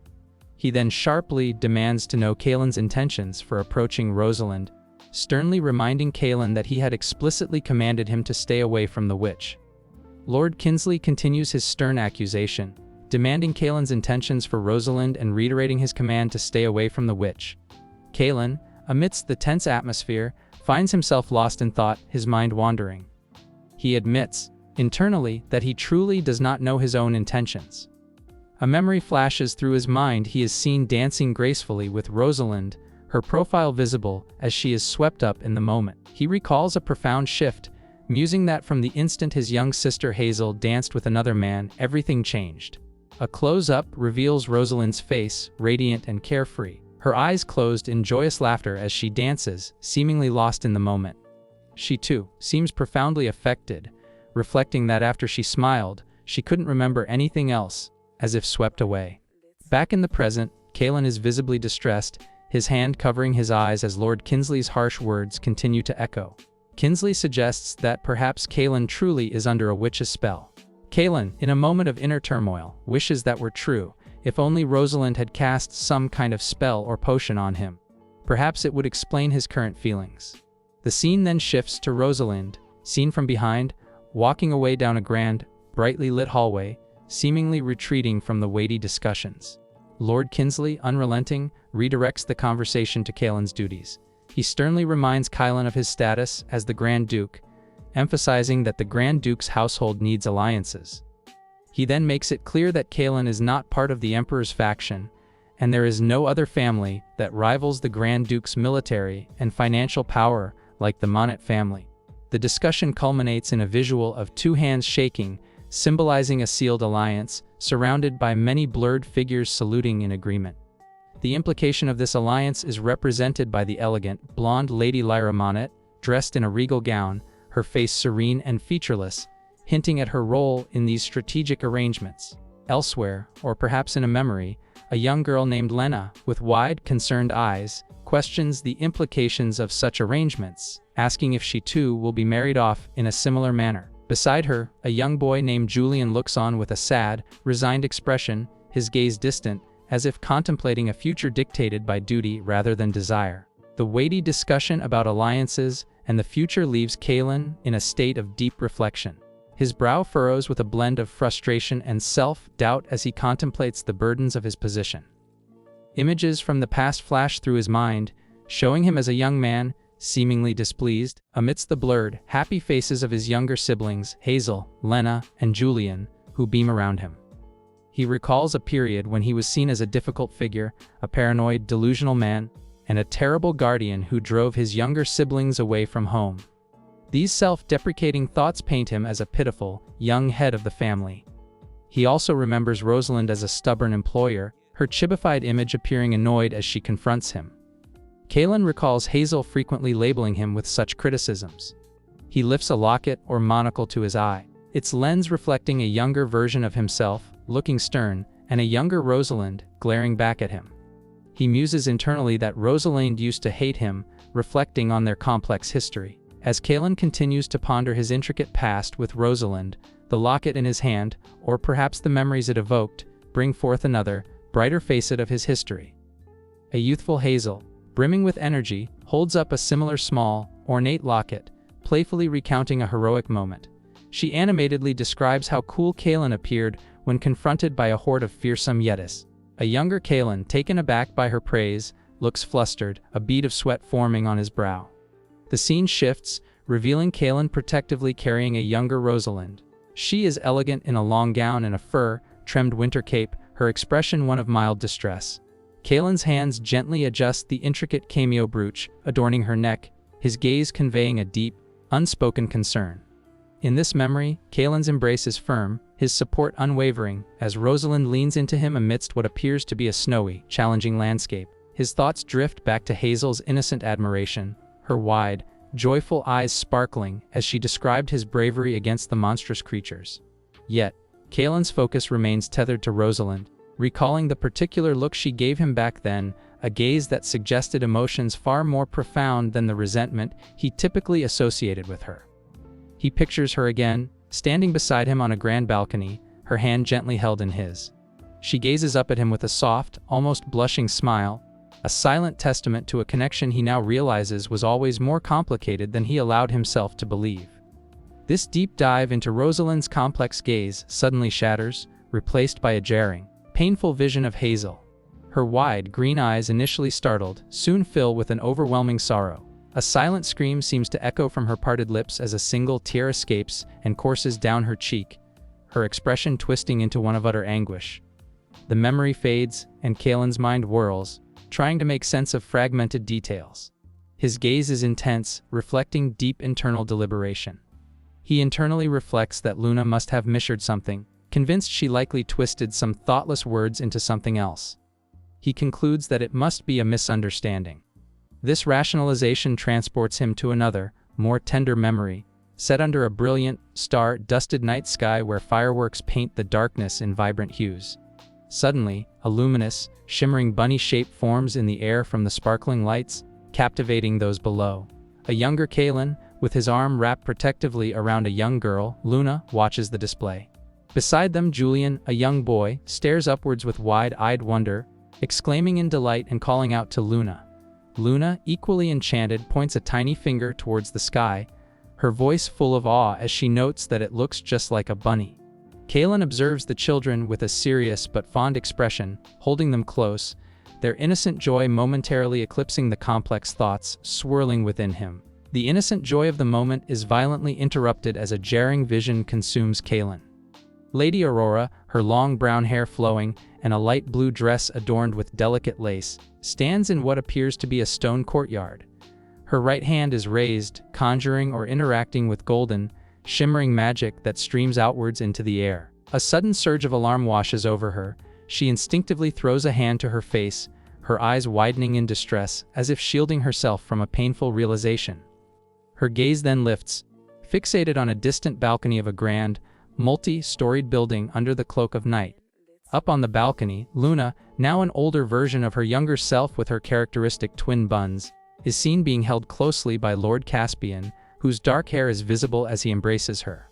Kalen, whose consciousness is split between the memory and this harsh new reality, reacts with a profound pang of intense emotion, his face flushing and his eyes filled with disbelief and growing despair.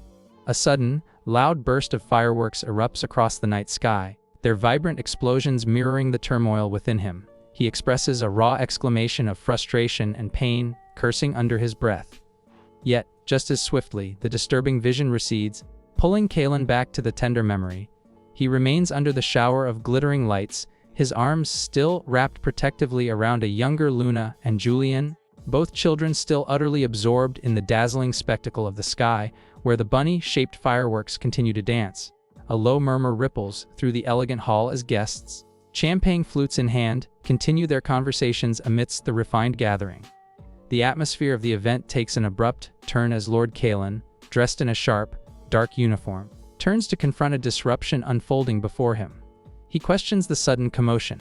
Beside him, Lady Seraphina, resplendent in a pink gown, voices her strong disapproval, deeming the intrusion quite rude. A solemn figure in a dark cloak addresses the startled attendees, offering apologies, but firmly stating the necessity of a thorough search.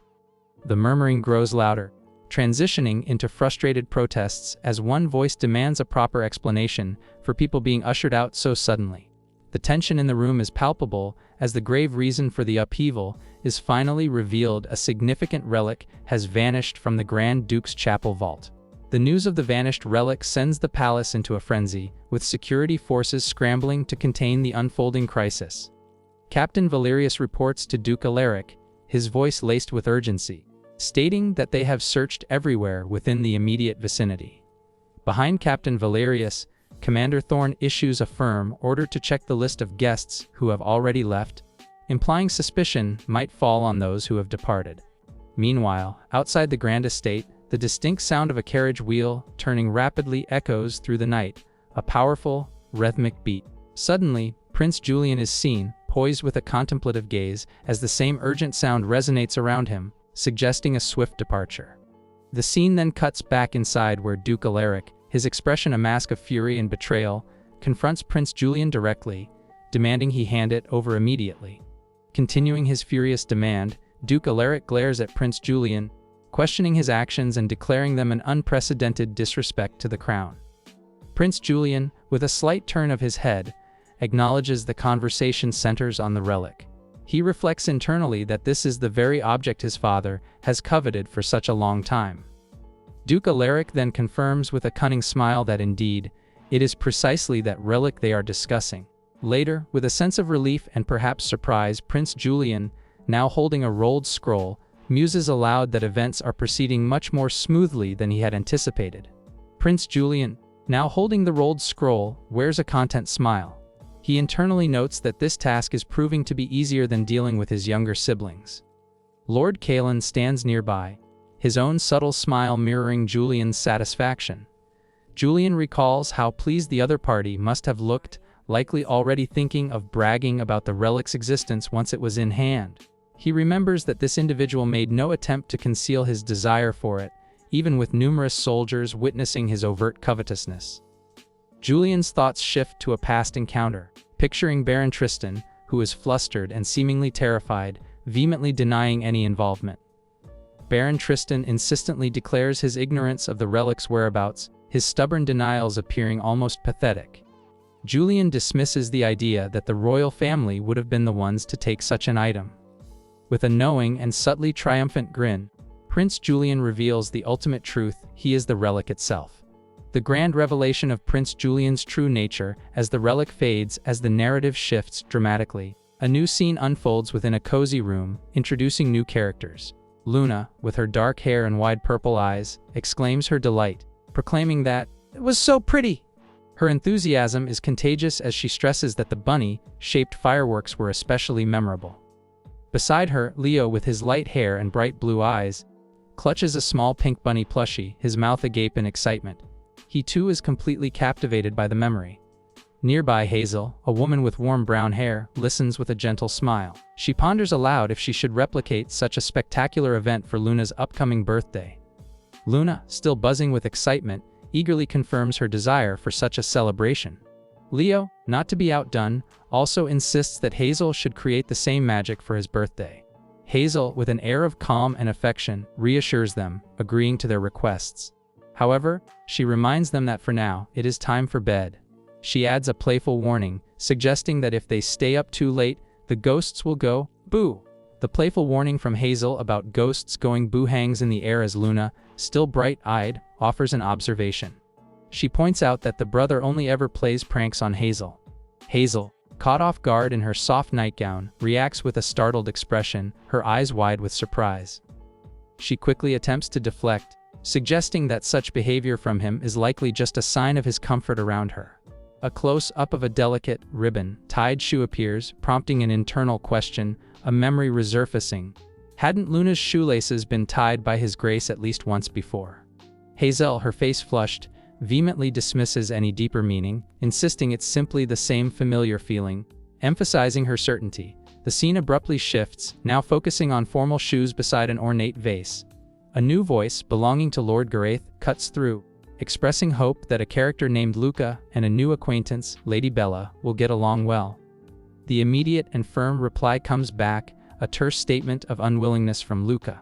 The tense air from Luca's terse refusal lingers, but the focus quickly drifts from the formal encounter to a more private, heartfelt scene.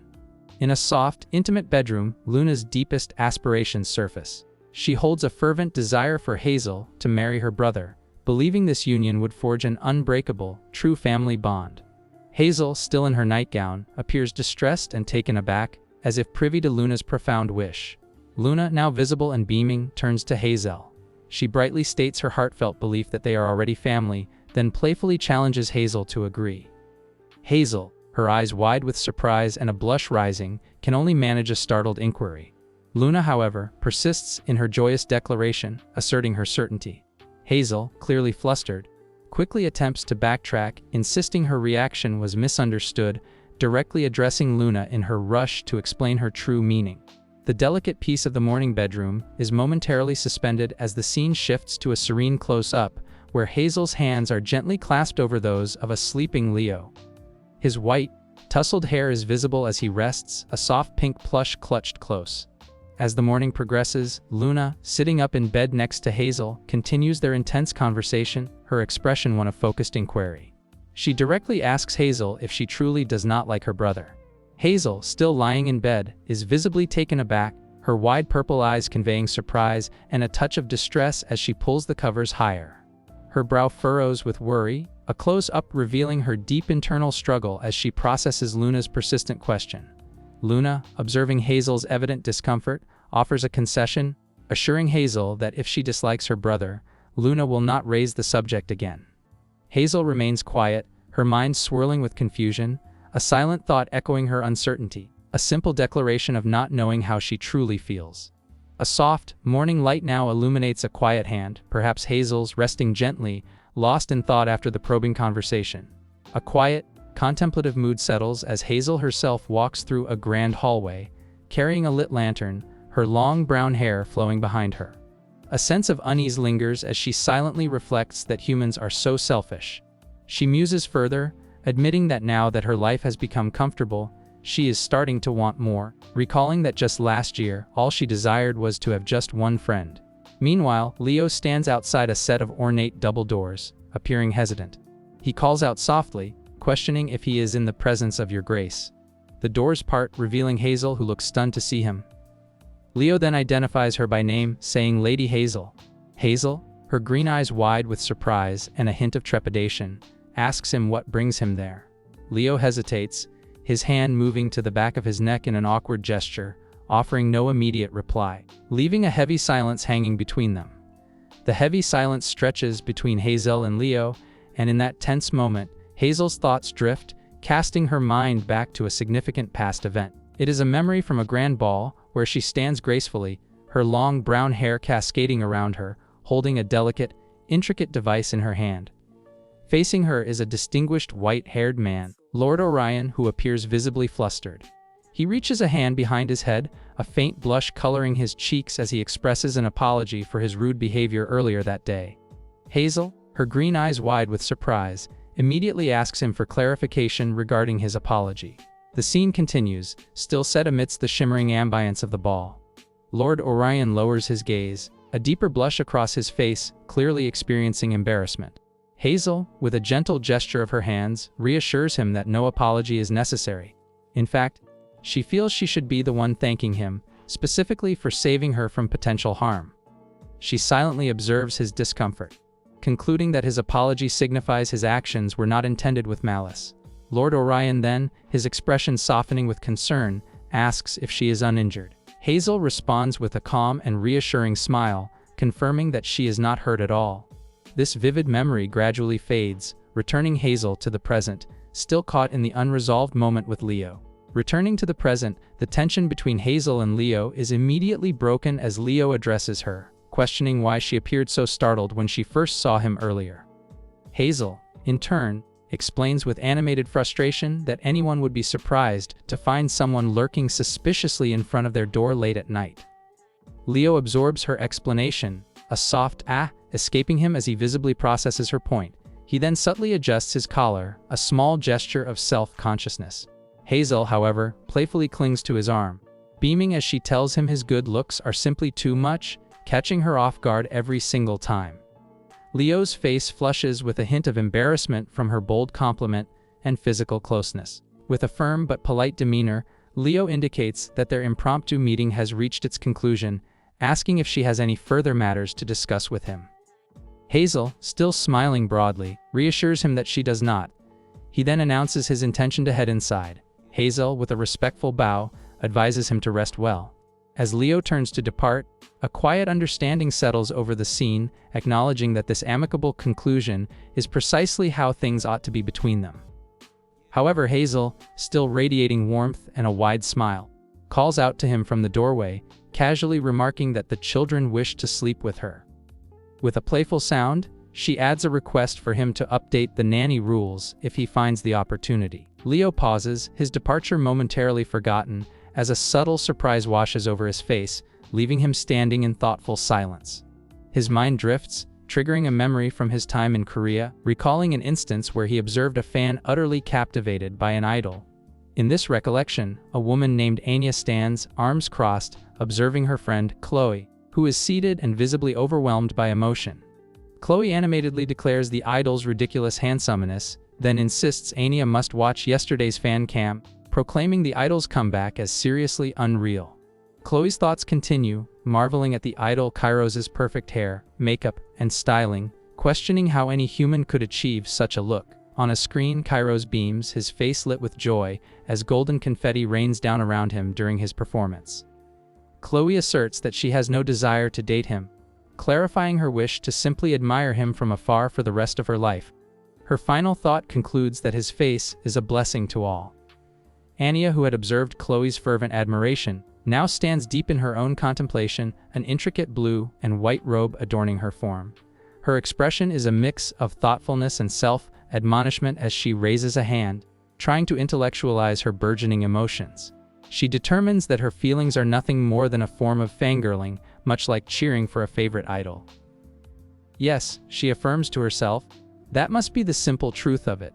Her mind then drifts into an abstract realm of pink and sparkling flowers as she resolves to calm down this ridiculous feeling and to cease all her delusions. She knows deep down there is no conceivable way a Grand Duke would ever choose to be with a witch. Her gaze lowers to her feet, clad in simple white shoes adorned with black bows. As the gravity of her thoughts settles, she tries another angle, reasoning that if she simply treats him like someone under her care, these feelings will surely dissipate. Finally, she finds herself seated on a plush chaise, looking away with a resigned air, acknowledging that if she has indeed fallen for him, her only recourse is to fall out of it. Anya, still on the plush chaise, now lifts her gaze heavenward, her eyes holding a deep, reflective sorrow.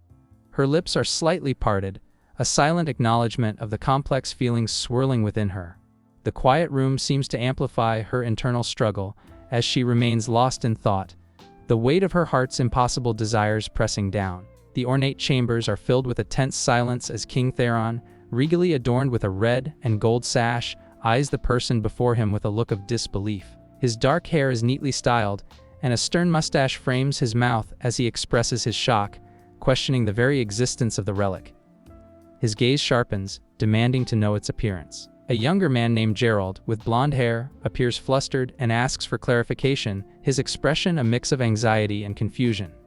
Lady Aurora, with her long, flowing red hair and composed demeanor, clarifies her meaning. She refers to the relic that the Blaine family has been secretly hiding. She then scolds Gerald, asserting that he should have at least uncovered such vital information. Gerald, his face now etched with more profound distress, attempts to explain, stating he had indeed inquired about it. But King Theron, looking utterly unimpressed, cuts him off sharply. The monarch declares Gerald talks too much and deems sending him on this mission a clear mistake. Gerald's face falls further, and he cries out, addressing King Theron as his father, his voice thick with desperation. King Theron, unmoved by his son's desperate plea, dismisses Gerald's attempts at explanation. He sharply retorts that even just knowing the relic exists for sure is important, but then aggressively questions why he should trust Gerald at all. Theron declares Gerald has never once accomplished anything properly, reiterating his profound lack of trust. Gerald, still distraught, attempts to justify himself by stammering that ever since a particular day, the Grand Duke has turned down the Manhwa family's invitations. Lady Aurora steps in, her hand resting near Gerald, reinforcing his claim by stating the Grand Duke has been holed up for days, so it cannot be a lie. King Theron scoffs at this, vehemently calling it nonsense. He counters their assertion by pointing out that not only did the Grand Duke's reputation in society rise after the New Year's festival, but he even held a party, looking to form new alliances and find a marriage match. Duke Cassian, a man with striking white hair and formal attire, is seen holding a champagne glass, looking pleased with himself, as if at the very party Theron describes. Back in the ornate chambers, the tension escalates. King Theron, now truly enraged, declares that they might be finished. Gerald, overwhelmed, buries his face in his hands, slumped over the armrest of his chair. He weakly mentions that Elliot, another young man with blonde hair in similar attire, said the same thing. King Theron, however, quickly dismisses Elliot's opinion, stating that boy has nothing to do with their current finished predicament. Lady Aurora, her composure momentarily shaken, looks pensive as she contemplates their next move, recognizing the gravity of their situation. She muses aloud about the difficulty if they cannot push the Grand Duke to the brink. Lady Aurora, her composure momentarily shaken, looks pensive as she contemplates their next move, recognizing the gravity of their situation. She muses aloud about the difficulty if they cannot push the Grand Duke to the brink. A determined glint appears in King Theron's eye as he considers if they should perhaps target the Grand Duchy itself instead. Duke Magnus, a newly introduced noble with dark hair, a finely groomed mustache, and an ornate deep red uniform, suddenly exclaims his agreement, proclaiming this to be the definitive solution. His face contorts into a sinister grin, reflecting a sudden, decisive shift in their strategy. With a swift clenching of his fist, Duke Magnus issues a stern command: all the palace magicians must be summoned at once! Far from the palace chambers, a disturbing trend manifests, giving context to the new strategic direction. After the New Year's festival, a strange energy has enveloped the Grand Duke's estate. The rustling leaves in the forest seem to hum with an unnatural frequency. Sir Gareth, a knight with dark hair and sturdy dark armor, and Sir Lorien, his companion with striking white hair and gleaming silver armor, ride their horses through the dense woods. Their horses' hooves rhythmically gallop on the forest floor as they discuss the unsettling occurrences. Sir Gareth notes that a swamp monster recently appeared in a forest with no swamps, deeming it definitely suspicious. He continues, observing that not only are monsters supposedly wiped out showing up again, but even new species that never lived in these lands are popping up. There is no doubt about it. A grotesque, green-skinned swamp monster with a single horn on its head lets out a low growl, its piercing red eyes gleaming amidst thorny, blood-red vines, a testament to the disturbing reality they face. As the knights discuss the bizarre new threats, an even more monstrous spectacle emerges. A massive bee-like creature, now dubbed a giant killer bee, with glowing red eyes and tattered, dark wings, buzzes ominously, an unnatural aberration in the once familiar forest. Amidst these unsettling developments, Sir Lorien harbors a heavy secret. He silently contemplates the dangerous truth: if their enemies were to discover that the supposed relic they seek is actually the holy power residing within him, they would exploit him relentlessly, treating him as a mere tool. Sir Gareth, his companion, turns to Sir Lorien with a cautionary expression, urging him to avoid using his holy power as much as possible to remain undetected. Sir Lorien acknowledges this with a curt reply, stating it is obvious. The two knights continue their journey through the dense woods, their horses' hooves rhythmically echoing on the forest floor. Accompanying them is a young woman, Serena, with gentle brown hair tied back with a red ribbon and bright green eyes, riding gracefully beside them. A small child, Princess Alana, whose small frame is just visible atop her own pony, expresses gratitude towards Serena, addressing her affectionately as nanny for her assistance. Serena, with a warm smile, dismisses the thanks, joyfully explaining that she is simply glad to have the opportunity to utilize all the magic she has diligently learned. Her eagerness suggests she is one of the summoned palace magicians, now actively involved in this perilous mission to understand the strange energy affecting the Grand Duke's estate. As the knights continue their journey, a brief interlude reveals a different scene. The young scholar Eliza, with long dark hair and focused purple eyes, diligently holds a pencil as she remarks that the younger ones are also deeply engrossed in their lessons. Beside her, Finn, with his short white hair and wide, anxious eyes, clutches his head in exasperation as Eliza adds that the cessation of royal attacks has fortunately made the timing for such endeavors align perfectly. Returning to the present, Sir Gareth, his brow furrowed with concern, turns to Hazel, acknowledging that it must be difficult for a lady to endure the rigors of staying at a campsite. Hazel, riding gracefully with her brown hair tied back with a red ribbon, casually dismisses his worries. She explains that she does not sleep at the campsite at all, revealing instead that she commutes to the manor every morning and evening. This explanation piques Sir Lorien's curiosity, causing him to glance back with a surprised expression. He wonders aloud how she manages such a commute, given that it typically takes a full day to reach the manor without even stopping to rest. Hazel pauses, then clarifies that she has been utilizing a secret cabin nestled deep within the Black Forest. Sir Lorien's eyes widen in alarm, and he sharply warns Hazel not to mention the cabin, stressing its secrecy as something only they should know.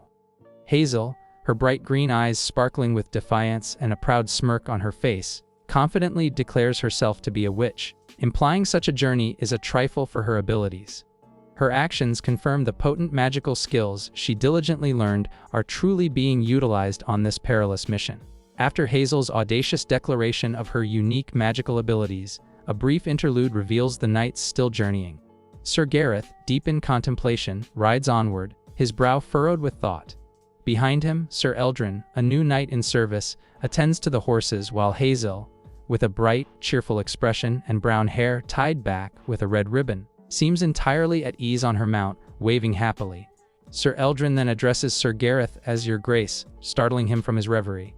A bewildered "huh" escapes Sir Gareth's lips. Sir Lorien, riding nearby, presses him, asking if he is even listening, to which Sir Gareth bluntly replies with a dismissive, "No."